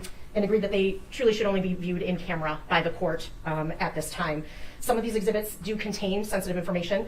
Some of that is sensitive particular to the defendant himself. Other information is sensitive for other juveniles. Most of the exhibits are in written form. The court will note that when you have the opportunity to review them. But there are 3 videos that the court is being asked to review before making a decision. Those 3 videos were made in a shed just outside of the defendant's home. It's fast because I'm waiting for them to get to the actual testimony because we're on recess from the parents' hearing. This is yesterday's Ethan's hearing. That is discussed within one of the other exhibits. We have coined the defendant's journal, or labeled as the defendant's journal. I want to assure the court we are not undertaking the introduction of these exhibits lightly. We think that they're absolutely necessary for the court to review in making such a decision as you're called upon to make during this hearing. And we simply want the court to be prepared before viewing that material. So, thank you, Ms. Cobb. At this time, though, by way of stipulation, we are asking that the court officially admit these exhibits. It's People's Exhibits 1 through 18 and Defendant's Exhibit A into the record. That is correct. Thank you. People's Exhibits 1 through 18 will be admitted. That's correct. 1 through 18. Defendant's Exhibit A is admitted as Defendant's Exhibit A. Are there any other preliminary issues? I believe that is all I have to present at this time. Mm-hmm. Nothing further from defense. Okay. And people, when you are prepared, please call your first witness. Your Honor, may we make a brief opening statement? Sure.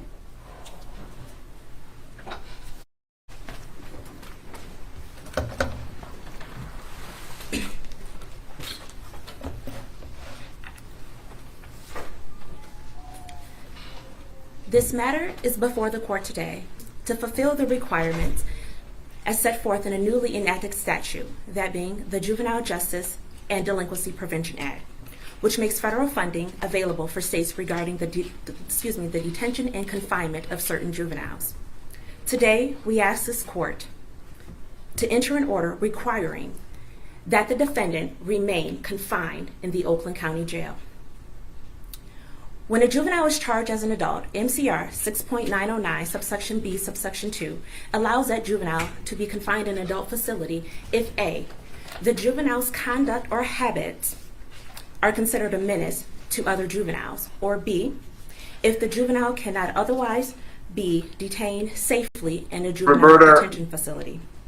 Likewise, MCL 764.27A subsection 3 expressly provides that a juvenile who is under the jurisdiction of a court for committing a felony offense may be held in the county jail pending trial.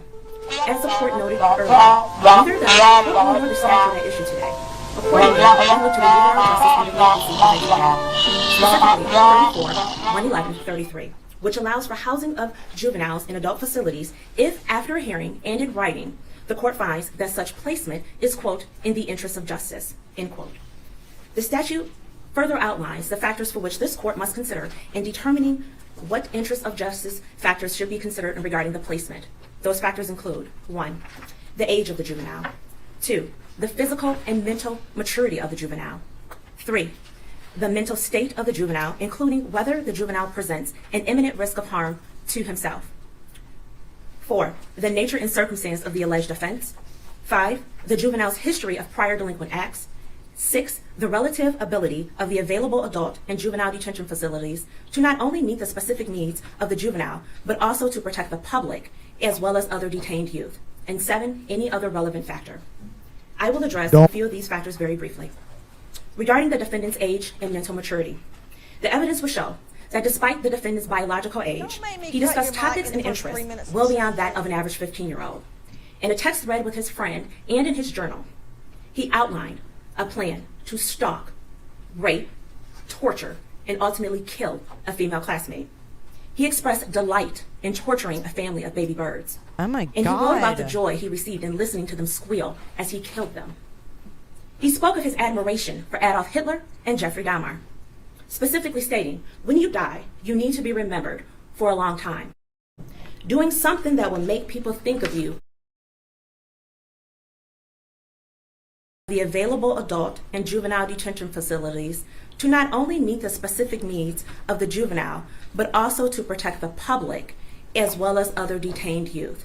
And 7, any other relevant factor. That I will shit address got real, a few of real these factors fast, very didn't briefly. it? Regarding the defendant's age and mental maturity, the evidence will show that despite the defendant's biological age, he discussed topics and interests well beyond that of an average 15-year-old. In a text thread with his friend and in his journal, he outlined a plan to stalk, rape, torture, and ultimately kill a female classmate. He expressed delight in torturing a family of baby birds. And he wrote about the joy he received in listening to them squeal as he killed them. He spoke of his admiration for Adolf Hitler and Jeffrey Dahmer, specifically stating, when you die, you need to be remembered for a long time, doing something that will make people think of you until time ends. The evidence will show that the defendant had a very specific and detailed agenda leading up to November 30th. In his journal, he described the type of gun he needed, who his first victim would be, and ultimately he expressed that he would surrender so that he could witness the pain and suffering that he caused. This shows a sophistication beyond that of an average 15-year-old. The defendant's journal has been admitted for an in-camera review, as we believe the entire content must be considered when determining what is in the interest of justice. The court must also consider the nature and circumstance of the alleged offense. This court is well aware of the horrific event that happened on November 30th. However, now the court has an opportunity to review and see just how calculated and methodic this defendant was. The people, again, have admitted for an in-camera review a video that was retrieved from the defendant's phone the night before the shooting. In the video, the defendant identifies himself as the next school shooter. And in an unfathomable way, he attempts to justify his future actions. To place this defendant with other at-risk juveniles who are presumably the same age as his victims would be contrary to the rehabilitation of those at Children's Village and pose a potential risk of harm to their safety. Another factor that the court must consider is the prior delinquent acts of this juvenile. As stated in the People's Brief, despite having no documented juvenile history, the defendant's antisocial behavior is very concerning. The evidence will show that he bragged about wearing a mask to the public. He enjoyed his dark side. The defendant isn't who he appears to be. He allows people to see who he wants them to see, and only those close to him, such as his parents, would understand or recognize it. He is fascinated with violence, weapons, and seeing others suffer. He cunningly placed a bird in the boys' bathroom at Oxford High School, and in his journal, he later reveled about how happy he was for not getting caught. His behavior, however, continued to escalate. And when the defendant committed those premeditated murders on November 30th, he did so with the intent to be remembered, to terrorize the community, and to gain recognition. Pursuant to the statute, the court is also allowed to consider other relevant factors. The evidence will show that despite the defendant being held in the Oakland County Jail, he is not completely isolated. He has the ability to watch television. He has access to a tablet wherein he can communicate with family and friends. He can play games and he can read books, all of which he's taken advantage of. He has phone privileges. He receives mail and he has a commissary account. Since his placement in the Oakland County Jail, he has been monitored every 15 minutes, and any issues or concerns that have been brought regarding his care have been taken care of expeditiously and will continue to be addressed at that same level of efficiency. In conclusion, it is important to note that the statute in question specifically emphasizes that the court is to consider what is in the interest of justice, not what is in the best interest of the juvenile. Thus, it is the people's position that it is the defendant's current placement in the Oakland County Jail that is best suited to meet his specific needs, to maintain and protect the safety of the general public, as well as to protect the juveniles at Children's Village. Hence, we believe it is in the interest of justice that he be confined in the Oakland County Jail. Thank you, Your Honor. Thank you, Ms. Washington. Ms. Lofton? Yes, Your Honor.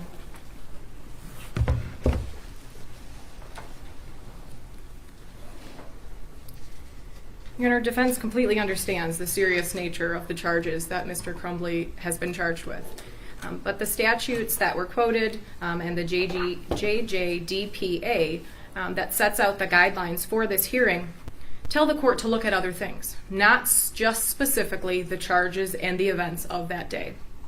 Ms. Hott, myself, and Ms. McKelvey have had the pleasure of meeting Mr. Crumbley at least 12 times.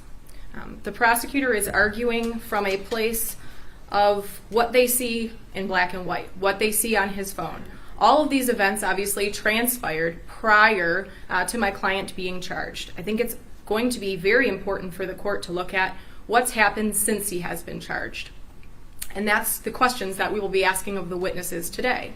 Because the factors that are laid out for the court to consider, as I stated, only one part of those factors are the allegations and the events surrounding the charges. There are a number of other things that the court must look at. I believe that the evidence will show that in the time leading up to these events that my client was hallucinating, that he was seeing things, he was hearing voices, he was not sleeping, he was extremely anxious, he was not eating properly, and that he had asked his parents to see a therapist. And at the time of this event, my client was not in any sort of therapy. As to the isolation, Your Honor, we will be arguing that the appropriate placement for Mr. Crumbley is at the Children's Village. He is being housed currently in the clinic facility in the Oakland County Jail. It is essentially a cement cell with a glass door, and because the rule is that he has to be out of sight and sound from adults, he has very little interaction with anyone. So yes, there is a deputy that peers in at him every 15 minutes and signs off that he is doing what he needs to be doing and that he's safe. But our testimony will be that this extreme isolation is actually not beneficial whatsoever and actually harms Mr. Crumbley. Yes, he has access to a tablet a couple of hours a day. It's not something that is housed in his cell with him all the time. He does have access to a phone, but unfortunately Mr. Crumbley does not have the numbers of any family members, so he's not utilized the phone whatsoever. The tablet is set up for communication, so strangers email Mr. Crumbley, and he has the ability to respond to those emails. I do not think that is enough to argue that he is not being isolated. He interacts with a caseworker, he interacts with a psychiatrist 1 time per week for minutes. Other than that, if he's not meeting with myself, Ms. Hopp, or Ms. McKelvey, he's not interacting with anyone except when they're handing him his tray of food. We will be arguing that the jail is not equipped with handling juveniles in respect to any type of activity. He does not leave his cell whatsoever. He has, and I know that there are protocols because of COVID and most inmates are not receiving any type of rec or gym time, but he is essentially not leaving his cell at all, except for a shower or if he's being moved to a visitation booth to visit myself or one of the other counsels. So at the close of this hearing, Your Honor, we will be asking that he be moved to Children's Village. I do think that is an appropriate place for him. There are other juveniles charged with murder that are housed in that facility. This would not be the first time. And we feel that due to his age being 15, and although he is educated and a very bright young man, I still think the appropriate placement for him is at Children's Village. Thank you, Ms. Lawson. Thank you. People, you may call your first witness. Yes, Your Honor. The people call Ms. Christina Bellin. Thank you. And my staff, because they're being actually kept in another courtroom away from the public, and so my staff is just going to go grab the individual and bring them to the courtroom. Thank you. Ms. Christina Bellin.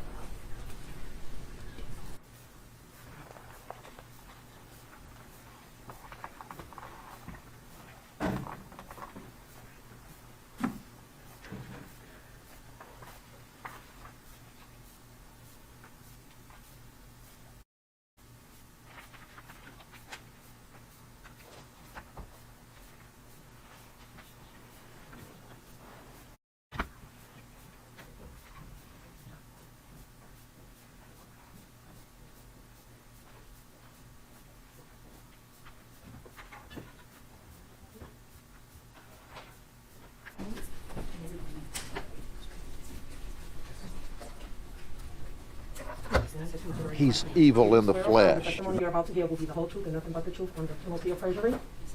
And ma'am, if you could just keep your voice up for me. Please have a seat. And ma'am, you may remove your mask if you're comfortable. People, your witness. Thank you, Your Honor. Before we begin, Your Honor, I did want to make the court aware that for purposes of this hearing, the people would not be referring to the defendant or the individual charged in this case by name. We will only be referring to him as a defendant, as we believe that there is good evidence to support the fact that the notoriety could also encourage future school shootings. Understood, so noted. Thank you. Thank you, Your Honor. Ma'am, please state and spell your last name. Belling, B-E-L-L-I-G. And your first name? Christina. And are you currently employed? Yes. Where are you employed? Oakland County Sheriff's Office. And in what capacity are you employed at the Sheriff's Department? I'm a caseworker, inmate caseworker. And how long have you been employed at the Sheriff's Department? 22 years. And have you been employed there as a caseworker for 22 years? No, I started out the first year as a booking clerk, 12 years as a deputy, and 9 years as a caseworker. And can you briefly describe for the court what it is, what your job responsibilities are as a caseworker? It's very multifaceted, but the most important part of it is that we assess and manage the crises that come into the jail. A crisis can be something such as a high-profile case, somebody who's currently suicidal, actively psychotic, or somebody that has suicidal or homicidal ideations.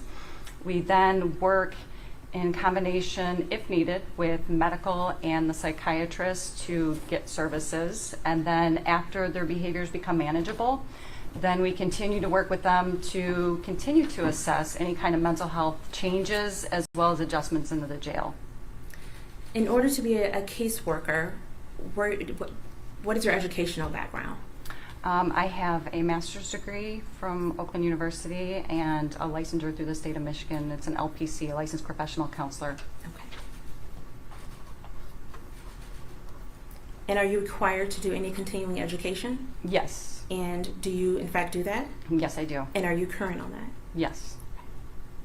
Can you briefly describe, you said a license of professional counseling, is that correct? Yes. Is there a specific, like a specialization for adolescent or juvenile counseling that one could obtain? Not to my knowledge, no. Can you describe for the court exactly what avenues you have to when you obtained your license? Strike that. Sorry.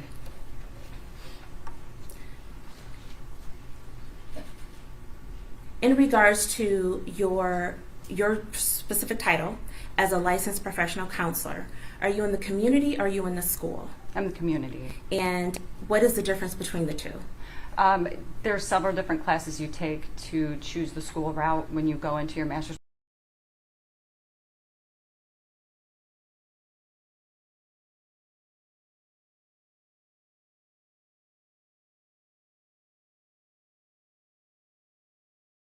Is that even an option? Well, specialization is a little bit different than choosing an avenue of either community or the school.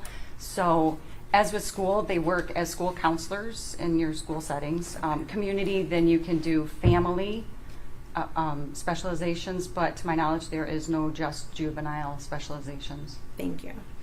Now, in your capacity as a caseworker, have you had the opportunity to work with juveniles in the Oakland County Jail? Yes.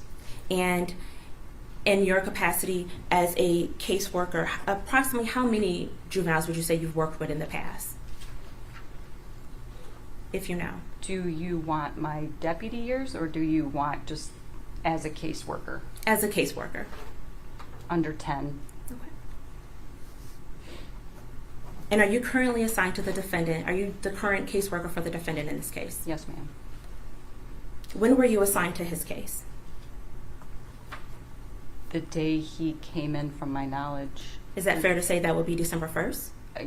Yes. And just for the record, that was December 1st of 2021?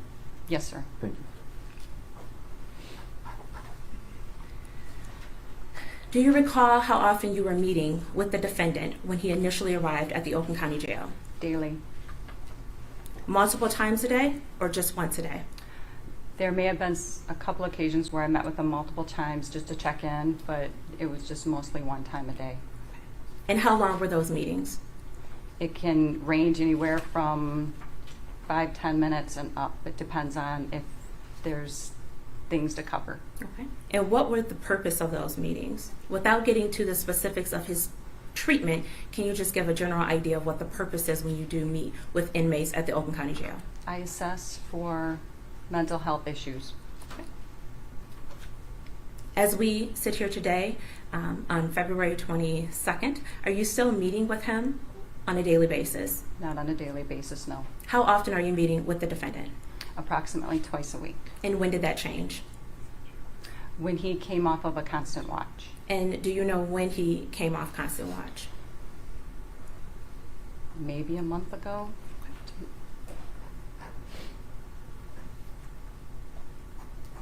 When you say a month ago, would that be January of 2022? Yes, sir.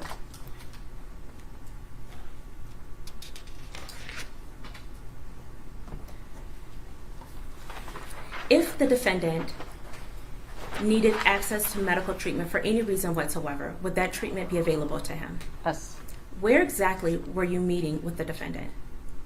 In front of his cell door. And where's his cell door located? In the clinic. And approximately how many other people are located within that clinic area? Changes daily, but there's always a deputy that assists me for safety and security purposes. Okay.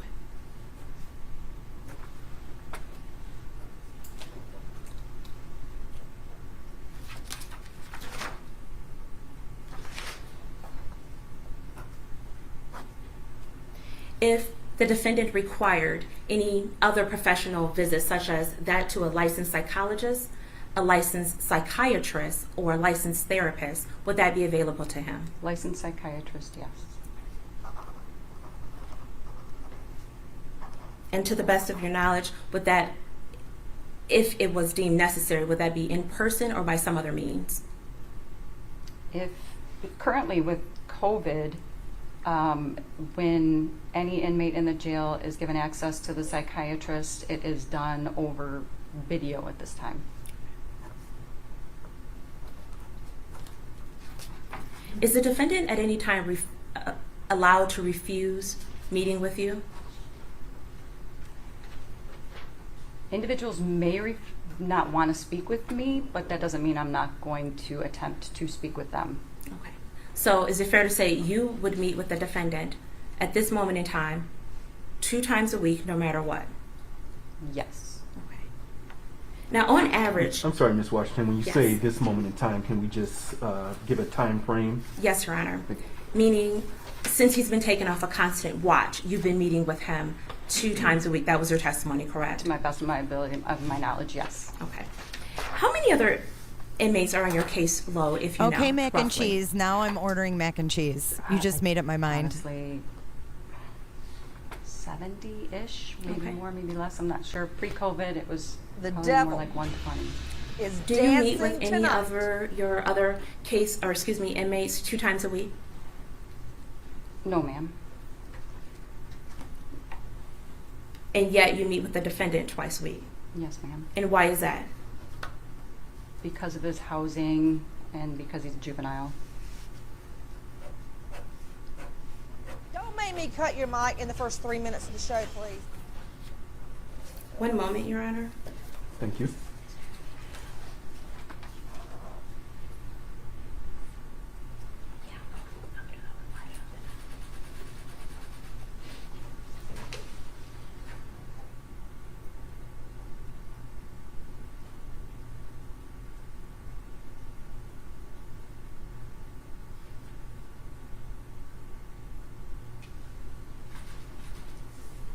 I have nothing further from this witness, Your Honor. Thank you. You, Ms. Lofton-Cross. Yes, thank you. Your Honor, I will have some questions and then Ms. Hopp will follow up if that's okay with the court. That works for me. Thank you. Alrighty, thank you. Ma'am, if I ask you something that you don't understand, just let me know and I'll try to ask it a different way, okay? Okay. Alrighty. So you've stated that you have been in your position as a caseworker for 9 years at the Oakland County Jail. Is that correct? Yes, ma'am. Okay. Were you assigned anywhere previously as a caseworker? Do you mean any other facilities? Any other facility, that's correct. No. Alrighty. You stated that you had a master's. What is that master's in? Counseling. Okay.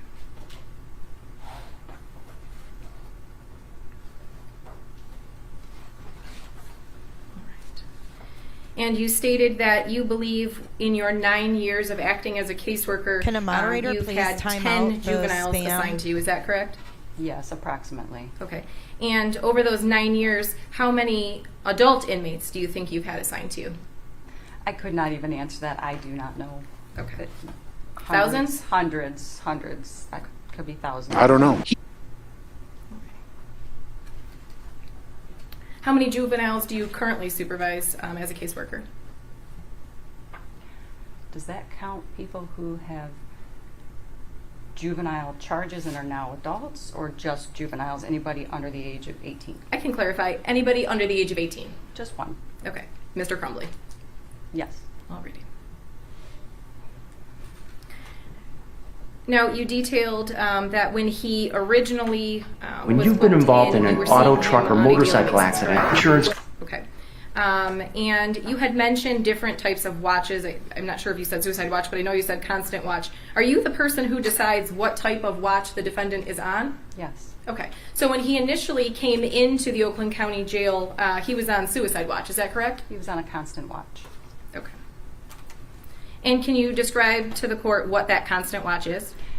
He has a deputy sitting outside observing his behavior 24/7 just to assure his safety and security. And because of the constant watch, there are certain things he can and cannot have in his cell. Is that correct? Yes. Okay.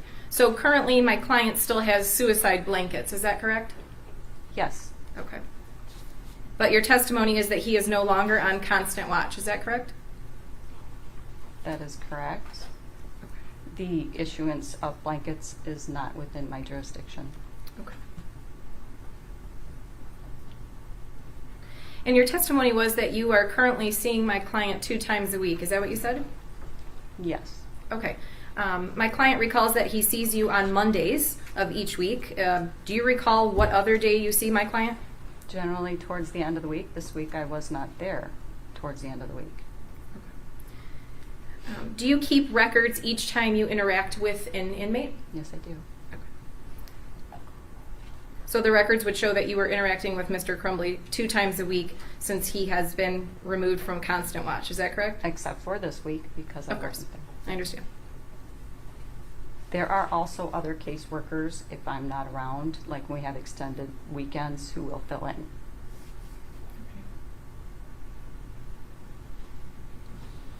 In your continuing education that you stated that you do, does any of that continuing education deal specifically with juveniles? Not currently, no.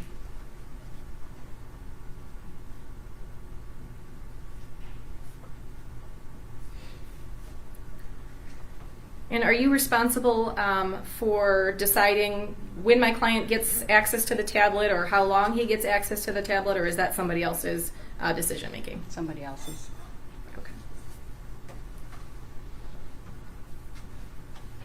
Currently, are you aware if the jail has any ability to have Mr. Crumbley exit his cell for any type of physical activity? That is not to my knowledge.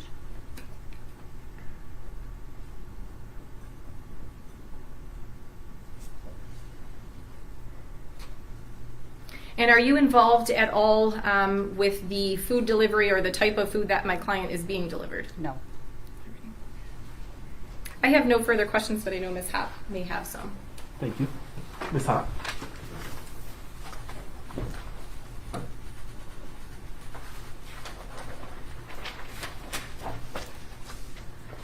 Are you familiar with the laptops or the tablets in the jail that Mr. Crumbley has access to? I see them, yes. Have you ever looked at them and what programs they have on them? I do not. And in addition to mental health access, physical health access, do you have anything to do with access to education for him? I do not. And so you would not know whether he had access to any sort of education programming while he's in the jail? I work mental health only.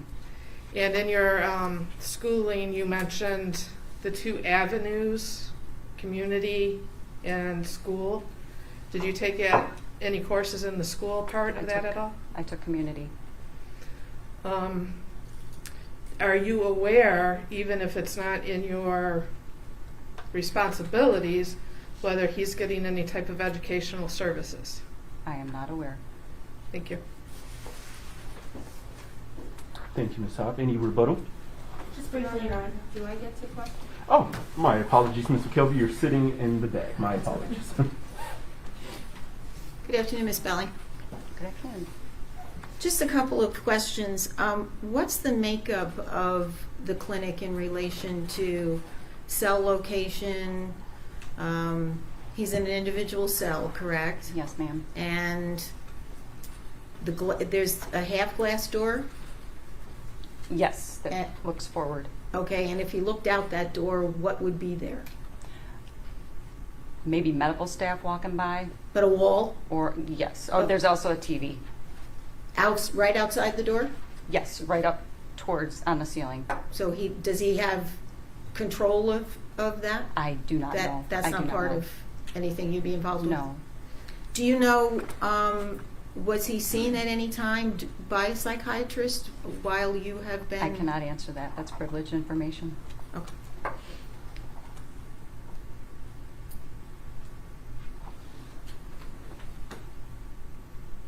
And generally speaking, if he had any interaction with anyone else, it might be the deputy that's there. You said there's one there, I mean, just manning the clinic? That's on a constant watch. Or just in the clinic? Is there a deputy that stays there at all times, like at the desk, or? He is assessed, or he is seen every 15 minutes on clock rounds from deputies. Okay. But generally speaking, how many remain there at any given time? If he wanted to talk to somebody, would there, and you were not available, or it wasn't your day, or he didn't need to technically see you, would there be somebody, a deputy at the desk there or something, that he could ask for something? He would have to wait until somebody comes through, or one of the medical staff. There's not somebody sitting outside. He's not on a constant watch, Right. so there's not somebody. But in proximity, is there usually a deputy that mans the clinic, or is? Yes. Okay, so there's that, and then just the medical staff that are there? Yes. Do you know how many people are part of the medical staff? I do and not you may know. not know. Okay, thank you. Thank you, Ms. McKelvey. Rebuttal? Just very briefly, Your Honor. You testified that you were the individual responsible for taking the defendant off a suicide watch. Is that correct? That is correct. What factors went into making that determination? I can't provide you with that information because that's privileged information. What factors? You've had other individuals, other inmates on suicide watch, correct? That is correct. And in a general sense, what factors do you consider when making that determination to take them off a suicide watch? And again, I can't provide you with that information because it is privileged. How long was the defendant on suicide watch? That I am unsure of. And in regards to his education, have you provided the defendant with any books, like reading material? Yes, I have. And what books have those been? Harry Potter, mostly. And to the best of your knowledge, has he read those books? To my knowledge, yes. And if the defendant needed to speak with someone, how needed to speak with you specifically? Would he be able to contact you? In other words, I believe your testimony earlier was that you generally meet with him on Mondays, but say it's a Wednesday. How would he contact you, or how would he be able to reach you if he needed to see you? He tells the deputy, and the deputy either calls me, and if it's after hours, they leave a message, and I see him the following day. And is that for all inmates or specifically for this defendant? That is for all inmates if it sees fit the situation, but because the defendant is a juvenile, I would make an exception to put him at the top of the list. And you've been to the defendant's cell, correct? Where you Yes. meet him? Are you familiar with a button inside of his cell? A button that allows him to reach. I've never been inside the cell. I don't know what like where the buttons are. I've stepped in the doorway, but I don't know where there's a Do you button. meet with him inside the clinic, correct? Yes. And you meet with him in the doorway of his cell, correct? Yes. Okay. And it's your testimony you've never seen the button? I'm not familiar with a button, is what I'm saying, is I've never paid that close attention. My focus is on the person I'm working with, not on a button. Are you aware, have you been in other cells inside of the clinic? Yes. And have you seen a button inside of the other cells that are inside of the clinic? I can't say I've ever noticed any buttons because I've never paid that close attention. When I'm dealing with somebody in the clinic, it's usually a crisis situation and I'm focused on that person. One moment.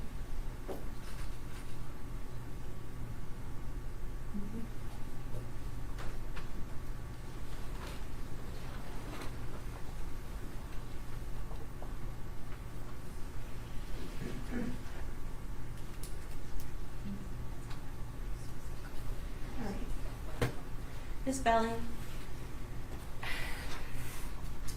Again, I'm not asking for any specific factors regarding this defendant, but I am again going to ask, what factors do you generally consider or look at when making a determination that an individual should be taken off a suicide watch?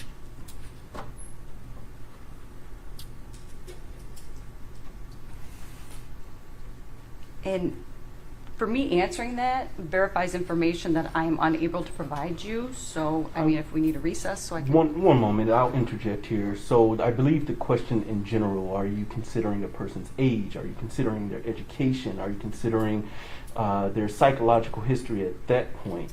In general, not anything specific about this defendant or any individual that you may be evaluating, but in general, when you're considering whether or not to take a person off suicide watch, what are you looking at? Are you looking at their age? Are you looking at their maturity at the time? What are you looking at? But I don't want to know the specifics about Mr. Crumbley. Just in general, what factors are you looking at?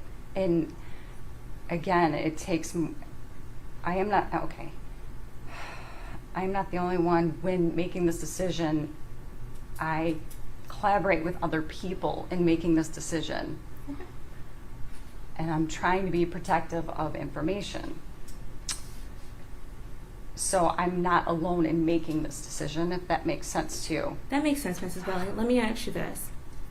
Would you take an individual off a suicide watch if you had concerns about their safety?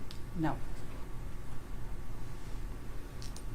When you took the defendant off a suicide watch, is it fair to say you didn't have any concerns about his safety at that time?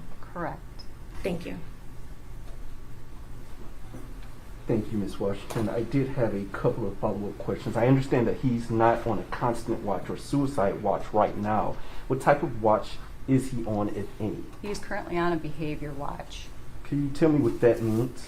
He is on a behavior watch as told that he would stay on by my command staff, that he would not come off of it. So if anybody is on a behavior watch, I automatically meet with them 1 time a week. And anything over that is just me catching up with people. Now, when you say behavioral watch, can you describe to me what that means in general? What is a behavioral watch, and why would an individual be placed on a behavioral watch?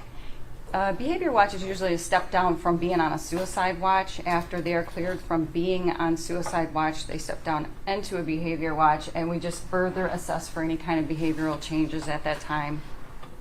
Okay, so you're continuing, as you mentioned earlier, to meet with him 2 times per week to assess continued behavior issues or lack thereof? Yes, sir. Okay, thank you. Are there any follow-up questions based upon my questions from the people? No, Your Honor. Thank you. Anything further, Ms. Lofton, based upon my questions? I do have a question. Ma'am, in your meetings with Mr. Crumbley, would you agree with me they're less than 5 minutes? No, sometimes we meet longer. Okay. And again, the meetings occur while you stand at his door, correct? That is correct. No further questions. Okay, thank you. Anything else from this witness? Nothing from the people, Your Honor. Nothing from defense, thank you. Thank you. May this witness be excused?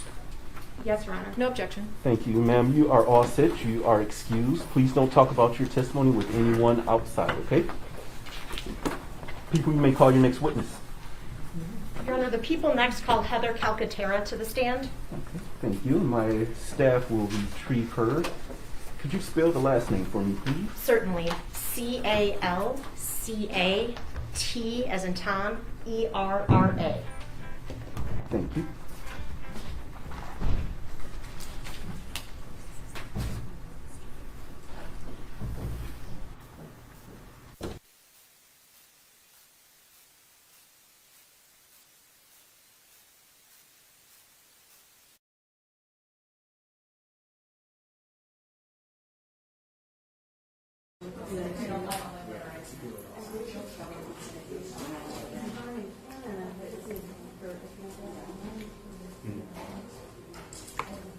Can you try turning off that screen?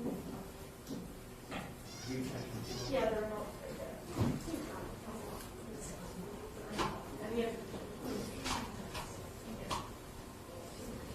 I think this is a good place to pause that. We're getting a new witness coming in, and we're back.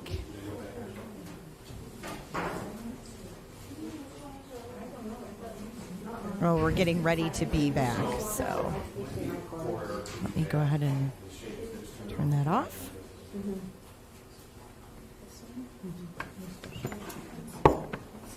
This is a disturbing, it just keeps getting more and more disturbing, doesn't it? I like the chains. Yeah, we switched out Intermission. Guys, hit that like button if you could before we get started here. I don't know where D's Nuts has been. D's Nuts.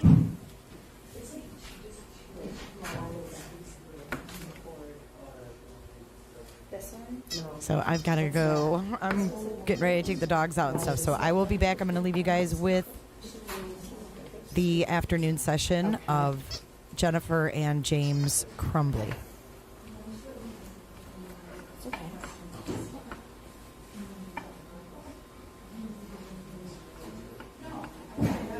This is pretty much the worst video ever made.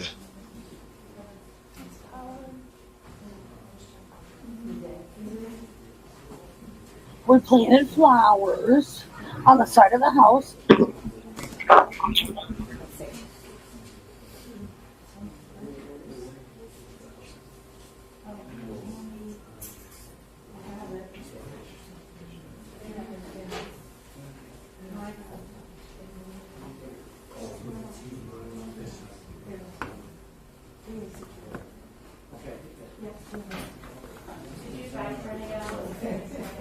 Yeah, we did.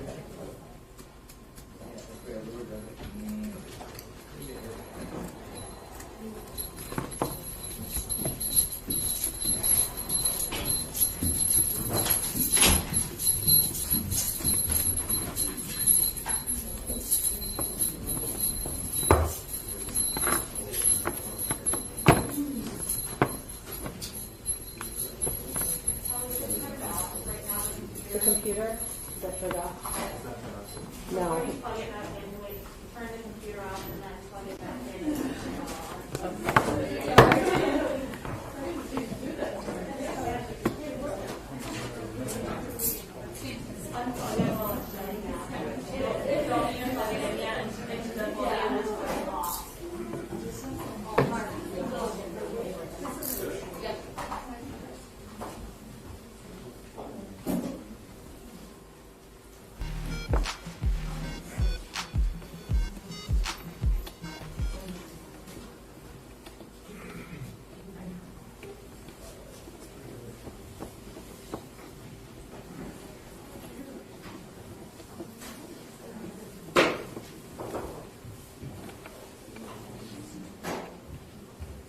Are you turning it on?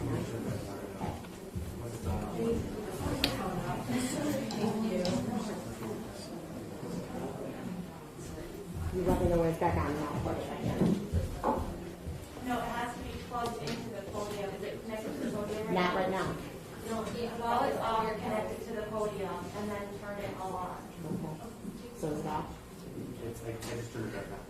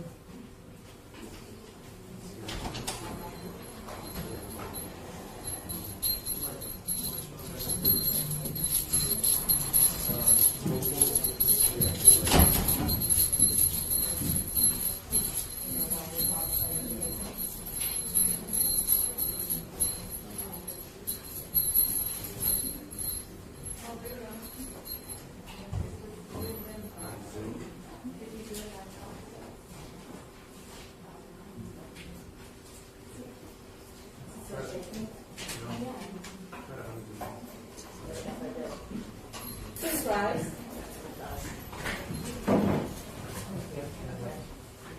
Good afternoon. Please be seated.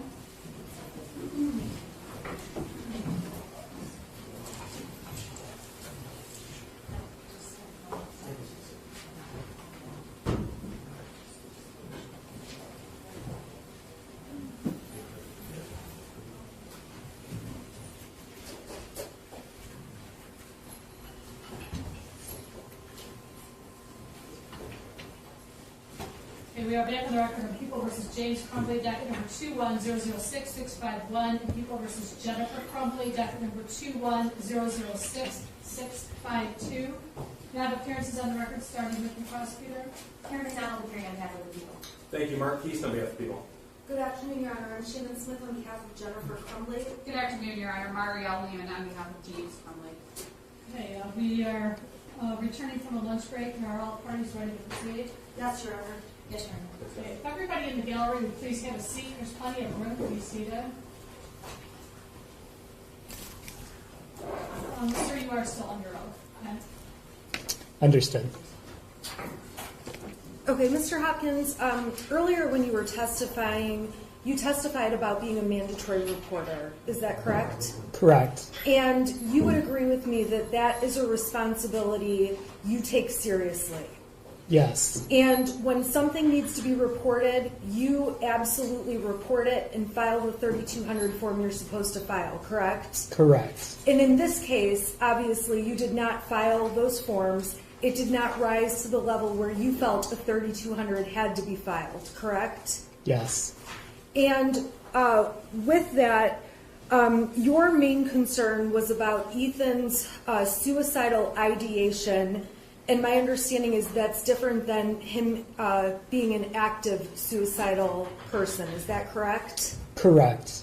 And with the suicidal ideation, going to therapy as soon as possible would have satisfied or helped the problem that you thought existed. Is that correct? Yes. And that's why Ethan was not forced to leave school, correct? There was no discipline issue, correct.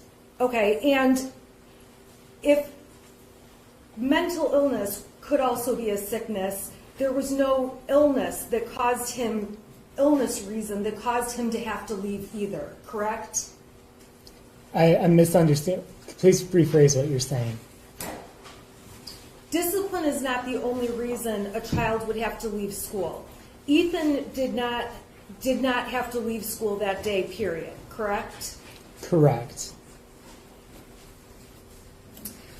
You were concerned about the suicidal ideation, and you testified that Ethan would have gone into his, is it 5th hour after being in your office?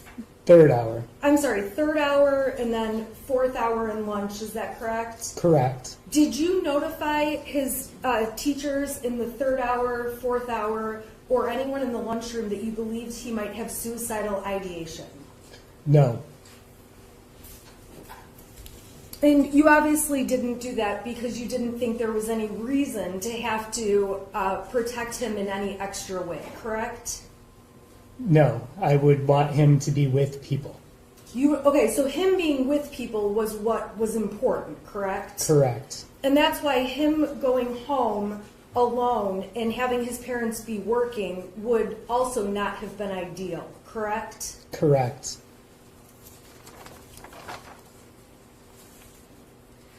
You testified a little bit about the parents and how they interacted with you, how they behaved in the office.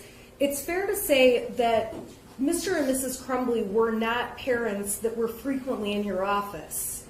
Is that correct? Correct. In fact, this was the first time that you had ever had interaction with Mr. and Mrs. Crumbley. Yes. I imagine there are other students whose parents you may see more frequently. Is that a fair statement? Yes. And on those parents, you may have ideas of what to expect or not expect based on what you know of them, correct? Based on the other parents' behavior? I'm saying you would be able to predict other parents better that you've been around many times. Correct. And so when it comes to Mr. and Mrs. Crumbley, these are people you don't know except for your interaction with them on this particular day, correct? Correct. And in your assessment, with all of your training, with all of your experience, you would not have done anything different than what you did that day. Is that correct? As far as alerting the parents about their student having suicidal ideation, that is what I would have done that day. And that's what you did? Correct. Okay, and aside from that, though, there's not any other thing that you think you should have done or would have done differently that day? I'm confused. Are you just asking in general? Yeah. I want that situation to be as different as possible. I acted off the information I had available. You acted off the information you had available, and you acted in a way that was making the best decision with the information you had at the time, correct? Yes. Thank you. Any questions on behalf of James Crumbley?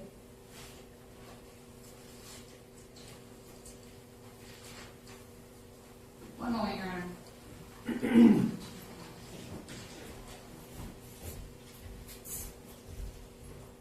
Nothing for Mr. Crumbley, Your Honor. Any redirect? Yes.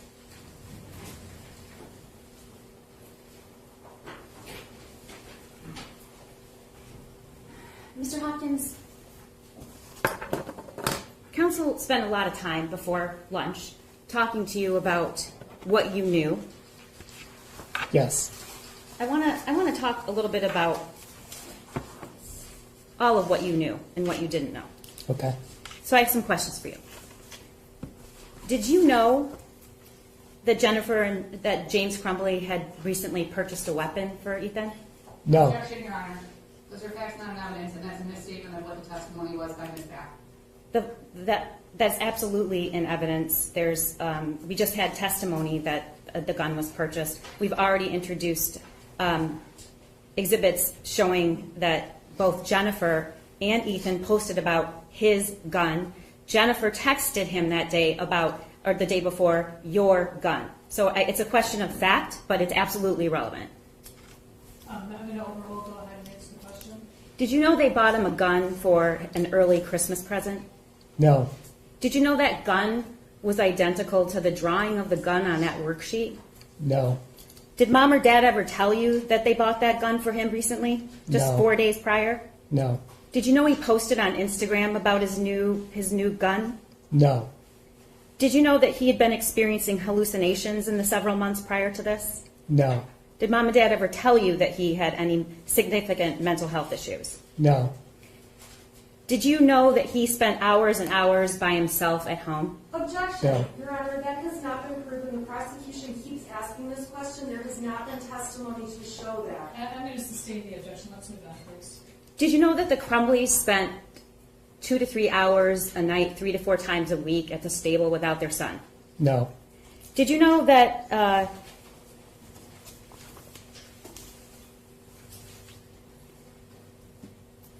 well, I'm going to go back. When Dad said about the journal, did you know that written in that journal was a lot of really disturbing things? No.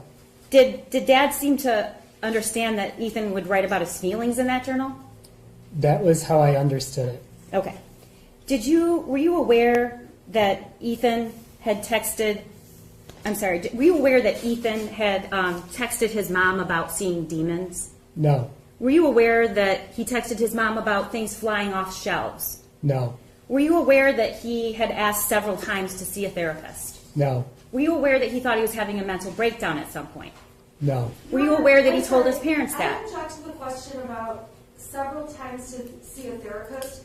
Ethan has never asked his parents several times to see a therapist. The prosecutor is taking that from text messages between Ethan and somebody else. I'm going to sustain that objection. Thank Your Honor, you. first of all, she just talked about what he said to her clients. That's testimony. They haven't testified to that. And second of all, we've already introduced text messages where Ethan is telling his friend several times that he's telling Mom and Dad he needs help and he's having a mental breakdown. Correct. Okay. Were you aware that Ethan had texted his friend that he talked to his mom about getting help and she laughed at him? No. Objection. I don't believe believe that text has come in as evidence. Well, There is not that the fact that mom laughed at him about therapy is not a part of the evidence in this case. There was, during the course of some cross-examination, it did come in. and the redirect of The exhibit itself didn't, but there was testimony regarding that. with no objection, Your Honor. Were you aware that he told his friend that he talked to his mom about getting help and she laughed at him? No. Your Honor, objection. This is, again, going back to what he said to his friend. That is not saying it to his parent and having the parent I laugh. note that for the record, that correction was that was a statement he made to his friend. I'm trying to make that really clear, Your Honor. Were you aware that he texted his friend that he talked to his dad about having a mental breakdown, and that he texted his friend that his dad said, "Suck it up"? No. Were you aware that his mom, Jennifer Crumbley, just the day before, texted Ethan, "You have to learn, LOL, you have to learn not to get caught"? No. Were you aware that he had access to the gun and ammunition? No. Objection. Your Honor, the day before, Mr. Hopkins has already testified that the day before, well, there's two objections actually. First, that he had access to the gun. That's the first objection. The second objection is Mr. Hopkins testified differently when he was talking about the meeting on November 29th, because he indicated that Ethan clearly told him on November 29th he had gone to the shooting range with his mother the weekend before, and that he understood that Ethan was shooting guns as a hobby. So that, what Ms. McDonald is asking is not an accurate question, and we're also objecting to the accessibility again. Response to the objection. I'm not sure what So this... Are you objecting the facts not in evidence as it relates to the accessibility issue? Yes, Your Honor. Okay, go ahead and respond to the objection as facts not in evidence regarding the accessibility issue. I think the fact that Ethan Crumbley has that gun and had that gun that day, and that it was purchased for him, shows that he had access to the gun. I'm going to sustain the objection as to that question. Mr. Hopkins, were you aware that Ethan Crumbley was not on his parents' health insurance? No. Were you aware that he hadn't been to the doctor in several years? Objection! That is not evidence in this case, and it's not true. Response. Were you aware that in... Are you rephrasing? I'll rephrase, Your Honor. Were you aware that despite Ethan telling his friend that he had asked several times for mental health and they thought he was having a nervous breakdown, that there's no evidence in all of the text messages with his mother that he ever went to the doctor? No. Oh.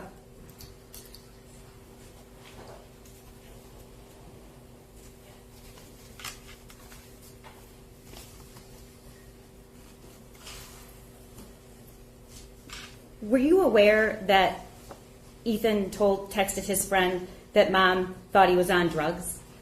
No. Did Jennifer or James Crumbley ever tell you in that meeting with their son that they had just purchased a gun for him? No. Did they ever ask to look in his backpack and see what was in there? No. Did they ever let you know that he was having a lot of trouble at home? No. Did they ever ask to see that video that counsel asked you about? No. Did they ever ask about anything specific about the worksheet? They did not ask anything specific about the worksheet. Dad looked at the worksheet. Did they ever ask you what suicide ideation was? No. Did they ever seem concerned for the safety of their son? Not in the immediacy, no. Okay. Nothing further. Your Honor, if I may just briefly recross, thank you, Judge.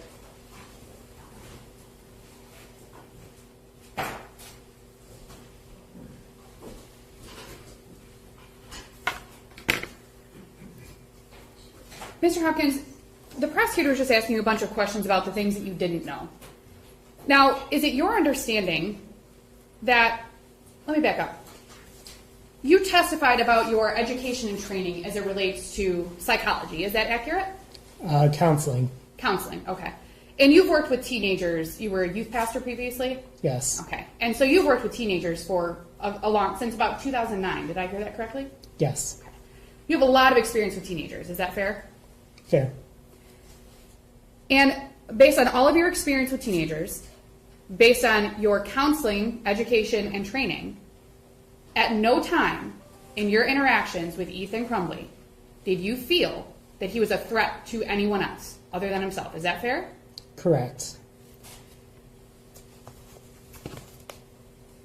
You didn't ask, despite the fact that you knew that Ethan had gone to the shooting range with his mother the weekend before, you didn't ask Ethan or, Mr. or Mrs. Crumbley about a handgun. Is that fair? I did not ask them about their gun, no. And you didn't ask them if they knew where it was? I did not. You didn't ask them if they thought that Ethan would take it? No. You didn't ask them anything about it. Is that accurate? About their specific handgun? Yes. I did not ask about their gun, no. About any gun? I did not ask them about guns, no.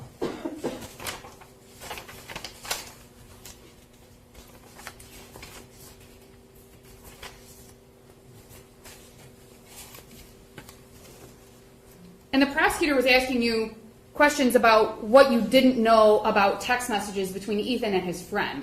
Do you recall those numerous questions? Yes. Okay. At no time did you ask Mr. or Mrs. Crumbley if they were aware of any issues with their son. Is that fair? I was alerting them to issues about their son. Okay, yes. You alerted them to an issue that you had been made aware of on November 30th. Is that accurate? Yes. And you advised them that they should seek counseling for their child. Yes. And they agreed. They agreed, but they did not agree to do it immediately. They agreed to seek counseling for their child based on your recommendation. Is that an accurate statement? Yes. Thank you. No further questions, Your Honor. Just briefly, Your Honor. Mr. Hopkins, if you meet with a child and you've got concerns about that student, what is the last resort in terms of making sure he's safe? What do you do? Absolute last resort? Yes. 911. Okay. And what would a student look like for you to call 911? It would have to be a medical emergency.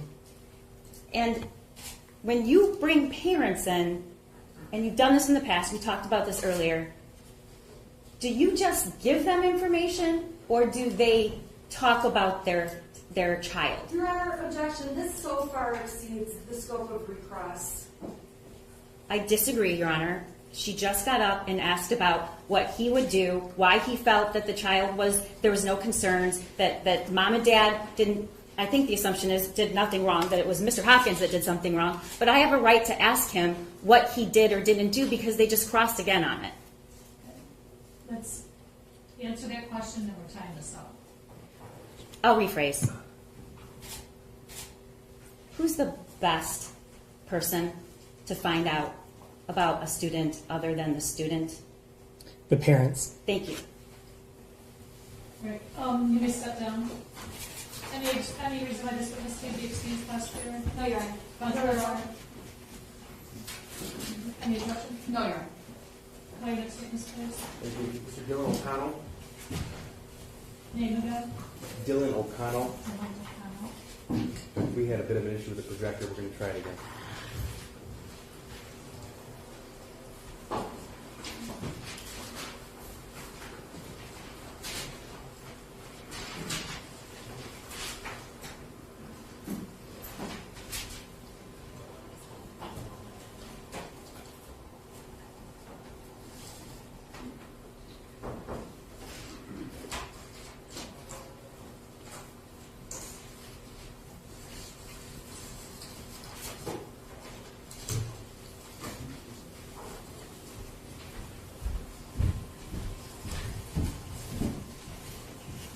Please raise your right hand for me. Do you solemnly swear any testimony you're going to give will be the truth under the penalty of perjury?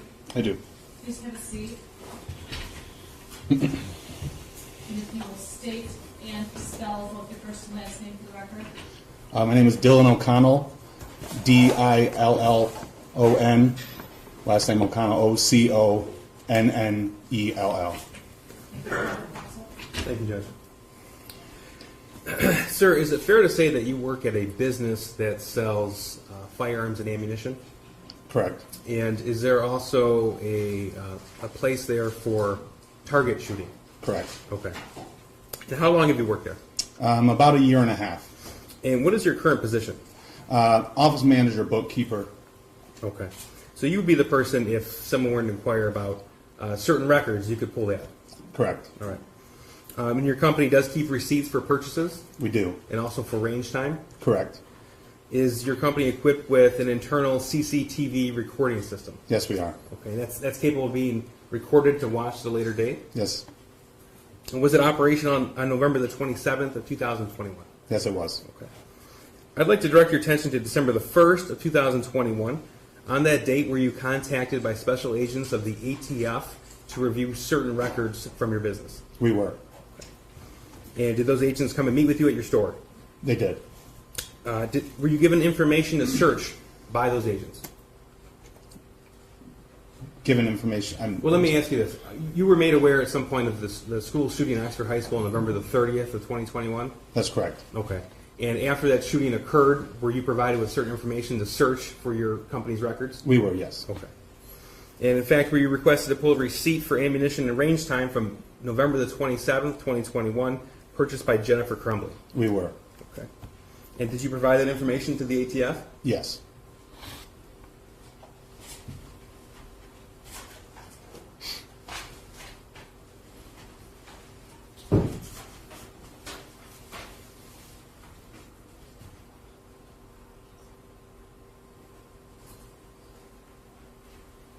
May I approach the witness, sir? May I approach? This is People's Proposed 39. I believe we have a stipulation to the exhibit. Sir, what have I just handed you? A copy of the receipt. Okay, and is that the receipts of November the 27th, 2021? And does it have a name of an individual who purchased items from your store? Yes, it does. Okay. And does that receipt fairly accurately depict what you pulled for your company's internal systems for the ATF? It does. People move to admit 39. Any objection? No objection, Your Honor. Be admitted. I'm going to attempt to publish it.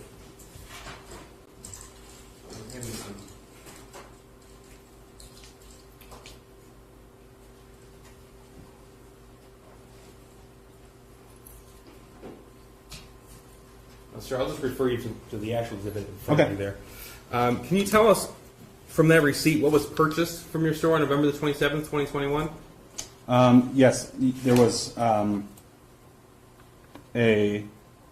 by the information provided, a half an hour of range time, one additional paper target, and then 2 boxes of ammunition. Okay, what caliber ammunition? 9mm.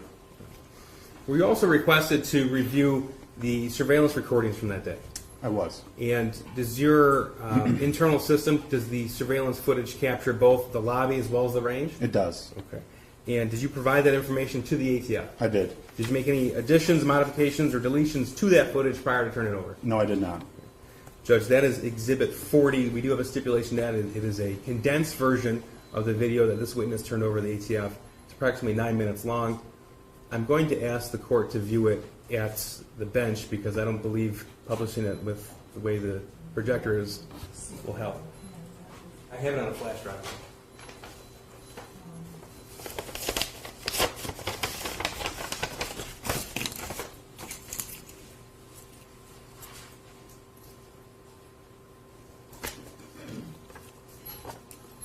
May I approach?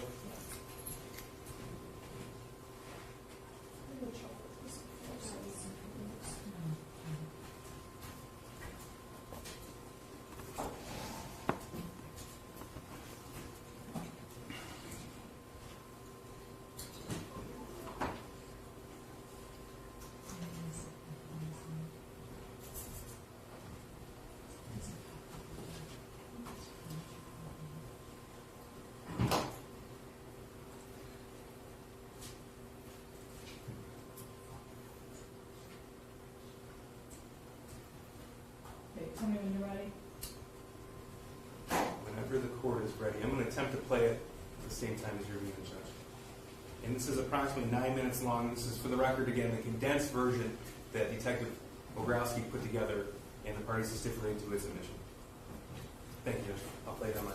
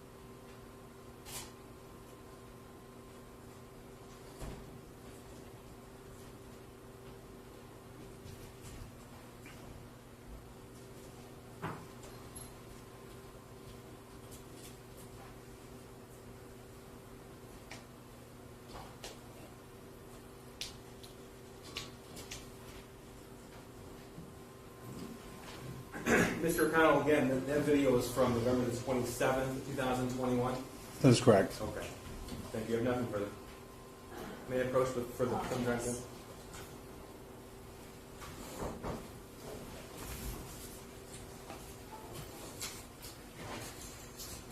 Any costs on behalf of Jennifer Crumbley? Your Honor, could Mr. Crumbley's lawyer go first? I believe she has more questions for Costs on behalf of James Crumbley. Thank you, Your Honor.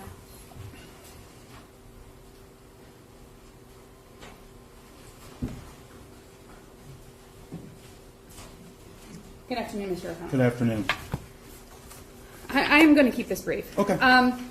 You said that you're an office manager. You deal with records. Is that fair? Yes, somewhat. Okay. But you're familiar with the goings-on within the store and the shooting range? Yes, I don't really work over there, but I'm familiar. Okay.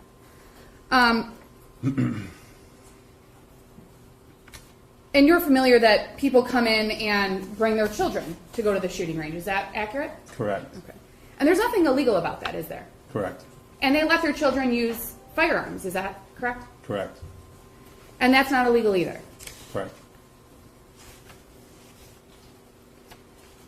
You know that people, and I assume you're somewhat familiar with shooting ranges and firearms and shooting guns as a hobby. Is that fair? A bit, Okay. yes. So you know that people go to the shooting range as a hobby? Yes. And some go often? Correct. I mean, do some go multiple times a week? Yes. And some don't go so often. Is that fair as well? Yes. Now, the receipts that you provided, you obviously provided the one receipt on November 27th of 2021. Correct. You didn't provide any, or I'm sorry, the prosecution didn't provide any other receipts to you today. Is that accurate? That is correct. Okay. And did you review all of the receipts when you were reviewing the records related to James and Jennifer Crumbley? I did not.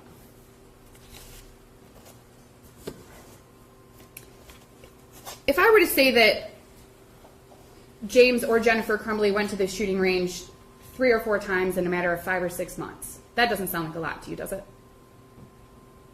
I'm sorry, 3 or 4 in 5 or 6? 3 or 4 times in 5 or 6 months. Doesn't sound like a lot. I would agree.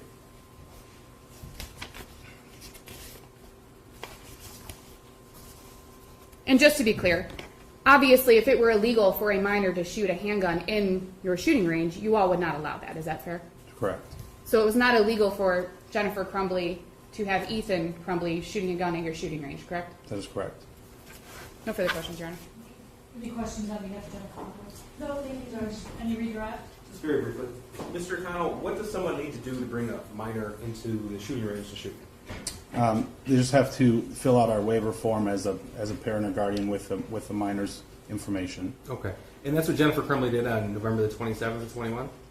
As far as I know, yes. Okay. So if they would have been at the range in prior months, like counsel just asked, they would have each time filled out a waiver and asserted that there are that minor's parent or guardian and they are with that person. Well, we would have had it on file and we would have selected that information in our system. Right.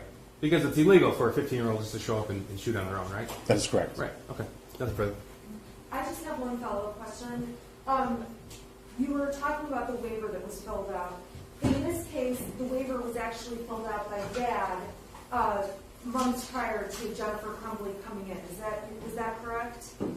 The waiver, I believe so. Okay. I believe I that. just wanted to verify on that day Jennifer did not fill out a waiver, but there was one on file.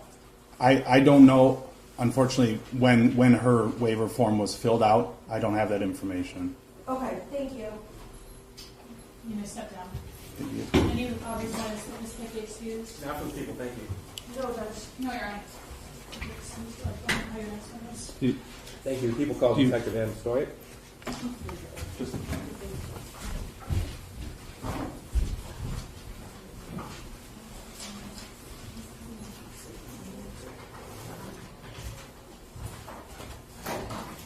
Judge, may counsel and I approach?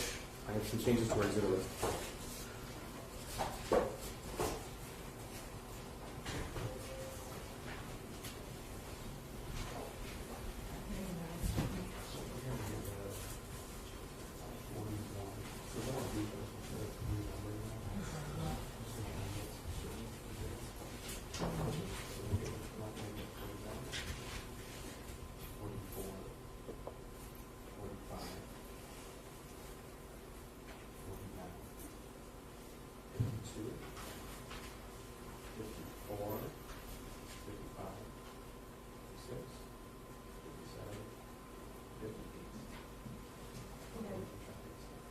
do have a quick question. Probably it's for you, Dr. Nest.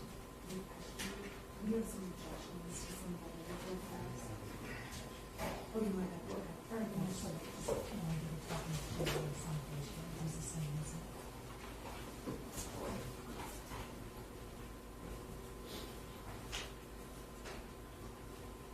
my notes is Just sir, please raise your right hand. You solemnly swear in the testimony you're going to give will be the truth under the penalty of perjury. I do. Have a seat, please. Please state and spell both your first and last name for the record. Adam Stoyak, ADAMSTOYEK. S-T-O. YEK. Okay, I'm going to ask you to keep your voice up as loud as possible. As you know, we do have microphones in front of you. One does record, one does amplify. It is necessary for us all to be able to hear what you're saying at all times, okay? Okay. Thank you, Judge. I'm going to do my best with the projector.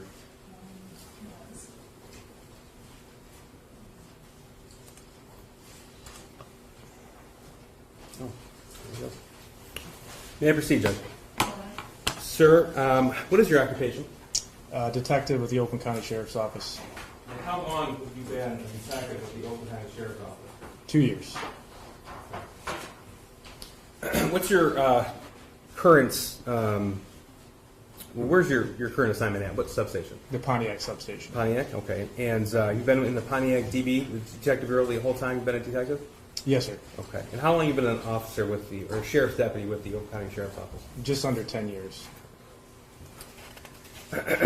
Now, I want to direct your attention to November the 30th, 2021. Were you working that day? I was. Were you made aware of the Oxford High School shooting while you were working? I was. Okay. And what did you do when you were made aware of that information? My partner and I got into our county-issued vehicle and went to the Oxford High School. Okay. I apologize. All I can hear is like the humming of maybe the projector. Could the witness keep his voice up a little? Sure. Please, there's, you just keep your voice up as loud as possible. Yep. Okay, so November 30th, 2021, you were working that day? I was. And you were made aware of the shooting at the Oxford High School? I was. And did you respond to the school? I did. Okay, you said with a partner? Yes. And who's that? Detective McPherson. Okay. And tell me, please, what did you do when you first responded? We assisted with the initial search of the high school. After that, we assisted with escorting students out of the high school. At some point, were you tasked with securing the residence of 112 East in Oxford? Correct. Okay. And did you go to that address? I did. And tell us what's at that actual address. Was it a condo, a single-family home, or something else? A single-family home. If you could, tell us a little bit about the layout of the home. Well, first, may I approach? Yes. This is People's Proposed 42. Sir, what have I just handed you? Looks like a layout of 112 East Street. Okay. And does that correspond with what your actual memory is when you were there at 112 East Street? Correct. Okay, people move to MIT 42. Any objection? No objection. No objection, Your Honor. Okay, and you can see it's on the screen here displayed. You can refer to the exhibit I've handed you if it's easier for you, Okay. though. Tell me, please, what the layout of this residence is. You walked in, there was a living room, a small dining room. From there, you'd walk into a kitchen. Right off the kitchen, there was 2 bedrooms, kind of close in distance. For that, you walk into a hallway. There was a washer-dryer machine. And after that, the furthest west side of the house was the master bedroom. And off the master bedroom was a stairwell to the basement. Okay. Now, Detective, I used the word secure. Would that be right? You were there to secure the home? Correct. And now, was that pending issuance of a search warrant? Correct. And was the search warrant actually obtained to search that residence? It was. When it was obtained, did you participate in the search? I did. Now, is a residence typically secured prior to the issuance of a search warrant? It is. And tell me why. To preserve any evidence that may be inside of the residence, and just to ensure that nobody goes inside or outside of the residence that's not supposed to. Okay, so you need to protect the integrity of what's inside the location, is that right? Correct. Okay. And you did that? I did. But nothing's actually searched prior to the search warrant, am I right? Correct. Okay. Now, in your preliminary securing of the residence, did you observe anything in plain view? Anything of note? Yes, I did. Okay, tell me what you saw. Inside of the master bedroom, there was a open handgun box on the bed. Next to the handgun box, there was a empty box of 9mm ammunition on the bed as well. May I approach the witness? Yes. This is People's Proposed 43. Sir, this is a photograph. What is that photograph of? That's of the handgun box and the empty box of ammunition that was on the bed. Okay. Does that photograph fairly and accurately depict what you observed November 30, 2021? It does. People move to admit 43. Any objection? No objection, Your Honor. Be admitted. Okay. So is this the photograph that you have in your hand right now that I'm displayed on the screen? Yes. Okay. So this case that's open, what did you describe that as? Handgun case. Okay. Now, is that a plastic case? Yes. Now, there's clasps on there to close it, am I right? Correct. Okay. Is there any other locking mechanism on there? Nothing that I observed, no. Okay. And what's the red box next to it? It was an empty box of 9mm ammunition. Did you see either James or Jennifer Crumbley while you were there on scene? I did. Did you see both of them? I did. Can you please point them today and describe something they're wearing today? James is wearing the orange jumpsuit. Jennifer's wearing the black and white jumpsuit. Would record reflect identification of both defendants? Any objection? No objection. No objection, Your Honor. Now, at some point in time, were you given a code for a gun case that did lock? I was. Okay. And who provided that information? James Crumbley did. And what was the actual code? What was the number? 000. So once the warrant was officially authorized, you participated in the search as well? Correct. Right. Now, I want to start back at that same bedroom where you made this observation here in 43.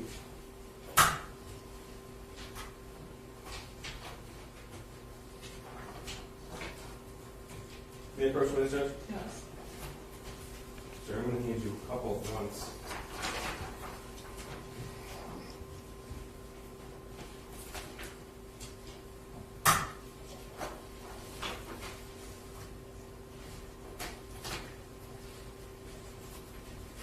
I'm approaching with what's been marked as People's Proposed 46, 47, and 48.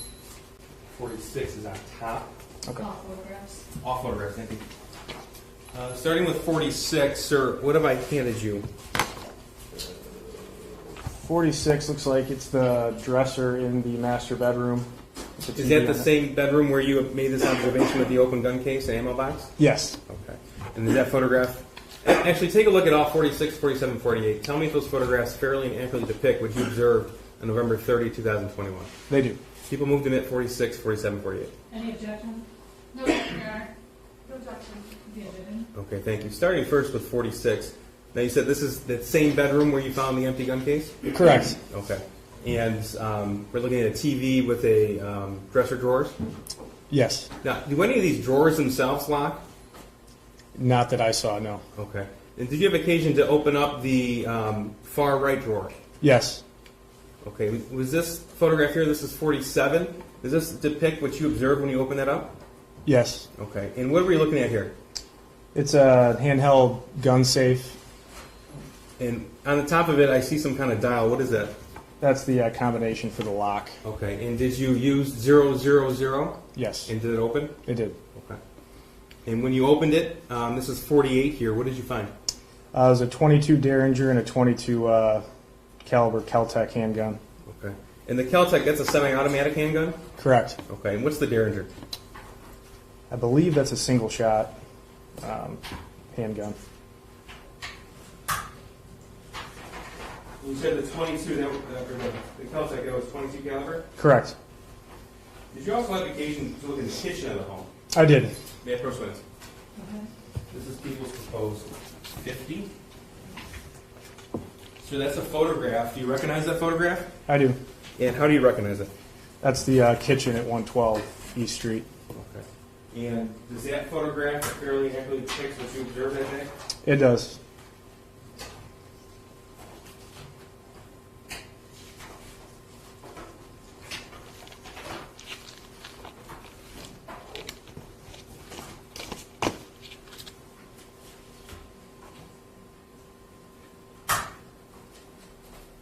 May I approach, Judge? Yes. I'm also going to Are give you you... moving on 50 or are you just just going to do all of them? I'll do all at once, actually. I'm going to give you 51 and 53 as well. Okay. Take a look at those, please. 51 is on top. Those are also photographs? Correct. And those photographs also fairly and accurately depict what you observed that day? Correct. People move to admit 50, 51, and 53. Any objection? No objection, Your Honor. No objection. The agenda. Okay.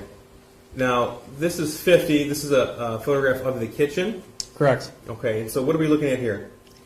Just looks like the kitchen with the oven. There's an island right across from the sink, and some cabinets underneath the island. How would you describe the general state of the home? It was messy. Okay. What's this bottle we're looking at right next to the kitchen stove? I can't really see that. That's on 50.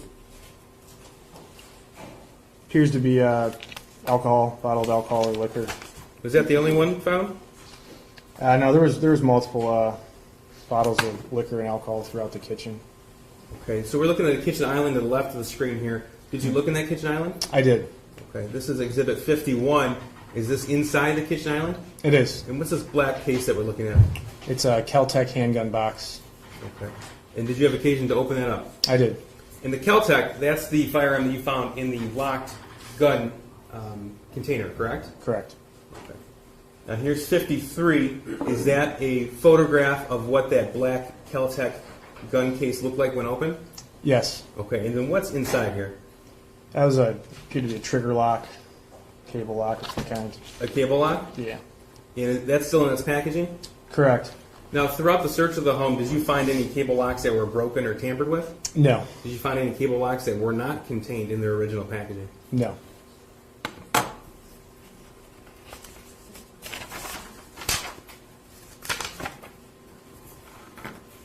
May I have one moment, Your Honor.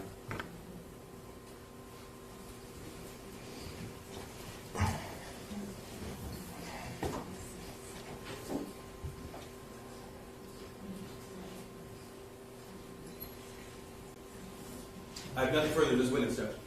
Any questions on behalf of James Crumbley? Yes, Your Honor, one moment.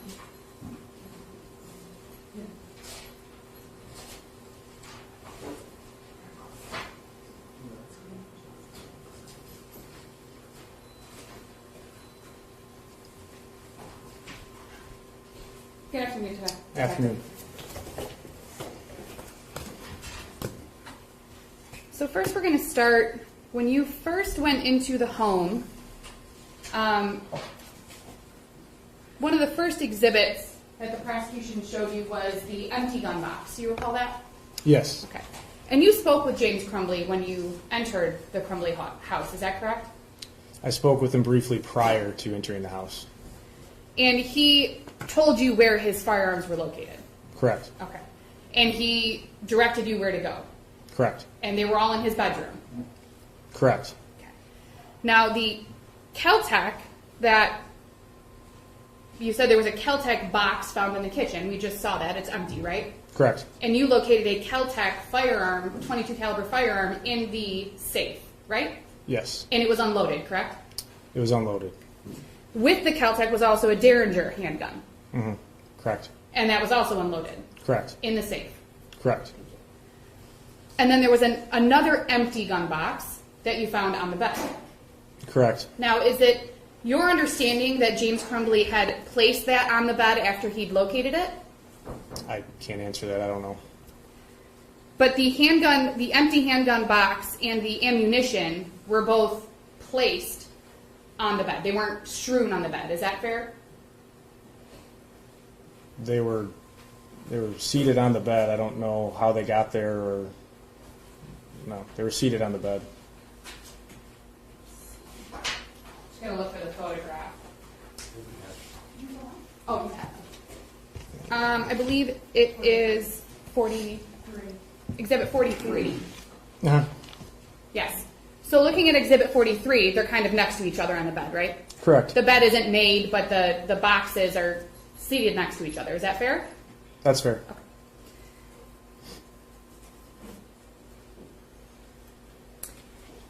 And there was a question in Exhibit 48, I believe, about the cable lock in that box. Correct? Correct. And the prosecutor asked you if you'd located any other cable locks, right? Correct. You didn't. I did not. You have no information to indicate that there was not a second cable lock that was used to secure the Sig Sauer handgun that belonged in that empty hand box. Is that fair? Yeah, I personally did not recover any other locks that day, or cable locks that day. You didn't find any other locks and wrappings that weren't being used. Is that fair? Fair. You didn't find any that had been cut off on the premises? I did not, no. And to your knowledge, a cable lock could have been taken with whoever took that handgun out of the box. Is that fair? I don't think I can answer that question. You have no knowledge? I have no knowledge, no.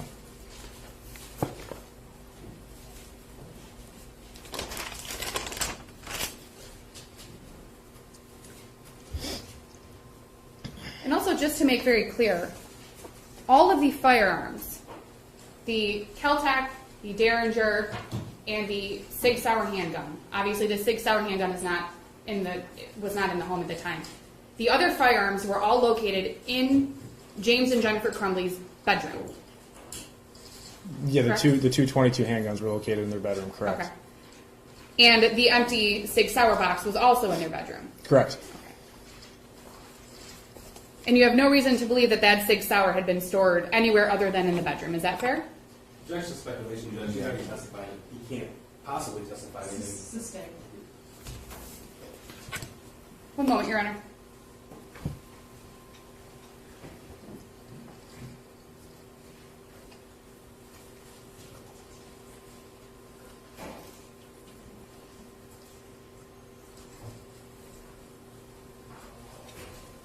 No further questions. Thank you. Any questions on the other Judge Crumbley? Thank you.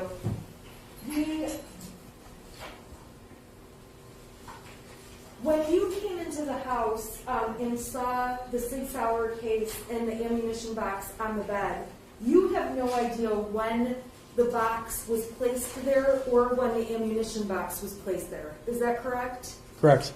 And when you came into the house and found those items there, did you ask James and Jennifer when those items were placed there? I did not. Did you listen to or are you familiar with James's 911 call when he reported the missing gun? No, I never listened to that.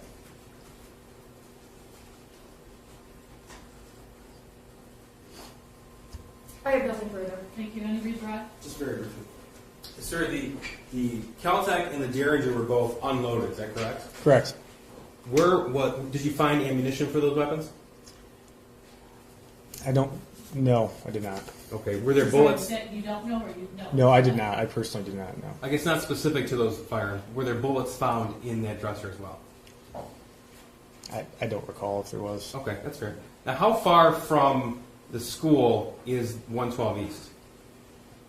I'd say around a half mile. Okay.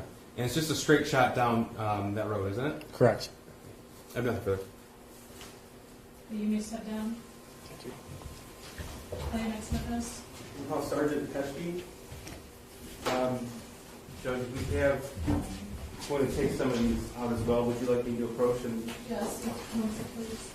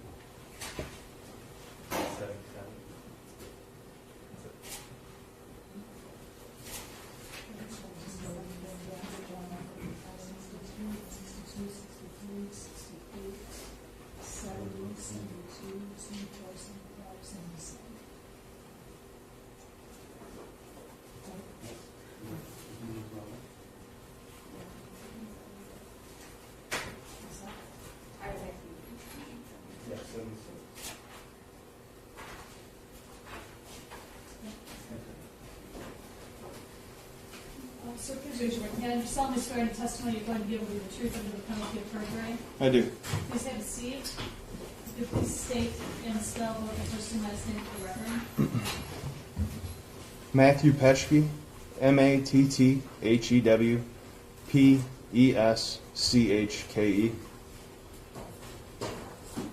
May I proceed, Judge?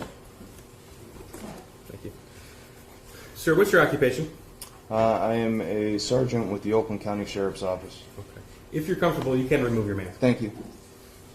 And you said you're a sergeant with the Sheriff's Office? Yes, sir. How long have you been a police officer? Approximately 20 years. Okay.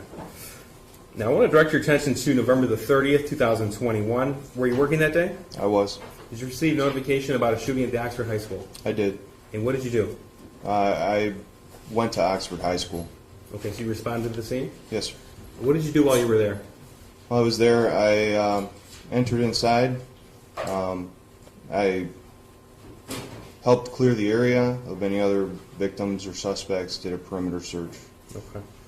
Now, at some point, were you tasked with responding to 112 East in Oxford? I was. And was that to secure the scene for a search warrant? Yes. Okay. Now, did you go alone with other deputies? I went with other deputies. Was anybody home when you arrived? Yes. Who was that? Jennifer and James Crumbley. Okay. Did you see them when you pulled up? I did, yes. Tell me about that, please. When I pulled up, there was another detective that was on scene. Jennifer was on a porch and James was in the back. They were having him come out. Okay. Now, at some point was a search warrant obtained to search the premises? There was. And did you participate in the search of that premises once the search warrant was obtained? I did. And photographs were taken during the search, am I right? Yes. Now, is it true that it is a sheriff's office policy not to take a photograph, not to disturb the scene until a photograph is taken? Can't say I've ever read that in a policy. Well, let me ask you this: when a photograph is taken of, let's say, a room, is that photograph taken to capture the way the room actually looks, or is it captured to show what the room looked like after it was gone through by the officers? What it looked like before. Okay. What was the general condition of the home? It was an older home. He walked in the living room. It seemed fine. And we went through the kitchen. The bedrooms were a little messy. Particularly the Ethan's rooms were pretty messy. At some point, were you made aware which rooms were Ethan Crumbley's? I was. Okay. May I approach the witness? Yes. I'm going to approach with a few at once.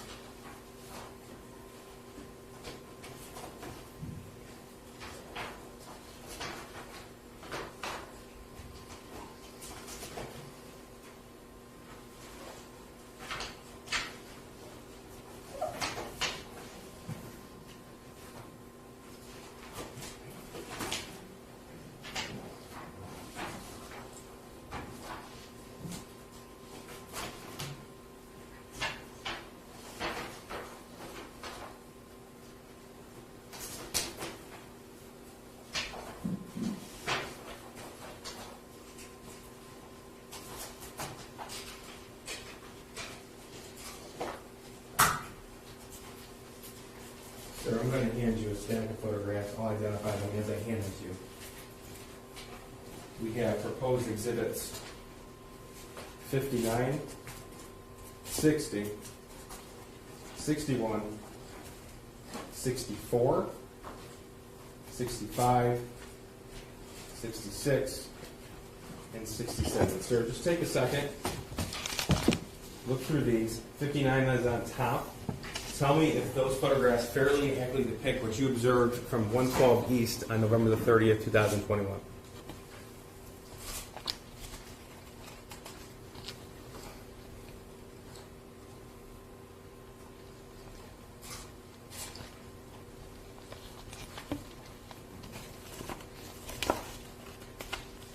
Yes.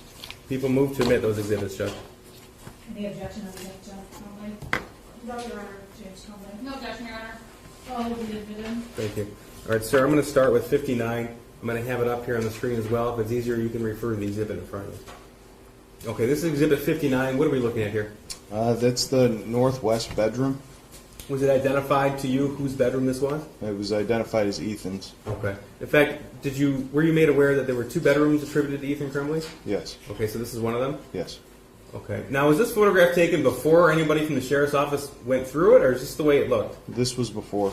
Okay, so this is the way it looked. All right. And what do we see on the wall here? Those are silhouettes. Okay. This is 60 here. Is that the same silhouettes? Yes. When we say silhouettes, are we talking about gun range silhouettes? Targets? Okay. Now here's 61. What do we see here? That is a empty bottle of whiskey. Okay. Was that the same brand whiskey found throughout the house? There was a bottle of it on the kitchen counter. Empty or full? It was. Sorry. Empty or full, I said. I believe it was almost empty. Okay. And this is again in Ethan Crumbley's room? Yes. All right, so that's 61. We have 64, and this is still in Ethan Crumbley's bedroom, correct? Yeah, this is the nightstand. Okay, this is the nightstand next to the bed? Yes. And so what's depicted in this photograph? There was miscellaneous shell casings found within the dish. What's a shell casing? It's fired shell casing when a bullet's fired from a gun. If it's a semi-automatic, it ejects a shell casing. Okay. Those aren't pretend, those are real shell casings, right? They appear to be real, yes. Okay. Now, this is 65. What are we looking at here? That was a coin that was found in like underneath that dish on that plate. It was it had a Nazi symbol on it. Okay, and that was on his nightstand in his room? Yes. Ethan Crumbley's? Okay, that's 65. And this is 66. What's this? That's just the other side of it. Okay. Did you put that in that plastic bag, or was it like that? That's how it was. Now, this is 67. Is this the same bedroom? It is, yes. Okay. And did you find anything of note on that tall dresser to the left? Yeah, there was like animal, like mouse species and things on it like that. On that dresser? Yeah. Yes. Now, did you also search the other bedroom that was identified as belonging to Ethan Crumbley? Yes.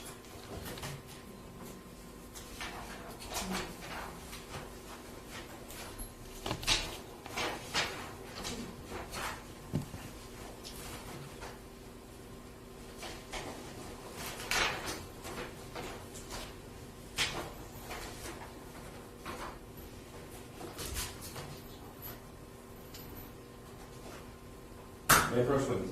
Yes. Sir, I'm going to hand you 3 photographs. They are proposed exhibits 69, 71, and 73.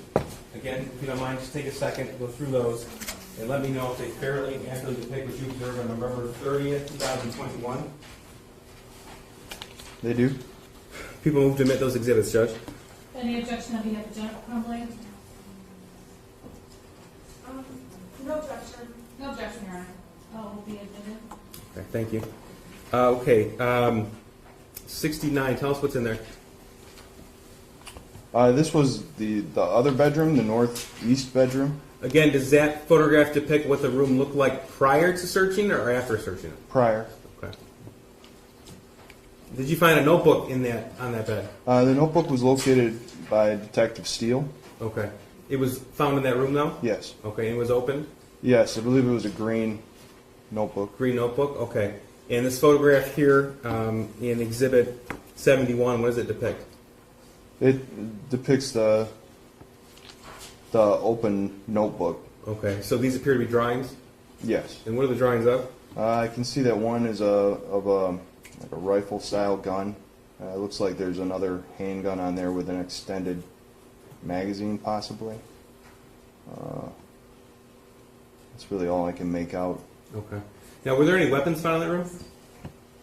There was some folding knives. Okay. The next exhibit you have here? Yes. And this is Exhibit 73. There was a shelf on the wall. There was a shelf on the wall of this bedroom? Yes. Okay, so what are we looking at here in this photograph? It's a couple folding knives. Okay. And those are real knives, correct? They appear to be real, yes. Okay. The shelf wasn't closed off, it was open like this? Yes. Okay. Now, did you search other parts of the home? I walked through the rest of the home. At this point, I went into the kitchen and started doing a tabulation. Okay. Does the home have a basement? It did. Right. Does it have a shed? It did have a shed. How close to the home is the shed? Oh. It's on the property, right? It's on the property, yes. Okay. This property doesn't have acres or anything, am I right? No. Okay, so this is a home in the township of Oxford? Yes. Okay, so are we talking a matter of feet from the home to the shed? Yeah. Could you put an estimation on it? I wouldn't say any more than 50 feet. 50 feet at the most? Yeah. Okay. Did you look in the basement as well? I did. And describe the general, I guess, cleanliness of the basement compared to the rest of the home. Basement had a couple rooms to it. As you walk down the stairs, there's a kitty litter box at the bottom of the stairs. It was full. You walk through, and the basement, there was appeared to be a couple rooms that were made with like plastic draped down. It was possibly like an old. Objection, Your Honor. Relevance as to what it could be, speculation. I'm going to sustain this to speculation. I can lay a foundation, Judge. Sir, you've been a police officer for how long? Over 20 years. Okay. In part of those 20 years, have you had the opportunity to participate in search warrant executions? I have. Did you have the opportunity to investigate any drug cases in the past? Yes. Have you had the opportunity to investigate and find what you've discovered to be marijuana grow operations? Yes. Okay. And you know what marijuana looks like? Yes. You know what it smells like? Yes. Okay. Did you find anything in the basement as an officer, to give you note regarding marijuana? Objection, Your Honor. Relevance as to any of whether or not there was a marijuana grow operation or not in the basement. That has no bearing on the case. Judge, I can lay an offer of proof for the court. Again, both defendants are charged with willfully neglecting their responsibilities. The failure to do that in part is, or doing that in part is their failure to exercise ordinary care. This officer will testify that there was an unsecured marijuana grow operation. And I'm not trying to make a bigger term out of it than what it is. It's just labeled a marijuana grow operation. He's going to testify there was some marijuana found there. It was not in a locked room. It was covered only by a tarp. I'm going to sustain the objection. Thank you, Your Honor. And sir, you said you compiled the tabulation from the search warrant? I did. Okay, thank you. We have one moment here.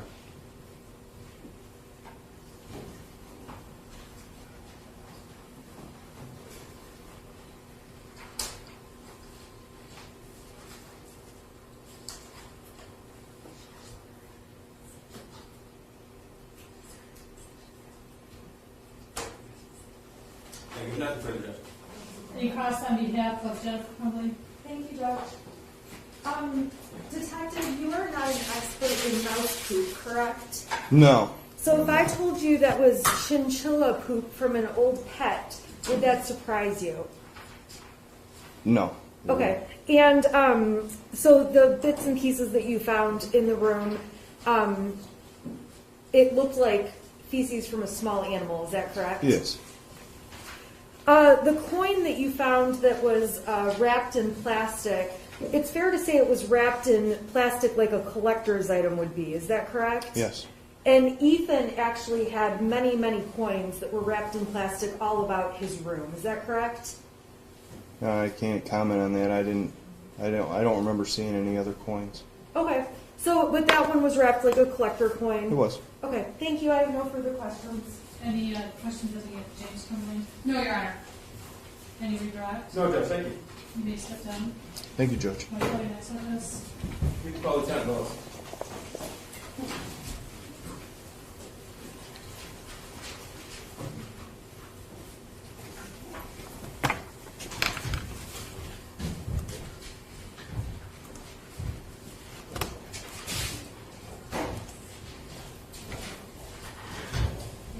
Your Honor, may we approach? Sure.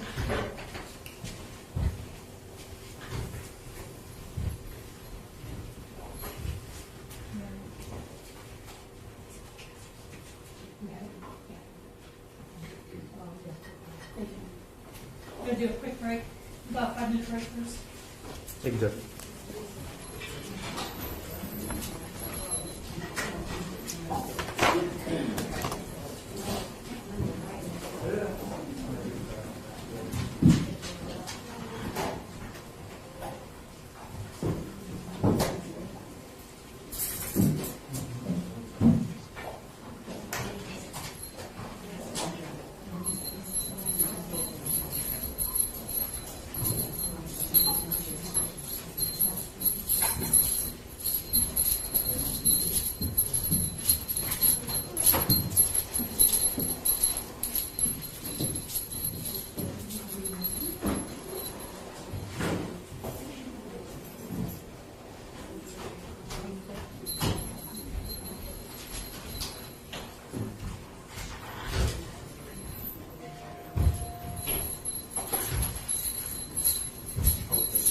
Following this jingle jangle, we're going to go back to the other hearing right now.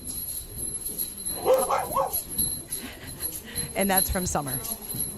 Talk to them. Tell them what you want. Tell them.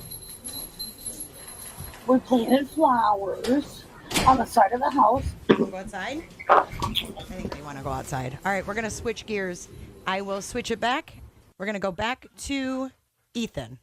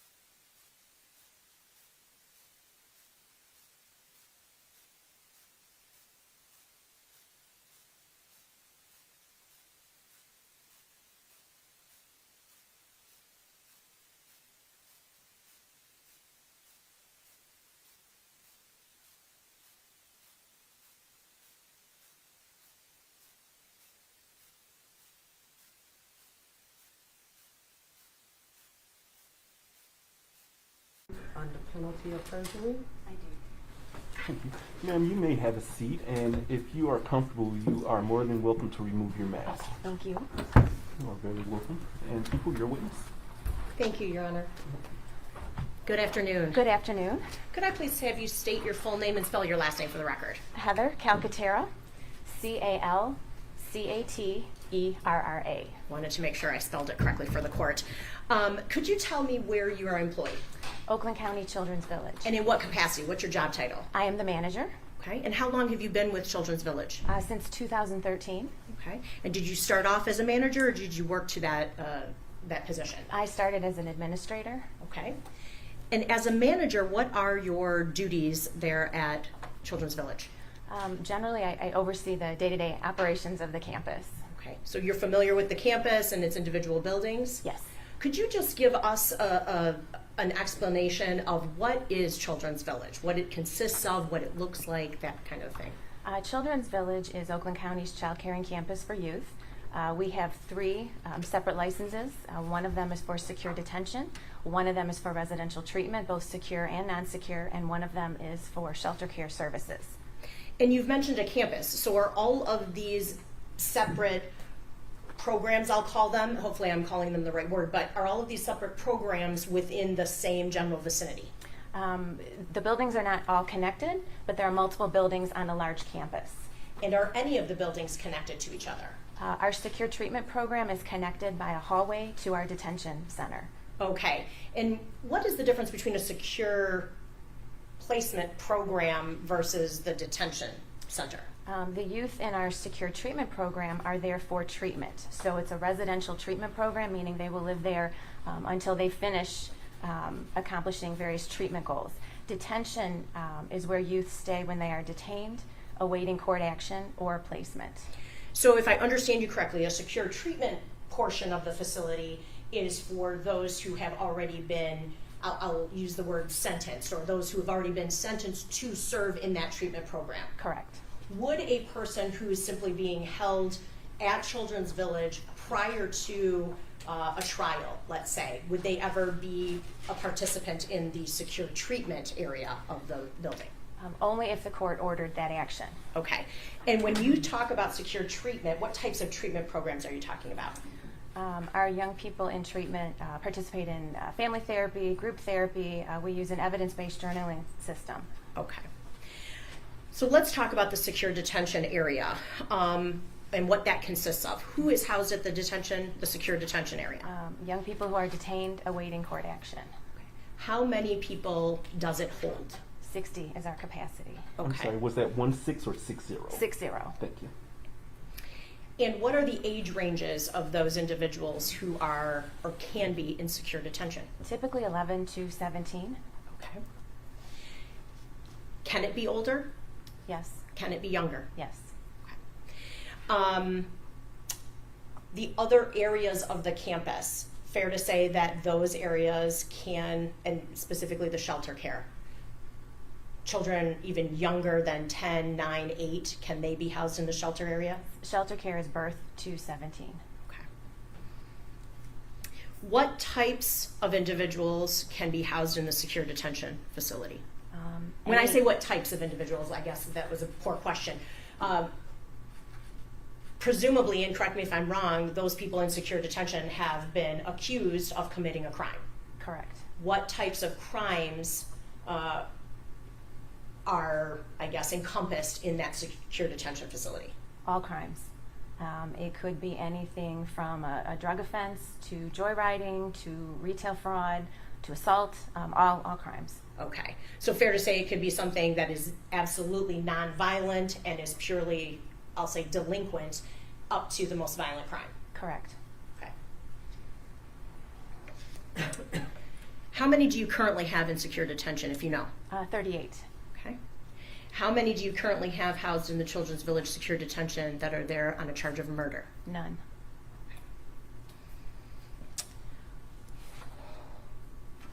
We've talked a little bit with someone else about residents of the jail. Do I call somebody who's at Children's Village a resident of Children's Village? Yes, we call them residents. Okay. So can you describe to me sort of, and without, well, can you describe to me the setup of the secure detention area, what it looks like and what a typical day looks like for someone who's in secure detention? So secure detention is one large building. And it is divided into 3 kind of separate units, we call them. So there are 2 units for males and there is 1 unit for females. We do try to separate the males based on age or cognitive deficits, certainly try to separate co-defendants to the best of our ability. But there's only 2 units, so sometimes we have to do the best that we can. In terms of a typical day, our young people wake up around 7 a.m. They typically do kind of a quick cleanup of their room, a quick hygiene, breakfast, and then they attend school. After school, they would have some recreation, they would have some kind of homework time, quiet time, they would have dinner, and maybe some more kind of quiet time or recreation, and then they would begin hygiene to prepare for bedtime or bed prep. Okay. You mentioned units. Are those separate units in essence separate hallways? Yes, each unit has a separate hallway, yes. Okay. And is it fair to say that they all converge into one main school area? When you come out of your unit or your hallway, you come into the hallways of the school? Yes, we have one main school hall. Okay. So you mentioned a typical day, so let me ask you about the residents and their individual quarters, I'll call them. Okay. They have their own rooms? Yes. So they don't have a bunkmate, right? No. They have their own individual room? Correct. Does that room have a door? Yes. Does it have a window in the door? I believe all rooms, yes, have a window, yes. Okay. Does it have a glass wall, though? No. Okay, it's just a window in the door. Yes. Does the room have any, I guess, I mean, do I have a dresser in there? Do I have, a toilet in there? What do I have in that room? Most rooms consist of just a cement slab with a mattress that is brought in during sleeping hours. We do have some rooms that have toilets built in. If a young person were to have to stay in their room, then we would try to put them in that type of a room. That's kind of an observation room as well. Okay. Now, you mentioned typically what time are they in their individual rooms on any given day? Give or take, probably about 8:30 p.m. until 7 a.m. Okay. Otherwise, if I understood you correctly, they spend their time in classrooms. Correct. In having meals. Is that in a cafeteria type location? Yes. Yes, we have a cafeteria. You mentioned rec time. I'm assuming that's like recreation time. Yes. Under different weather circumstances, do they go outside? Yes, we have a secure fenced-in courtyard. Okay. We also have 2 gymnasiums, indoors. And do you have a meeting room or a day room, if you will? Yes, a day room where the kids would assemble to maybe play board games, cards, watch television. Okay. Now, the secure detention specifically, well, I guess let me ask you, Children's Village in general, is it meant to be a permanent location or is it meant to be temporary? Temporary. Okay. People in secure detention, do I understand correctly that those persons are usually individuals who are awaiting some type of more permanent placement, whether it's to go home or to go into the treatment area of the building? That is correct. Okay.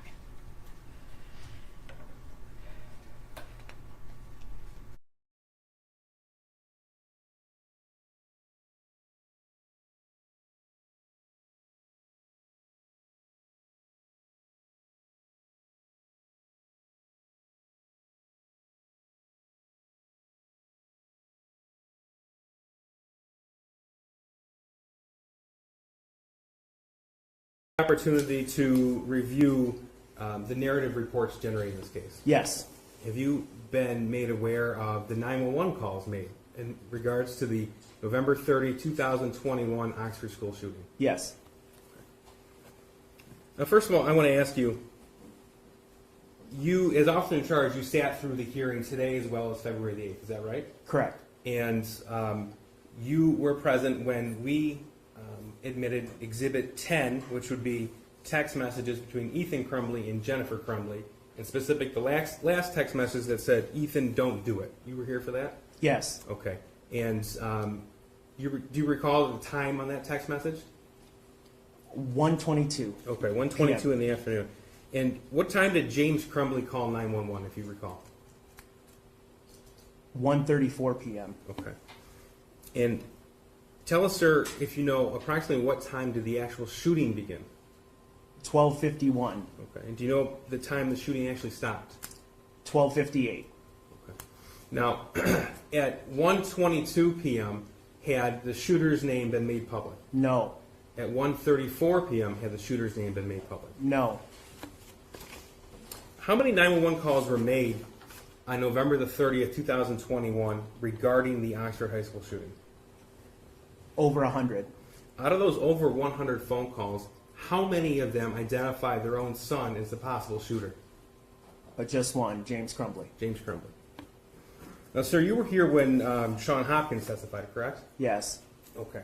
And you heard testimony from Mr. Hopkins that James Crumbley asked Ethan Crumbley about his journal? Yes. And you were here during the cross-examination of Mr. Hopkins when he was asked more questions by defense counsel about that journal? Yes. Have you had the opportunity to read the journal? I have. Well, first, let me back up. Were you made aware that a journal was found with Ethan Crumbley's belongings on November the 30th, 2021? Yes, I was. And where was it found? It was found in the bathroom that the video showed Ethan went in just prior to the incident.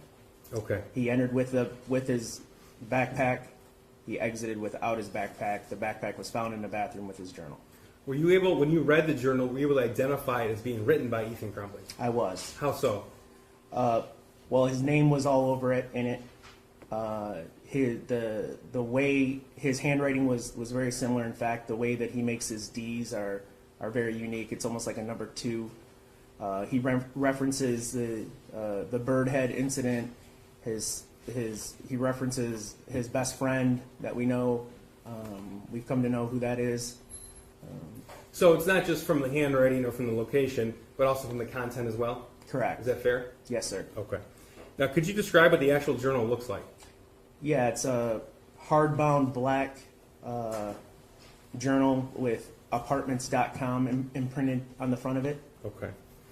Now, was there writing throughout the entire journal? The writing starts about 3/4 of the way into the journal, and then it fills up the rest of the book. Now, from reviewing it, are you able to tell if the first written page on there, closest to the front, if that was the first entry in the journal or the last entry in the journal? The last entry in the journal. And how are you able to make that distinction? Based on the date that was written in it, of 11/29/21. Okay.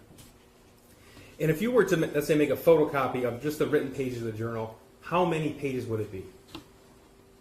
21. Out of those 21 pages, how many discussed the Oxford High School shooting or his plan to shoot up Oxford High School? Every single page. Every single page. Every single. Now, is this journal all in written format or drawings contained as well? No, both written and drawings. Okay. Now, because this is a preliminary examination, I'm just going to ask you about a few pages here.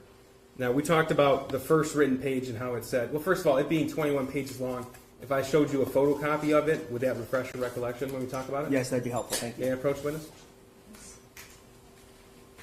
And sir, just for identification purposes, what have I handed you? This is a photocopy of the journal that we found, that Ethan's journal found in the bathroom. Okay. So what we have here labeled as page 1, that's not an actual written page, correct? What is that of? No, that was the inside cover of the book. It's, just states at the top, property of Ethan Crumbley. Okay, so just so we're all clear, page number 2 is the actual first page written in the journal, closest to the front of the journal. Is that right? That is correct. Okay, and you testify this appears to be the actual last entry of the journal? It appears to be, yes. And is this where it has a date on there? It does. Okay. What else is on there? It has at the very bottom, in big bold letters, the words "forgive me." Okay. If you were to flip the page, what did you see there of note?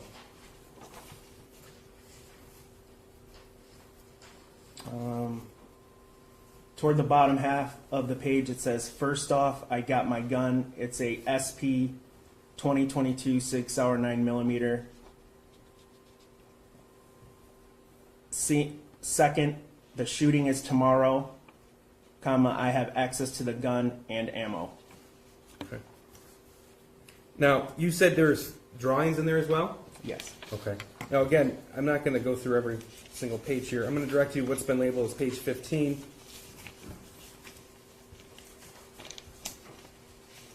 As far as drawings are concerned, what do you see here? It appears to be drawings of two separate bullets.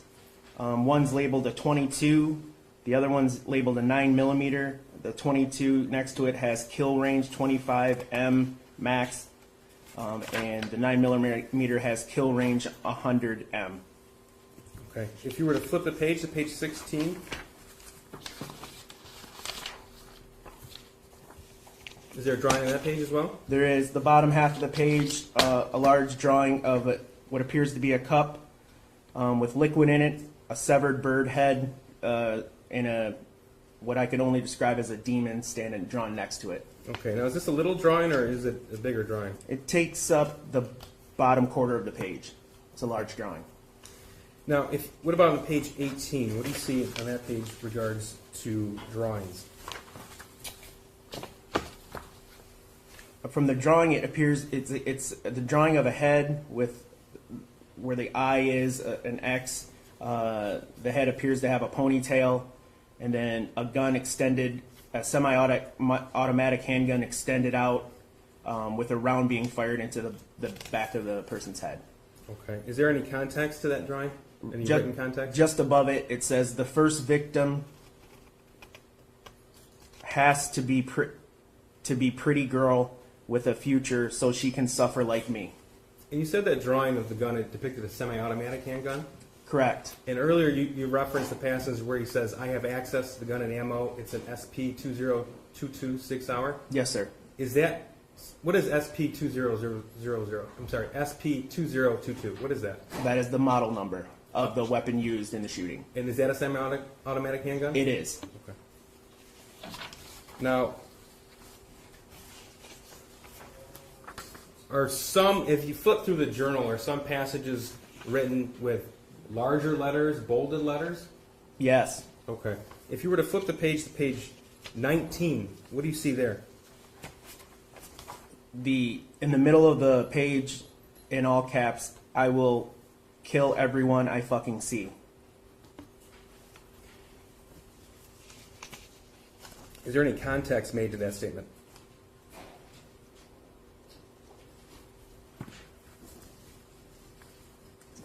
Just above it, it says, I will cause the biggest school shooting in Michigan's history. And then he goes on to say, I will kill everyone I fucking see. I have fully mentally lost it after years of fighting with my dark side. My parents won't listen to me about help or a therapist. Okay. I want to refer you back to page 6 now. 6. And we talked about some bolded letters. And this isn't just a few pages, right? It's throughout the journal. Is that fair to say, the bolded letters? Yes, sir. Okay. On page 6, does anything jump out at you? The word help in bold letters colored in. Is there any context to that word? Yeah. In that, right next to help, it says, I have zero help for my mental problems, and it's causing me to shoot up the fucking school. May I have one moment, Your Honor?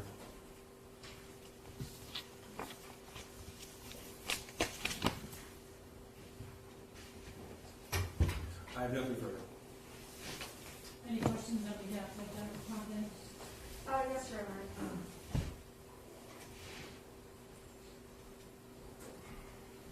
Good afternoon. Good afternoon. You just testified about the journal that was found in Ethan's backpack. Is that correct? Yes, ma'am. And you testified it was approximately how many pages? 21. 21 21 written pages. Okay. And I'm holding up what I believe is a copy of it. Does this look close to what you have? Yes, ma'am. Okay, thank you.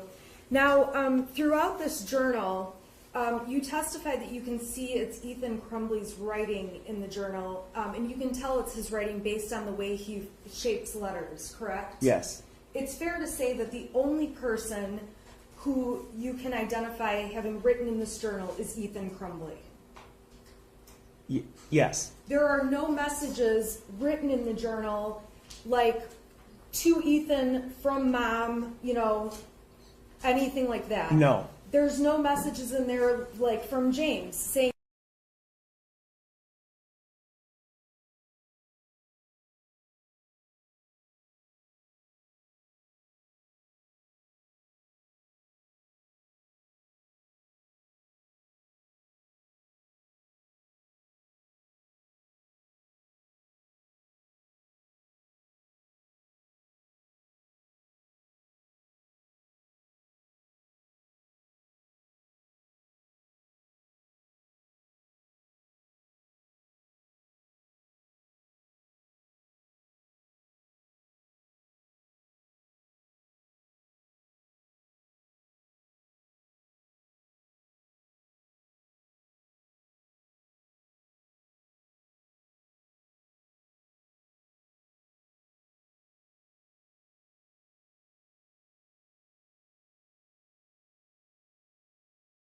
Weird.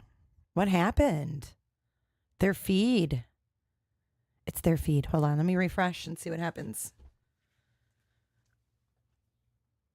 It's freaking Russia, I'm telling you.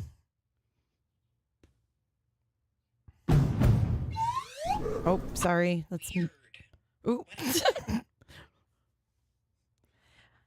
Hopefully it's not their feed. I'll find another station if it is, though.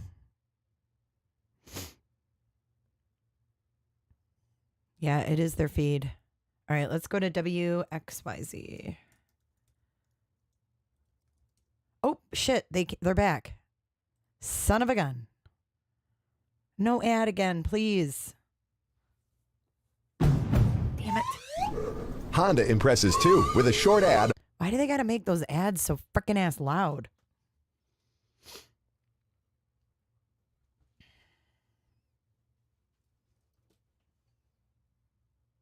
Weird. Okay, here we go. Unmuting. Welcome back. It starts right in here. It starts, and then it continues. Oh, okay. I'm sorry.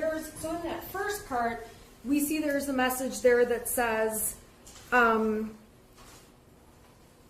sorry for this, Mom and Dad. I'm not trying to hurt you by doing this. I have to do this. Do you see that? Yes. And that's in Ethan's handwriting, correct? Yes, it appears to be. And then below that, there's a paragraph that's indented just a bit. And again, it says, I love you, Mom. I love you, Dad. I'm sorry for never saying it back. And then I love you to pets. Do you see that? Yes, I do. Okay. And then going a couple pages into the journal, I guess let's go towards the back. The second to last page. Roberta. There's a little, it would be page 21 on what the prosecutor gave me, page 794 of what I have. On the bottom left-hand corner, you can see where he writes, I hope my parents can forgive me for what I do. Do you see that? Yes, I do.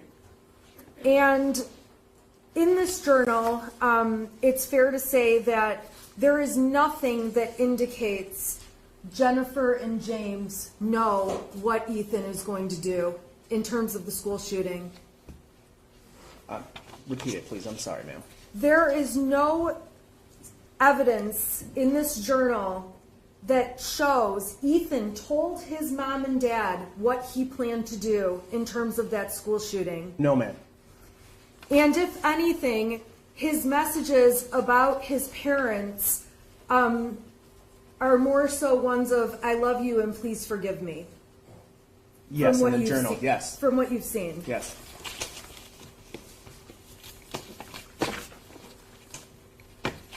On the last page of the journal, so it would be page 22 on what you have, and it's page 795 on what I have.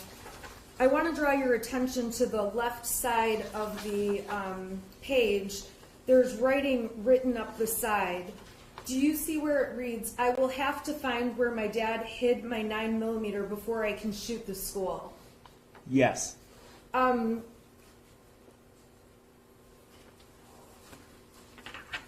Now, closer to the front of the journal, Ethan mentions that at another point in time, he has access to the gun and the ammo, correct? Yes, I believe that's page 3? On mine, it's page 776. On yours, it's page, 3. Okay. Okay, so on that page, he writes, the shooting is tomorrow. I have access to the gun and the ammo, correct? Yes. And it does not say in this how he has access to the gun or how he gained access to the gun, correct? It does not say that. It does not say how he has access to the ammo or how he gained access to the ammo. You're correct. And so from reading his journal, even knowing he had access to the gun, you cannot say that Jennifer or James Crumbley gave Ethan access to the gun. By reading this journal, you're correct. There is no way to draw conclusions about what Ethan did to gain that access, correct? Objection to the form of the question, Judge. Go to the court report. I believe the witness was already answering. I don't think it was confusing. I'm not sure. I'm going to overrule the objection, but the question is whether it was confusing to the witness and he did respond. Go ahead. Thank you.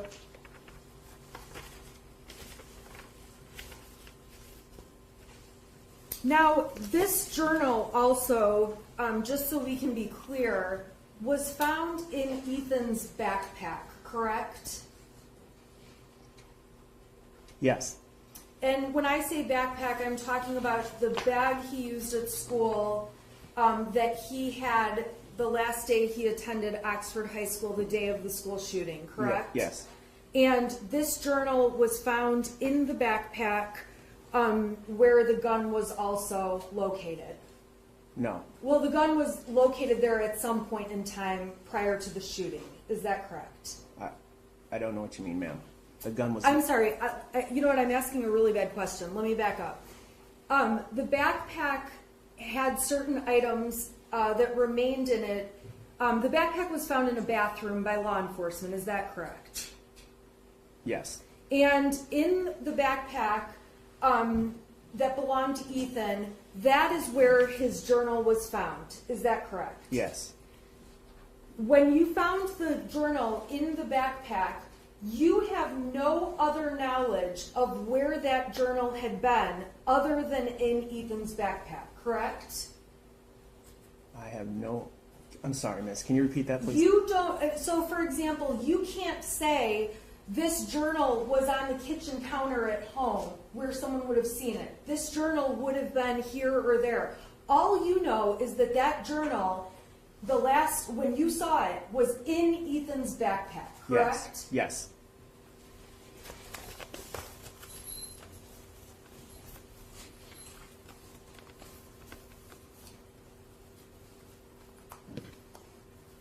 Your Honor, may I have just a moment?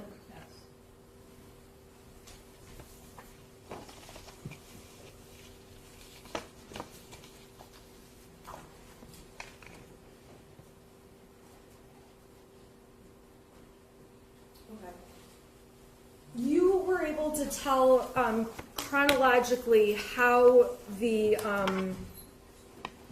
journal was written, correct?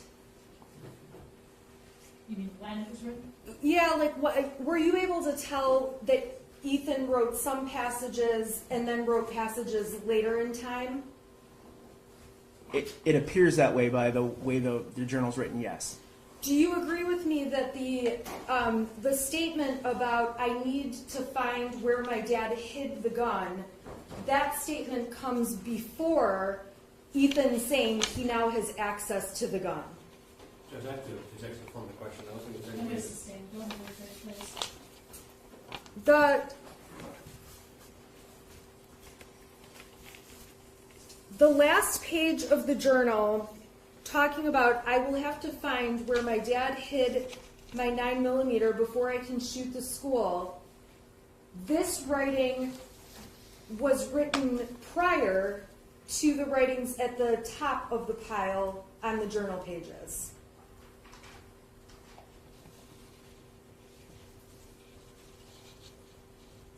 Is that a question, ma'am? Yeah. Okay. Does that sound correct to you?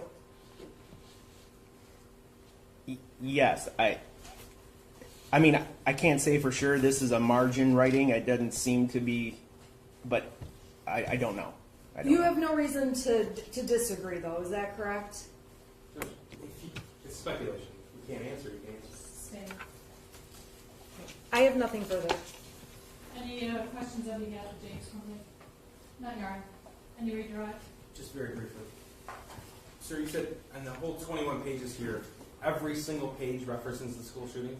It does. Okay. And if you were to just flip through quickly, we talked about there's some pages with these bolded letters. This is 6 with the word help in there. Yes. Okay. And that's where he says, I have 0 help for my mental problems, and it's causing me to shoot this fucking school. We're going beyond the scope of the cross at this point. You were asked about the very last page, on page 22, and I just want to make sure I heard your testimony correctly. Okay. The passage in there was, he had my 9mm. Is that correct? That is correct. I will have to find where my dad hid my 9mm before I can shoot up the school. And if you were to look at page 3, that's closer to the front of the book, right? Yes. And that's where he writes, first off, I got my gun. It's a SP2022 6 Hour 9mm. Correct. Okay. And then he writes, second, the shooting is tomorrow. Is that right? Yes, sir. Okay. And the page just before this identifies the date as November 29th of 2021? Yes, sir. And that is actually the gun that he used for the school shooting on November the 30th, 2021? The 6 Hour SP 2022, yes, 9mm. I have nothing further. Your Honor, may I briefly recross? Dennis, please. Okay. The prosecution brought up the word "my" in terms of my gun. When you handle cases where a teenager is driving a car, there are times when it is owned by their parent, correct? Yes. The objection is irrelevance. Even if they call it "my car," Objection is irrelevant. the prosecution is trying to make "my" mean that it's absolute possession when it's very obvious that my gun is technically his parents' gun. It does not mean it's his gun that he has free access to. The prosecution has been tainting the whole hearing. Well, all he can do is testify as to what was actually in the journal itself and the language that was in the journal. Right. So and that's what he testified to. And I'm just asking him that in circumstances when a writing says "my" something and a teenager has written it, sometimes they're referring to Well, prop. you were asking him to speculate at that point because you're asking him to get into the head of some other teenager and what they may or may not have planned. So I'm sustaining the objection. Thank you. Okay, I have nothing further. Thank you. Nothing further. You may step down. And call your next witness. Right, the people rest. Any defense witnesses? No, Your Honor. I'm going to take 5 minutes and we'll come back for the argument on the motion. Thank you, Judge.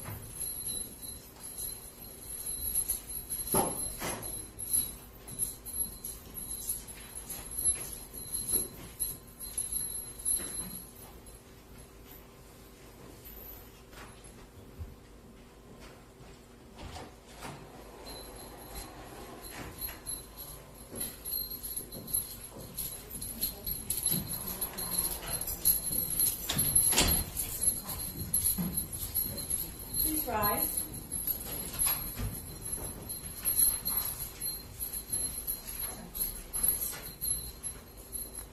You can take a sit down.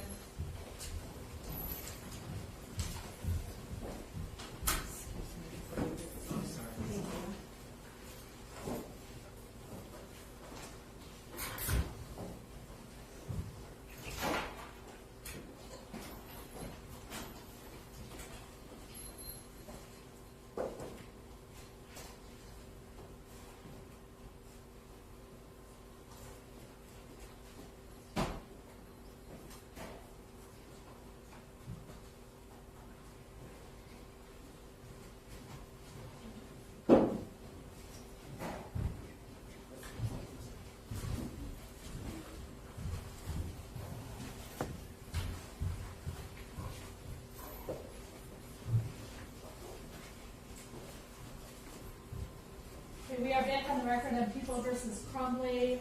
Both parties have rested with their witnesses for purposes of preliminary examination. Is the prosecutor ready for the motion? Yes,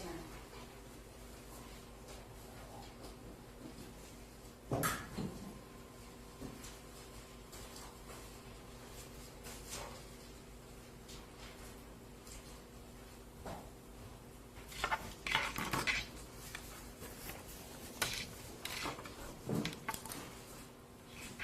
Judge, we spent 2 days and over 12 hours listening to witnesses testify, lawyers arguing, and reviewing evidence.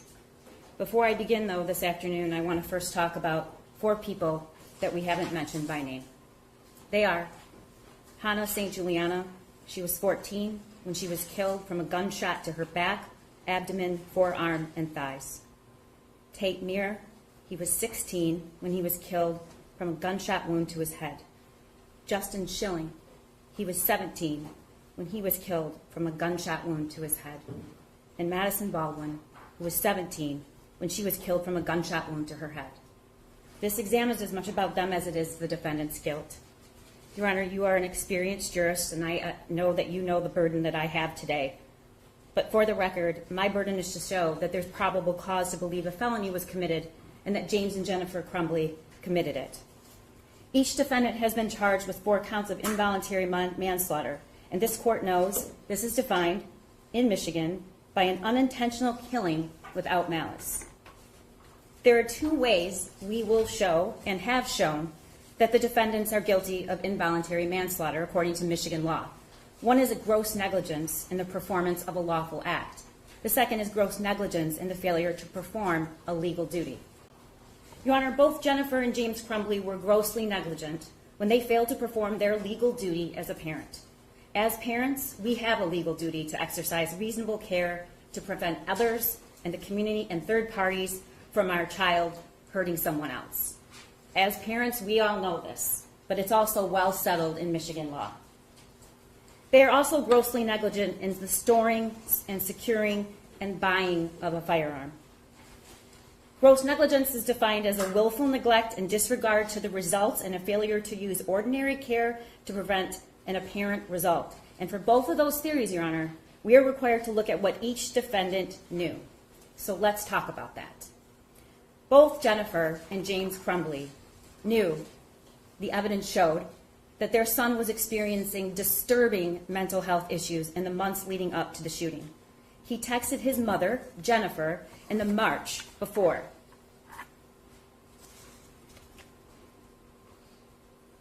March 9th, 2021, 7:50 p.m. Ethan says, "Can you get home now?" No response. 7:50 seconds later, "There is someone in the house, I think." No response.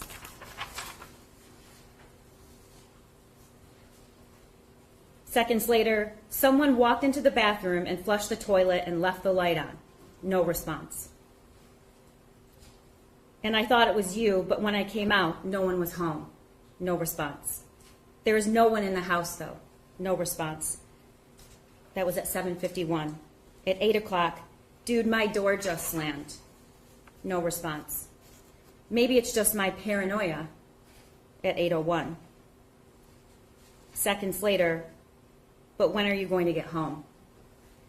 Your Honor, based on the testimony of Detective Wogrowski, we know that there was no response, there was no call, and the next communication we see is the following day, and Jennifer Crumbley texts her son, where's your dad?" We also know that on March 16th, that same month, 3:18 p.m., "Okay, the house is now haunted."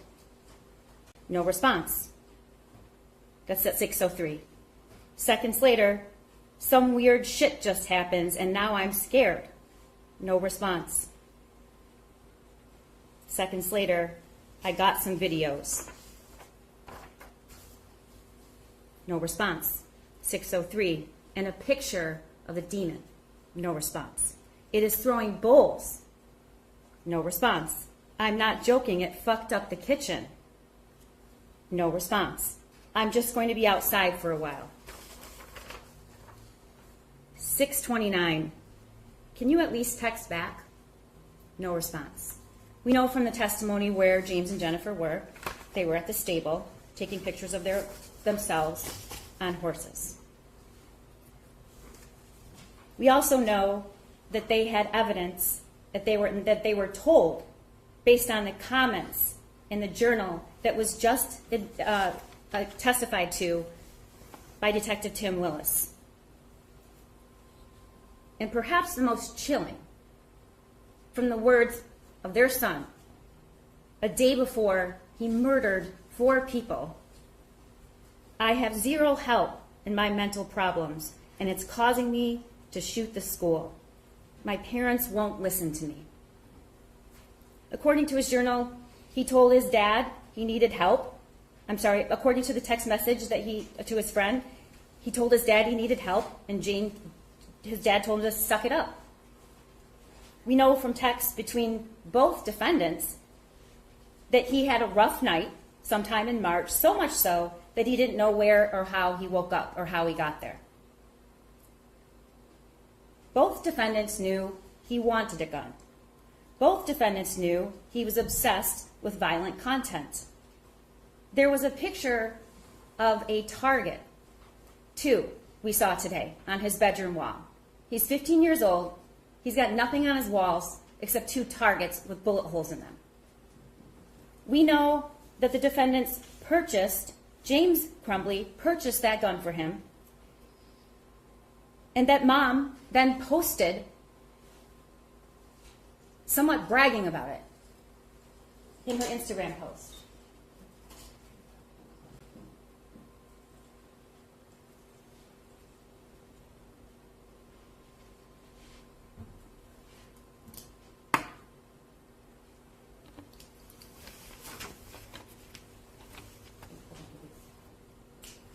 We're having trouble with the visual, Your Honor, so I'll just read it. November 27th, 2021, Mom and Sunday testing out his new Xmas present. My first time shooting a 9mm, I hit the bullseye.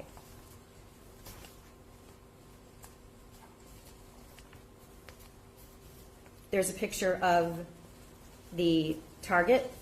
Apparently, Mom's boasting about her skill in firearms. A picture of the gun, and a picture of a Christmas tree. We know that Mom took him shooting based on that text and based on the evidence that came in today in the testimony. We know that on the day before the shooting, Jennifer Crumbley received a voicemail from Pam Fine, alerting her that her son was scrolling through the phone and searching ammunition. And chillingly, we know that Mom, when reporting that to her son that day via text, says to her son, "Did you show them a picture of your gun?" And then her infamous text, "LOL, you have to learn not to get caught." Your Honor, both Jennifer and James Crumbley knew that their son had access to that gun. There was not one shred of evidence that that gun was locked. The only locked mechanism in the house, you heard today, was to lock up 2 of the guns they had, and the combination was 000. There was nothing in the house that indicated there was a cable lock. The only cable lock that was found wasn't in its package. They knew that their son was trained. We saw a video of that today. He knew exactly what he was doing. This is not somebody that was new to a firearm. They knew that he was isolated, that he was spending hours by himself at home. And how do we know that, Your Honor? We know that because Kira testified our first day what kind of hours they spent at the stable. Now, I suppose you could say they're great horse owners, but what you can't say is that they were with their son 3 to 4 times a week 2 to 3 hours a time after work, and lots of testimony to say he didn't want to have anything to do with the stable. He was not there with his parents. Jennifer texted James on the day of the 30th, "I am very concerned," after being shown the math worksheet. James replies, "WTF." Both defendants knew that Ethan had no friends. He had one friend. And Jennifer Crumbley repeatedly told people. She told people at work. She told Kira. He had no friends except one. And that friend was taken away abruptly in October and sent to some treatment. We know that Jennifer Crumbley said her son was weird and he wasn't normal. And then, Your Honor, we know that on the morning of the 30th, just hours before the shooting, they received the math worksheet. And the math worksheet says, first of all, it's a picture drawn of a gun that's identical to the picture of the actual gun they had purchased for him. There are words like, "The thoughts won't stop, help me, blood everywhere." We learned from Sean Hopkins that James Crumbley said he knew about that journal. He referenced it to his son. Both James and Jennifer Crumbley, the evidence shows, followed their son on Instagram. And the testimony shows what kinds of things he was posting on Instagram, which were disturbing. Also a picture of the gun, calling it his new baby. Those are all the things we know. The testimony shows that they knew. But let's talk about the things that, through the use of ordinary care, they would have uncovered using ordinary care. If they had looked at the journal, they would have seen that every single page out of 21 pages references a school shooting. They would have read the words, "I got my gun, shooting is tomorrow, I have access to the gun and ammo." They would have read, "The first victim has to be a pretty girl with a future so she can suffer like me. I'll kill everyone I see. My parents won't listen to me. I have zero help with my mental problems." We heard through Detective Wagrowski and the text messages that their son texted to his friend over and over and over again. "I told my parents, I need help. I'm having a mental breakdown. My dad told me to suck it up. My mom thinks I'm on drugs. She laughed at me."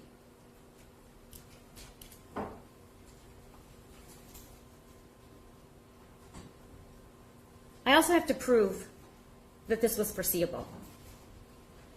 We need only look at their own actions that day. Jennifer Crumbley, before the news was public, who this shooter was, at 1:22 p.m., texted her son, "Ethan, don't do it." James Crumbley, upon learning there was a school shooting and couldn't get a hold of his son, went to his house and looked for the gun. He didn't go to the mire like all the other parents to try to find his son. He went home to look for the gun. And then at 1:34, he called 911 and we listened to his call. Your Honor, you can't argue. You can't even possibly consider that this was not foreseeable. When the moment you hear about a school shooter, you go look for the weapon you just bought him. And then call 911 and say, "I think my son's the school shooter." And Jennifer Crumbley's text to her son, "Ethan, don't do it," before it's ever made public.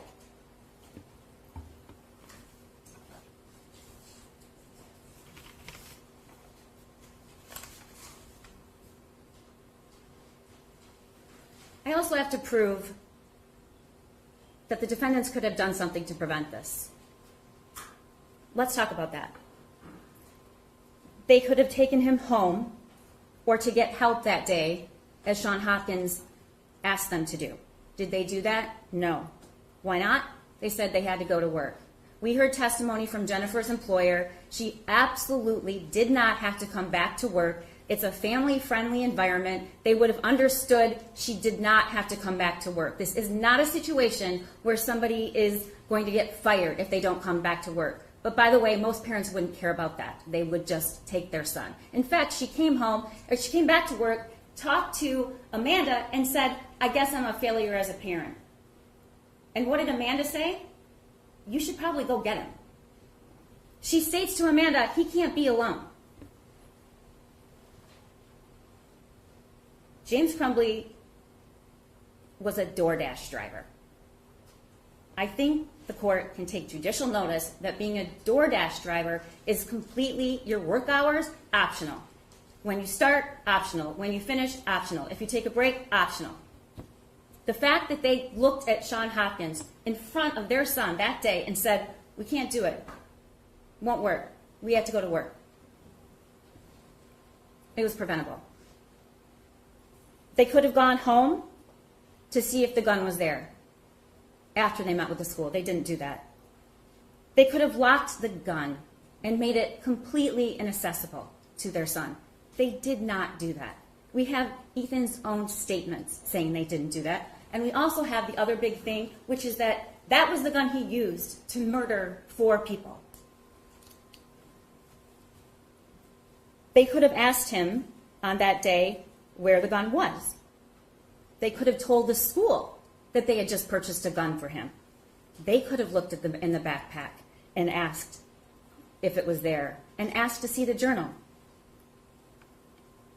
They could have taken him to the doctor. They could have looked at his phone. And what happened as a result, Your Honor? Had they exercised reasonable care to control their son, Hannah, Madison, Tate, and Justin would still be here. This was a direct and natural cause and a result of this gross negligence. Your Honor, my burden is to show there's probable cause to believe this crime was committed. I believe we have shown that today.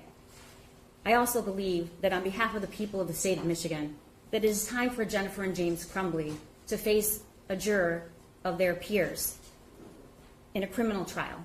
And I believe at that trial, they will be found guilty beyond a reasonable doubt. Thank you. Response on behalf of Jennifer. Thank you.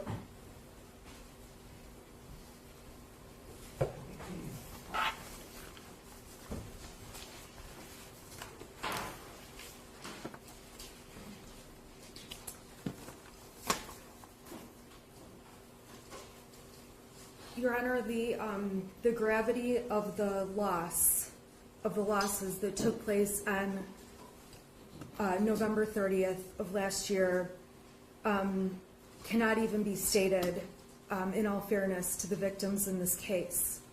The community is hurting. There was a very tragic loss of life. Many were hurt. Families will never be whole. And there is no question that people in the community want accountability to hold someone responsible for the deaths of these young people and the injuries that took place to many more. The law, unfortunately, doesn't work that way. The person who is accountable for this case, Ethan Crumbley, he will be held accountable. And just because it is such a great tragedy does not mean that the law starts to expand into things it's not. And that is what the prosecution is asking you to do. To prove involuntary manslaughter, the prosecution must prove it in 2 ways. First, that the defendant caused the death of the deceased, and that the defendants acted in a grossly negligent manner. In looking at what a grossly negligent manner is, the defendant has to know of the danger to the other and know there was a situation that required them to take ordinary care to avoid injuring another. And the element that the prosecution in this case can never prove is that Jennifer Crumbley or James Crumbley knew that their son was going to commit a school shooting and shoot people with a gun, shoot anyone with a gun. There is also a way of proving involuntary manslaughter when the defendant had a legal duty to the deceased, to the students who were shot. The defendant knew of the facts that gave rise to that legal duty, and that the defendant willfully neglected or refused to perform that duty. There is absolutely no legal duty in this case that Jennifer Crumbley or James Crumbley owed to any other student at Oxford High School. Just because it sounds good to come up with a bunch of things that could have been done or should have been done or would have changed the trajectory of that day does not mean that a legal duty is somehow born and created. When the prosecution argues gross negligence and talks about what the defendants knew or should have known, it's actually not a question about what they should have known. The jury instruction reads that it's about what the defendants knew, and they had to know that their child was going to commit a school shooting. Out of all the evidence that was presented, there were absolutely no text messages or Facebook messages that showed Jennifer Crumbley was ever given information that her son would commit a school shooting. There was absolutely no evidence that Jennifer Crumbley ever saw the journal that indicated her son was going to commit a school shooting. There was no information that a teenager texting his parents about believing the house was haunted would create any belief that that child was going to go and shoot people in a school shooting. When the Crumbleys had a rough night with their son that was talked about between them the next day, talking about how their son ended up in their bed, there was no way to say that that incident would predict and foreshadow their son would shoot up a school. The prosecution absolutely cannot prove that Jennifer or James Crumbley knew that there would be a school shooting. The prosecution knows this, which is why they have stretched hard to bring in evidence, what looks like evidence, to make these people look like the worst parents in the world. At the end of the day, the law doesn't care about what kind of parents they were. It cares whether they knew their son was going to commit these murders. And Jennifer and James Crumbley did not know that any murder would be committed. Jennifer and James would have been horrified had they believed a murder was possible.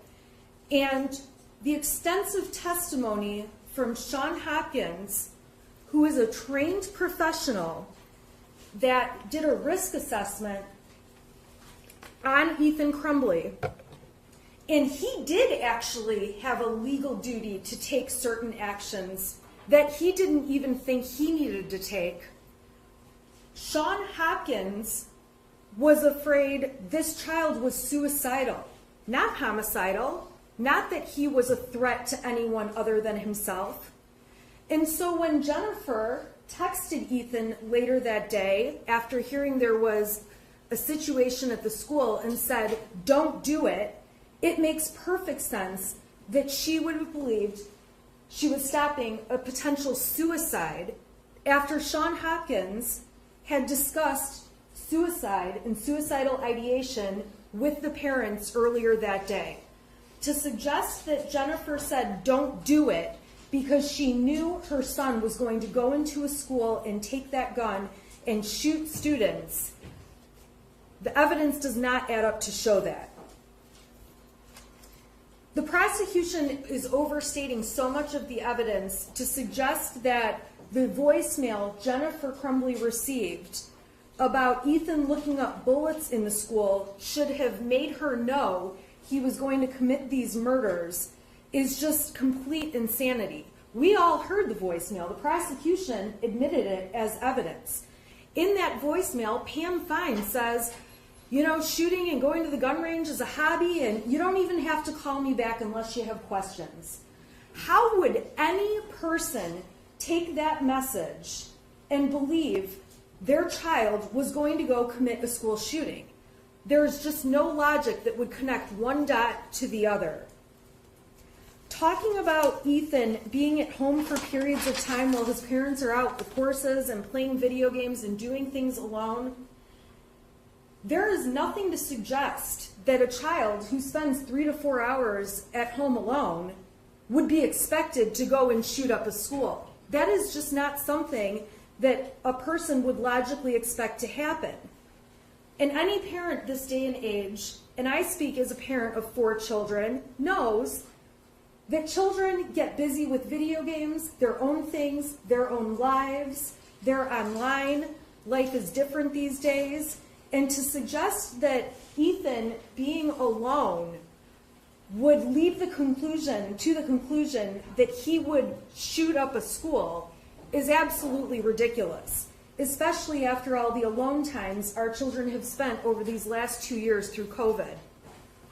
The arguments that the parents could have taken him home, they could have looked in the bag, all the could have, would have, should have, wished we had done this is not how the law works. The prosecution has to prove that there's a legal duty or that the defendants knew this would happen and failed to exercise ordinary care. They absolutely cannot reach that burden, even by the low standard required for probable cause. Response on behalf of James Crumbley. Yes, Your Honor.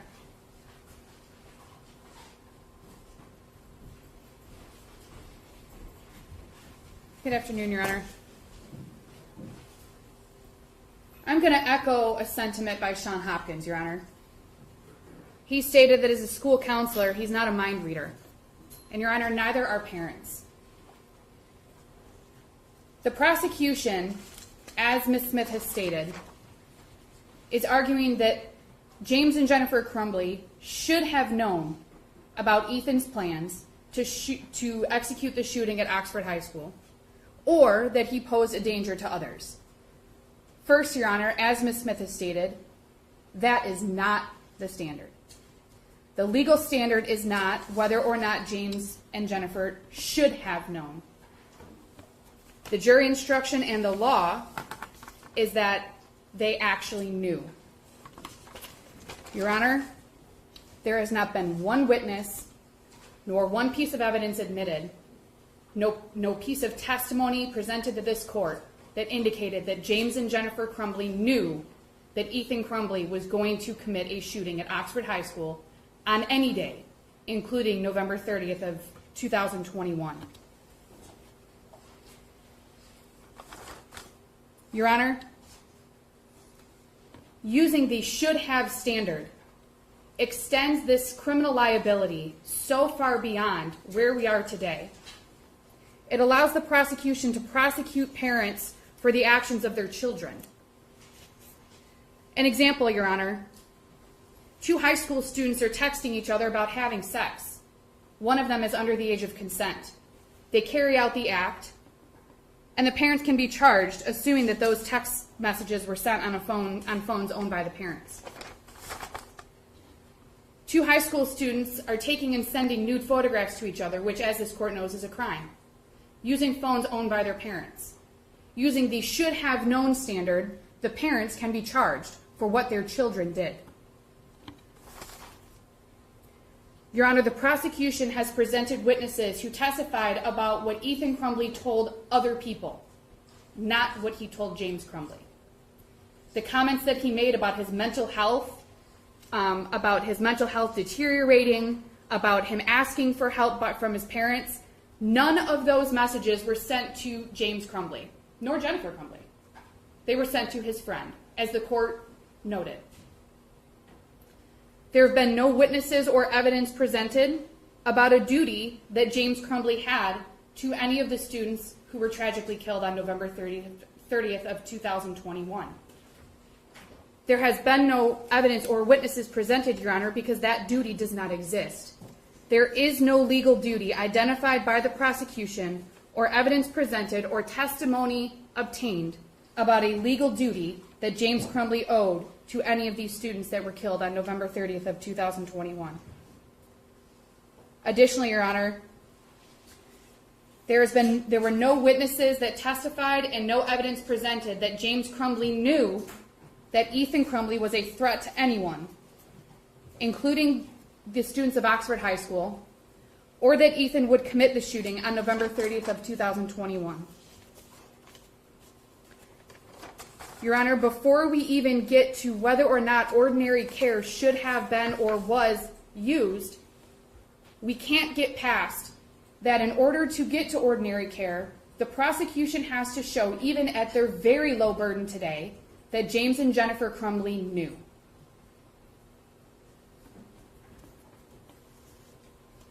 There has not been a single witness or piece of evidence presented to this court that James Crumbley knew that Ethan Crumbley was a danger to anyone other than himself. Sean Hopkins testified that he was very clear that Ethan Crumbley, that he had concerns that Ethan was a danger to himself, that he was having suicidal ideations. And Your Honor, he acknowledged that when he made James and Jennifer Crumbley aware of his concerns, they agreed to get their son counseling. The one danger that they were aware of, Your Honor, they agreed to take care to address. Unfortunately, they never got that opportunity. Your Honor, under the law, we cannot impute knowledge to James or Jennifer Crumbley without evidence that they actually had that knowledge. The prosecution can't argue that they should have known. The prosecution can't argue that there was a journal, there were text messages, there were Facebook messages, there were these things, there were those things. They can't assume and speculate that because those things existed, that James or Jennifer Crumbley did in fact have actual knowledge that their son was a danger to anyone. Without evidence that James Crumbley had actual knowledge, the prosecution is merely speculating.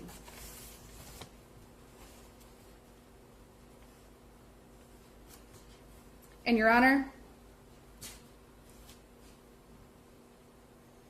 the should have known argument that the prosecution has tried to make by saying that there were all of these things that the parents should have looked at, should have done, should have this, should have that, could have this, could have that.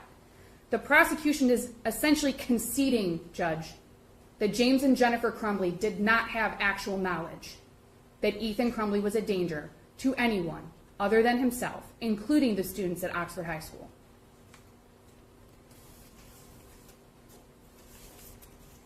Your Honor, the prosecution has not met their burden. They haven't met the low standard of probable cause.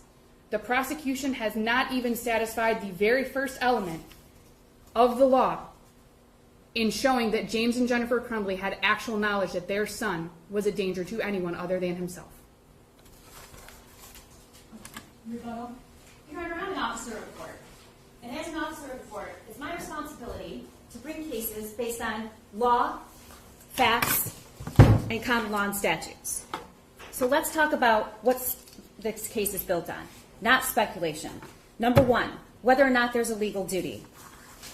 Such a duty forming the basis for manslaughter is not a novel proposition, as it is contained in the literal handbook on criminal law in this well-respected treatise by Lefebvre and Scott that was published in 1973, and all of us as law students looked at this book, studied this book, and were required to know this book and what was in it. The authors discuss manslaughter based on the duty to act.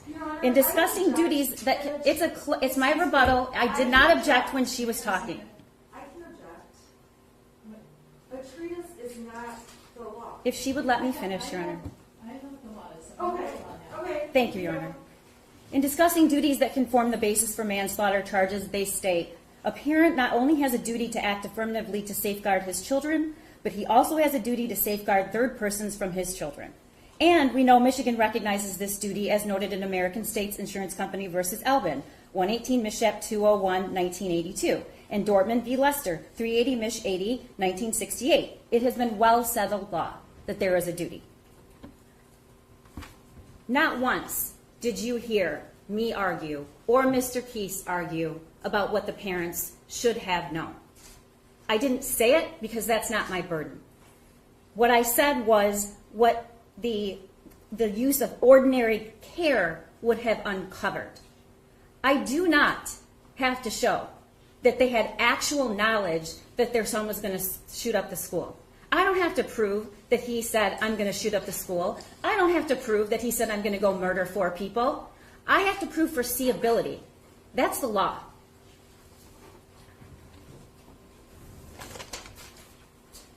And I have proven that it was foreseeable, Your Honor. And not just because of one fact, and not just because of a meeting at the school or words on a paper. So much more, and so much more than anyone else knew. No one else was in the position to know that that gun was purchased as a Christmas present, that it was accessible, that he had been disturbed, he was having hallucinations, that he was isolated, he had lost all of his friends. Nobody else knew that. Taken all together, it is absolutely foreseeable. They took a disturbed, mentally challenged, and possibly ill kid, their son, and what did they do? They didn't take him to a doctor. They didn't take him home. They didn't walk in that room and say, I love you, I'll do anything for you, what's wrong? They didn't embrace him. You know what they did? They bought him a weapon. They bought him a deadly weapon, and then at the moment when they had an opportunity in that room to say, wait, hold on a second, I'm concerned, and by the way, we know they were concerned because there was a message saying, I'm very concerned.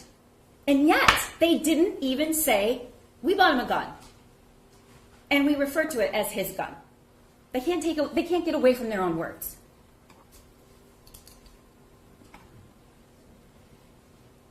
Foreseeability is what I have to prove. And when a parent learns of a school shooting, and before the shooter is ever even made public, she texts her son, don't do it. I think I've shown foreseeability, but I have a lot of other things that show foreseeability. When a parent, upon hearing that there was a school shooting, goes to his house and looks for the gun because he's worried it's his son, you didn't see any other parents do that. Why? Because he knew it was foreseeable. Your Honor, People v. Fiesel, Michigan Supreme Court from 2010 opinion.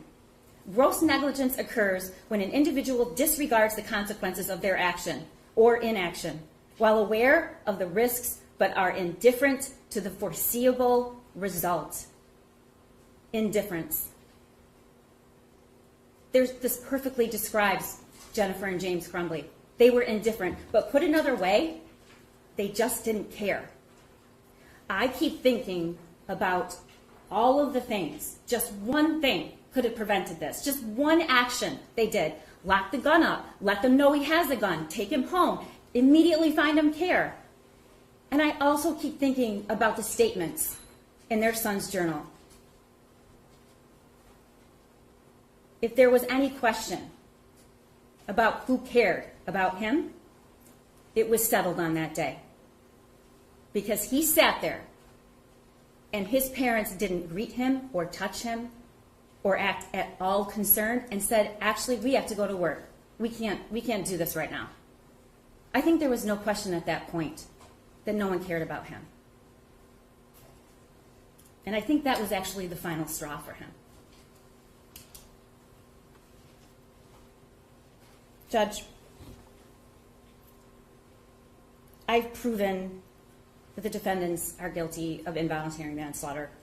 And I have case law, and I quoted it because I follow the law. I don't speculate. We don't bring cases against in speculation. And there's one thing I agree with. You're allowed to be a terrible parent. You are allowed to be a terrible parent. And if that's all this was, I wouldn't approve it, I wouldn't like it, but we wouldn't be here. And it's true. We don't have this charge very often in these cases. You know why? Because I'm not aware of the facts in this case ever being so egregious. It cannot be ignored. It is criminal negligence. Judge, I'm asking you to bind this case over and make and allow Jennifer and James Crumbley to stand in front of 12 of their peers, where I will then prove that beyond a reasonable doubt they've committed involuntary manslaughter. Thank you. The defendants in this case, that being James Crumbley and Jennifer Crumbley, are each charged with 4 counts of homicide, involuntary manslaughter, contrary to MCL 750.321. The prosecutor alleges that the defendant's 15-year-old son, Ethan, shot and killed 4 Oxford High School students with a gun that they purchased for him. Specifically, the complaint in the warrant alleges that the defendants caused the death of Madison Baldwin, Anna St. Juliana, Tate Muir, and Justin Schilling by committing the following acts or acts in a grossly negligent manner, to wit, storing his or her firearm and its ammunition so as to allow access to the firearm and ammunition by his or her minor child, or the grossly negligent failure to perform the following legal duty, to wit, failure to exercise reasonable care to control his or her minor child so as to prevent him from intentionally harming others, or from conducting himself so as to create an unreasonable risk of bodily harm to others, knowing that he or she has the ability to control his or her child and knowing of the necessity and the opportunity to do so. The issue to be determined by this court is a probable cause standard. In other words, after a preliminary exam, is there probable cause to determine that a crime was committed and that the defendants committed the crime? The complaint in the warrant alleges that the defendant's behavior violated Michigan law, which provides that any person who shall commit the crime of manslaughter shall be guilty of a felony punishable by imprisonment in the state prison not more than 15 years or by a fine of not more than $7,500. Because the statute does not define manslaughter, the court must look to common law and case law for guidance. It is well established that involuntary manslaughter requires a death caused by the defendant without legal justification or excuse while the defendant was acting in a grossly negligent manner or while committing an unlawful act which was inherently dangerous to human life. That is quoted in People v. Moscow, 170 Mishap 340, a 1988 case. In 2018, the Michigan Court of Appeals addressed the common law basis for involuntary manslaughter and the threshold for gross negligence. In People v. Head, 323 Mishap 526, a father was convicted of involuntary manslaughter after his 10-year-old daughter accidentally shot and killed his 9-year-old son with a gun that the defendant stored loaded in an unlocked closet. Apparently at the time, the 10-year-old was attempting to reenact a scene from a violent video game they were allowed to play unsupervised in that same room. The court held that allowing children to play unsupervised in a bedroom in which a loaded gun was stored amounted to gross negligence on the part of the father. The Court of Appeals went on to hold that involuntary manslaughter is a catch-all crime for any homicides that do not constitute murder, voluntary manslaughter, or an otherwise justified, excusable homicide. In its opinion, the court noted that the requisites mental state for the defendant is gross negligence, which means wantonness and disregard of the consequences that may ensue. To prove gross negligence, a prosecutor must show 1. Knowledge of a situation requiring the exercise of ordinary care and diligence to avert injury to another. 2. Ability to avoid the resulting harm by ordinary care and diligence in the use of the means at hand. And 3. The omission or the failure to use such care and diligence to avert the threatened danger when to the ordinary mind it must be apparent that the result is likely to prove disastrous to another. That is cited in the Head case. In the Head case, the court determined that while the defendant was not personally aware that his child would accidentally shoot and kill his other child, or that he was aware that he knowingly created that possibility, The defendant did disregard the risk and the danger of 9 and 10-year-old children playing unsupervised in a room where a firearm was accessible. In fact, the court stated, quote, "It goes without saying that a loaded shotgun poses a danger to young children who are not being monitored by an adult. Defendant had the ability to avoid the harm by exercising ordinary care and diligence. By allowing his young children to play unsupervised in a room where he kept a loaded, readily accessible shotgun, defendant failed to use the requisite care and diligence.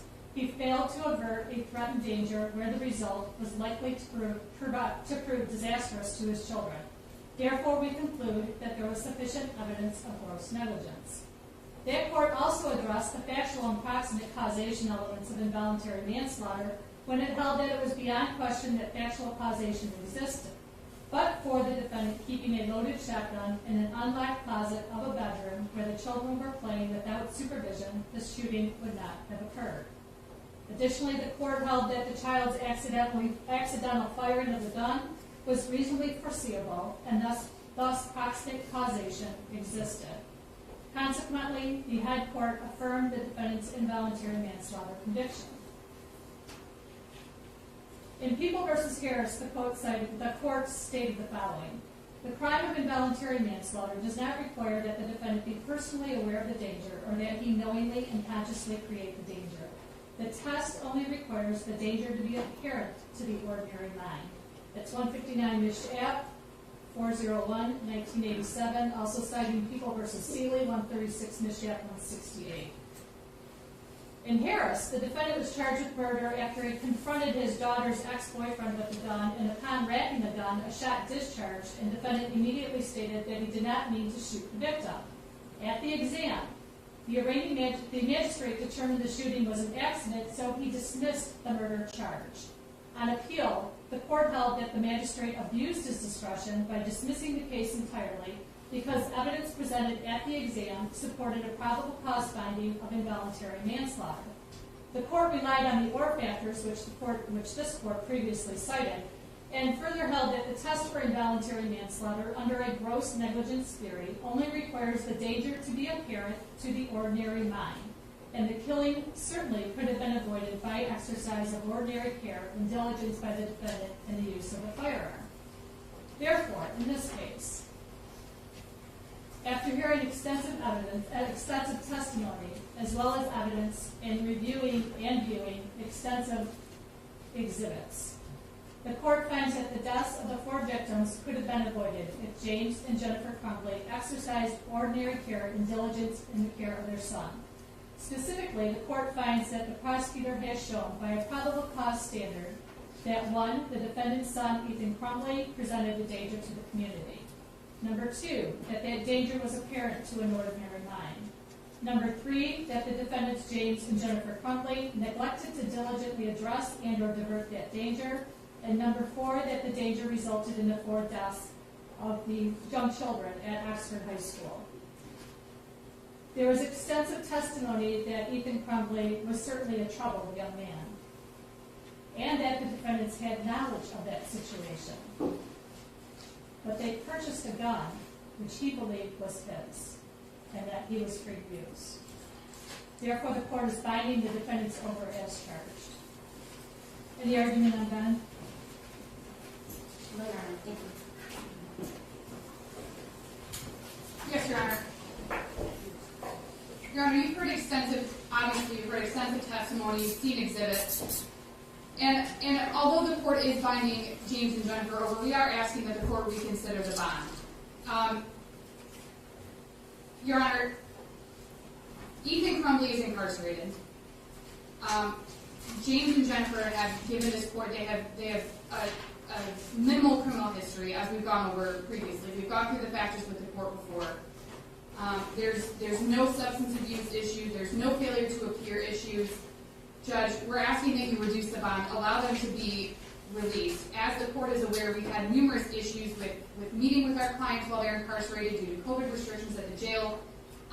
It obviously impedes on their ability to meet with us, to develop their defense, Judge. So I'm asking the court to reduce their bond to $100,000, 10%. Response? Factors. The last 2 hearings we've had in this case have only added to that, Judge. We have provided this court with a snapshot of what the evidence will be at trial. This court has already determined that probable cause does exist as to both defendants on both theories of involuntary manslaughter. As I stated in January the 7th, these defendants will be convicted. They will go to prison. Their guidelines start at prison. We will be asking for a prison sentence, Judge. There's no reason to amend bond. This court did hear extensive argument and testimony during the course of a bond motion that was held on January 7th, 2022. After hearing the testimony and also viewing the exhibits in this case, the court finds that there is absolutely no reason for the court to change its position as it relates to bond. The court finds that in accordance with the factors set forth in MCR 6.106, that the defendants in this case are facing very serious charges, that there is a flight risk given their prior behavior, therefore the court is not going to amend the bond. It is denied that motion. Thank you. Okay, Counsel, I'm going to give these to you. Thank you, Judge. Make sure you take all your originals as well. Yes, Judge. Thank you.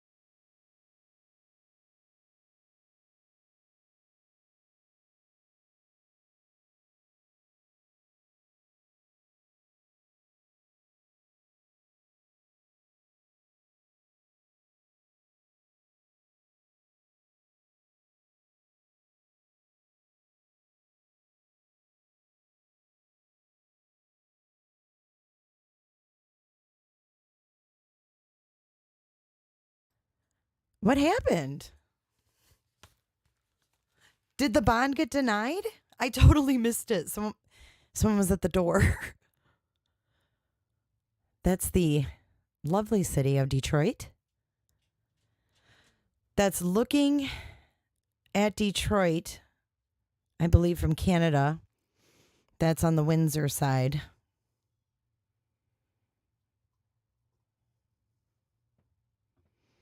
Okay, going to trial and no bond. Those mofos are going to sit in jail. Yeah, it's definitely, I'm telling you, you guys, I'm not joking when I say Russia infiltrated Ukraine's banking systems and something else like really bad. If you go to, wait, let me show you guys before we sign off here. I'll show you what I'm talking about.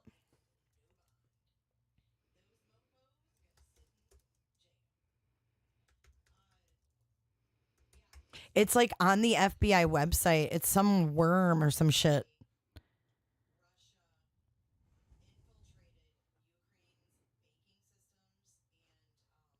I just read it. Like, I don't even know how I got there, but I literally just saw it like last night. And I was like, that kind of makes sense as to what's been going on, like, with our internet. Okay, let me see. Cyber attack. Federal. Okay.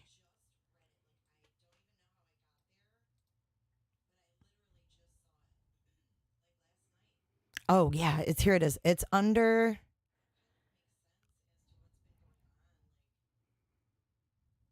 Even back on September 8th of 2021. Oh, that was 2021. Yeah. Last fall, they were saying that the federal government was vulnerable. Look at this. See, I'm telling you. They just don't tell us this shit because they don't want us to freak out. Because if we all lose our internet, people are going to wig the fuck out. Because everything runs off internet. Our debit cards, our methods of payment. Yeah, they're fucking with it. And I'm telling you, if they're successful, our entire, everything we know won't work. Okay, hold on. I'm going to read this.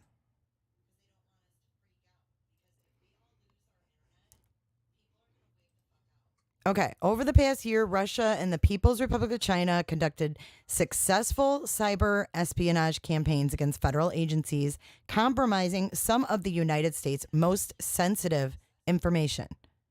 The American public may wonder why federal networks remain vulnerable to serious data breaches, despite the government spending billions on cybersecurity programs.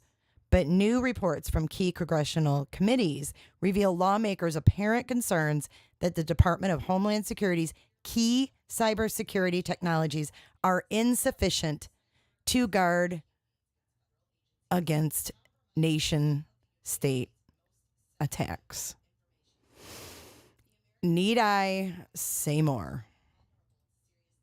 At this point, I feel like I'm lucky I'm still able to go live. And you see those bots coming in the chat. Those are Russian bots. The ones that say like .red or .von. It's like a Russian bot. They want to take our shit down.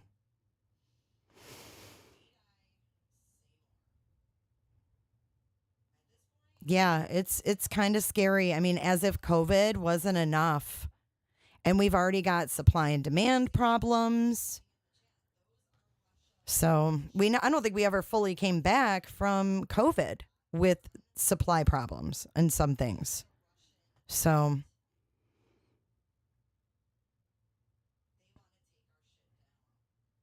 and you know what? It's not even the people of Russia. The people of Russia don't want that. My son has a friend in Russia, and he's known him online for like 10 years. They met playing video games, and he's learned a lot about the way of life there. And his friend texted him today, and he just said, "I'm sorry for what our president is doing." It's sad. It's going to affect everyone.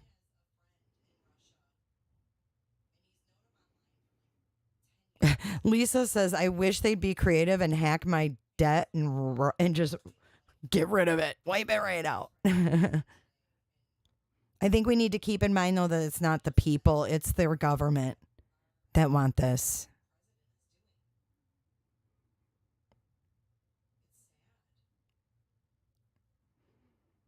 And then you've got, everything adding up. You've got the defund the police movement, which is scary as hell to me. Wars, viruses, Elon Musk and his damn predictions. But for real, I just saw a story. And when I do my recaps, I was going to show it, but I'll tell you guys about it a little bit. In Tampa, there's a restaurant who has a robot serving food, and she looks like Rosie from the Jetsons, if you're from my generation. Decibel. I didn't want to talk politics, but probably. And Musk is awesome. I don't know. He's smart. But these things are scary.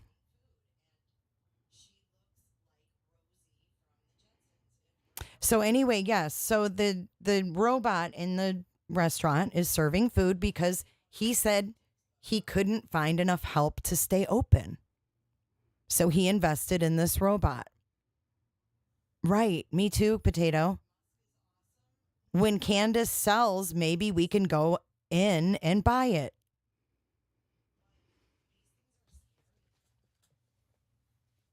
And you know, it's like this. I was talking to someone today. How about if we went there, okay? This is a little deep, but Elon Musk wants everyone to have a chip, right? And they say, "Oh, it's for health reasons and this and that and the other." Well, in all reality, this chip brings you into the meta world, right? So I don't remember all of the ins and outs and names of everything, but nonetheless, it shifts you into this alternate reality, this virtual reality. And they're already selling properties in the virtual world. So like there's oceanfront property and like P. Diddy and all these people are buying property.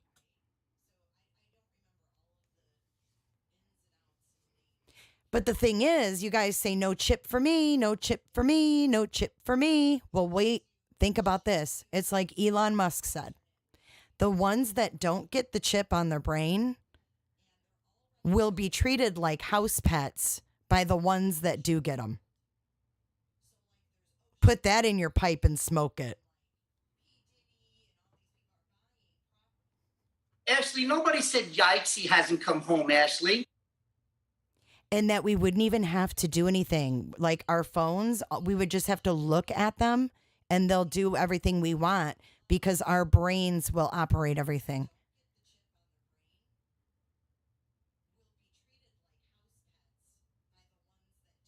So, board one is like, what? But think about it. You make everybody geniuses, the ones that don't get the chip. Yeah.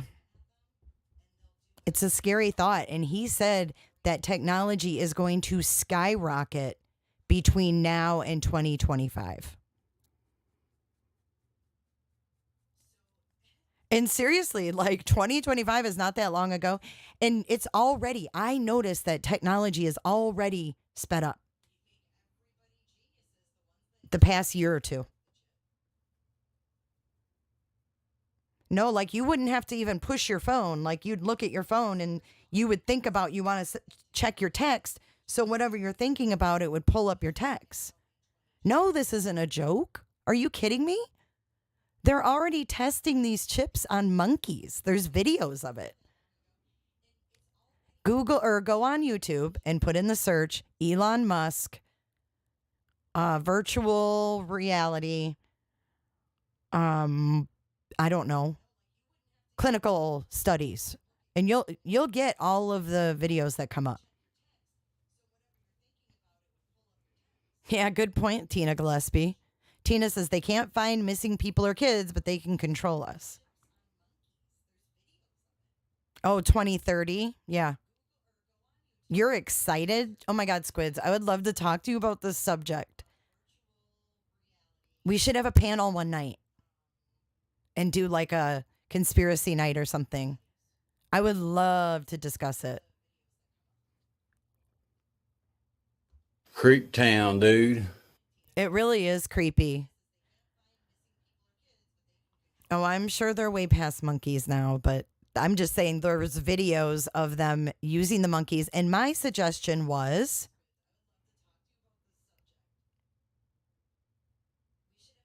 use all the damn pedophiles. Save the monkeys. Use them. It does. It makes me anxious too. But think about it. Okay, let's think of the upside, if there is one. If we're all forced to get these chips or whatever, we have these virtual realities. But you know what the scary thing is? Think about this. none of us would leave our houses. We would be confined to our houses probably in our virtual worlds because Elon Musk said the virtual world will be much more fascinating than the real world. Illnesses, certain illnesses, depression, things like that. But think about this. Like, we could all, like, buy property by one another. Like, I want to live by Cher. Me and Cher could be neighbors. I mean, I'm like, that would be kind of cool, but I don't know. I'm just saying it is a deep, deep thought, but it's almost like the COVID kind of prepped us for what's to come. What's a VR? Connie, I know it's terrifying. It's terrifying. I mean, look at all of us. We've already gone to a more stay-at-home type of society. So they're thinking, oh, well, there won't be crime, right? I mean, no one's going to be getting, but can you get virtually murdered? I bet you could. And someone said, if computers can be hacked, so can chips. Oh, wow. I've never used a virtual reality. Never used one.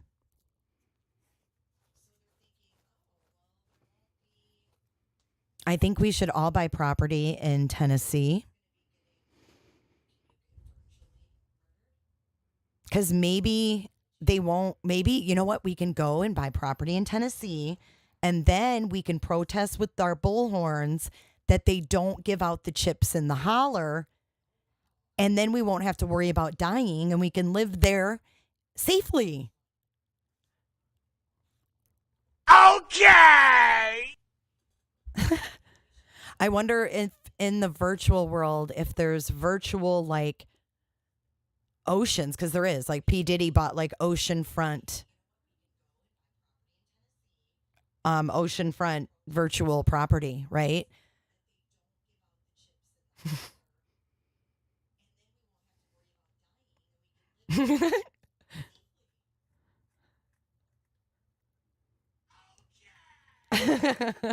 Okay, I'm gonna stop on that note.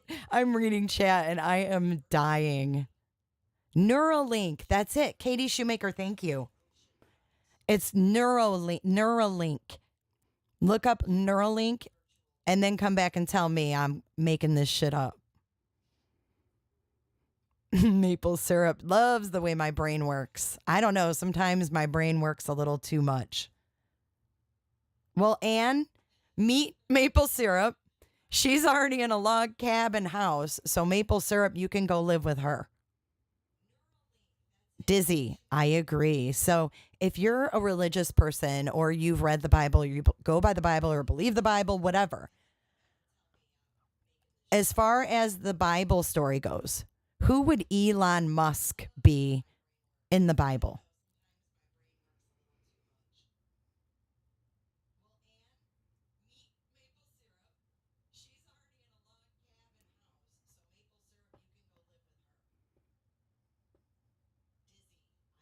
What is the post in Cher's community wall about me and Mr. Cher? What do you mean?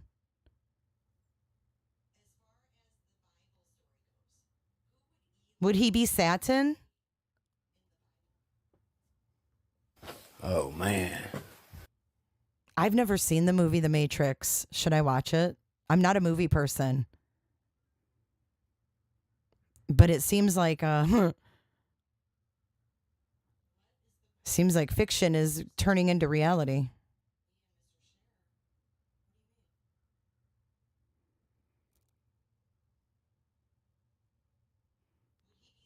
The post of who's singing? What are you talking about?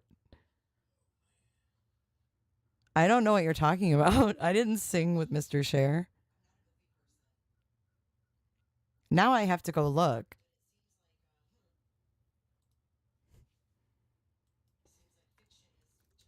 But yeah, I wasn't joking when I said that Russia is messing with our YouTube.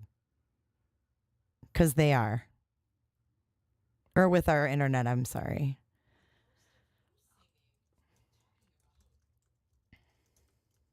Did I do something on video and I don't remember? This is a problem.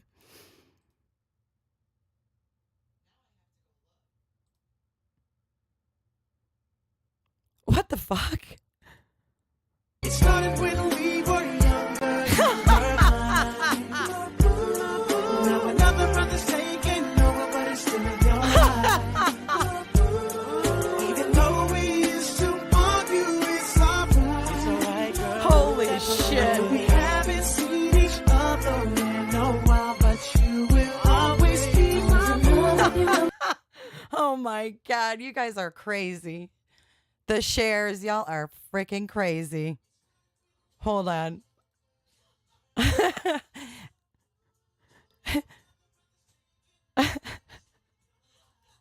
started when we were younger, you were mine. Now another brother's taking over, but it's still in your right. Even though we used to argue, it's alright, girl. That's alright. And we haven't seen each other in a while, but you will always be my. Oh my God, that is hysterical. That is so funny. So today is my number one fan's birthday. So happy birthday to Mr. Cher. I think he's 29 again. Not a day over 30. Not a day over 30. Well, that was a great way to change the subject off of that anxiety stuff. And I think that Cher is doing a live for the B-Day tonight. I haven't had a chance to look, but you guys check it out. I think I might call in and wish him a happy birthday if they're live. Oh my God, I know they have my eyes, like batting my eyes at him. She's crazy as fuck. That is so funny. I really can't. All right, well, my Amazon has arrived, so I need to go check that out. And thank you guys. Again, we are concluding the Crumbley hearing, which we have them held over for trial with no bond. Is she starting in an hour already?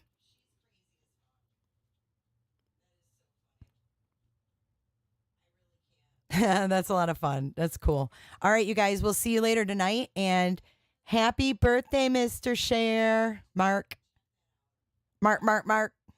Okay, you guys enjoy the outro and chat amongst yourselves. And tomorrow I'm going to be live. I have a lot going on. I have Scott Peterson tomorrow. Can't stream it, but I want to hear it. So I'm going to be doing that. And then I also have so many updates for you guys. So you're welcome for freaking you out. All right, sweet. Let's head on over and let's go to, is it Mr. Shares or Mrs.? You guys put the link in chat and we'll see you over there. Love you guys. And thank you so much, moderators who were in and out today. I know that, you got your own lives and shit going on, but I appreciate you being here to help me out. And all the members, new ones, old ones, and everybody here, people that are just listening, I love you and thank you so much for coming here and supporting me so I can do this. Bye-bye. Roberta. I don't give a damn. I don't really care about you and your problems. I don't give a damn. You talk way too much. I have heard enough about you and your problems. I don't give a damn. I don't give a damn.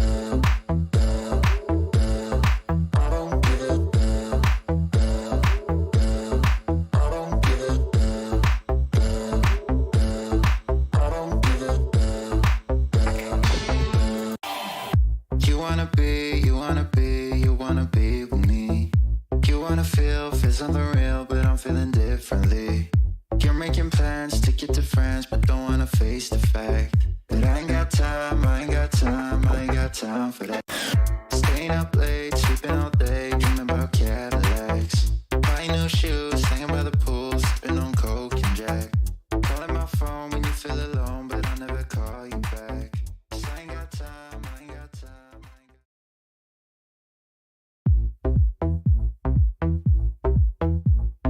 I don't give a damn, I don't really care about you and your problems. I don't give a damn, you talk way too much. I have heard enough about you and your problems. I don't give a damn, I don't give a damn, Roberta.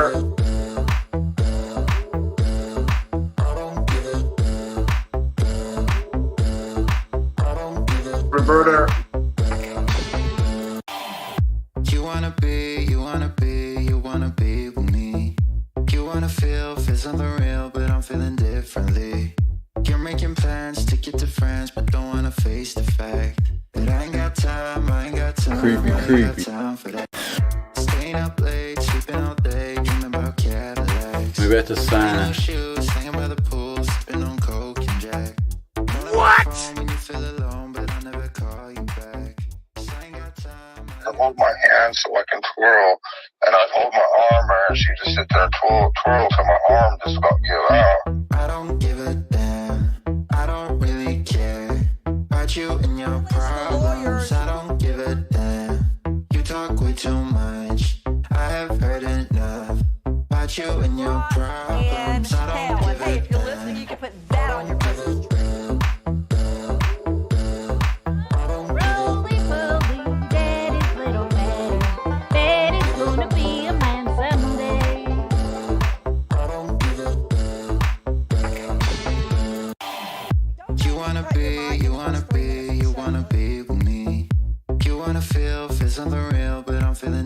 Don't break my door, you fucking bitch. To get to friends, but don't wanna face the fact that I ain't got time, I ain't got time, I ain't got time for that. And it would have been mine if it hadn't been for those meddling kids.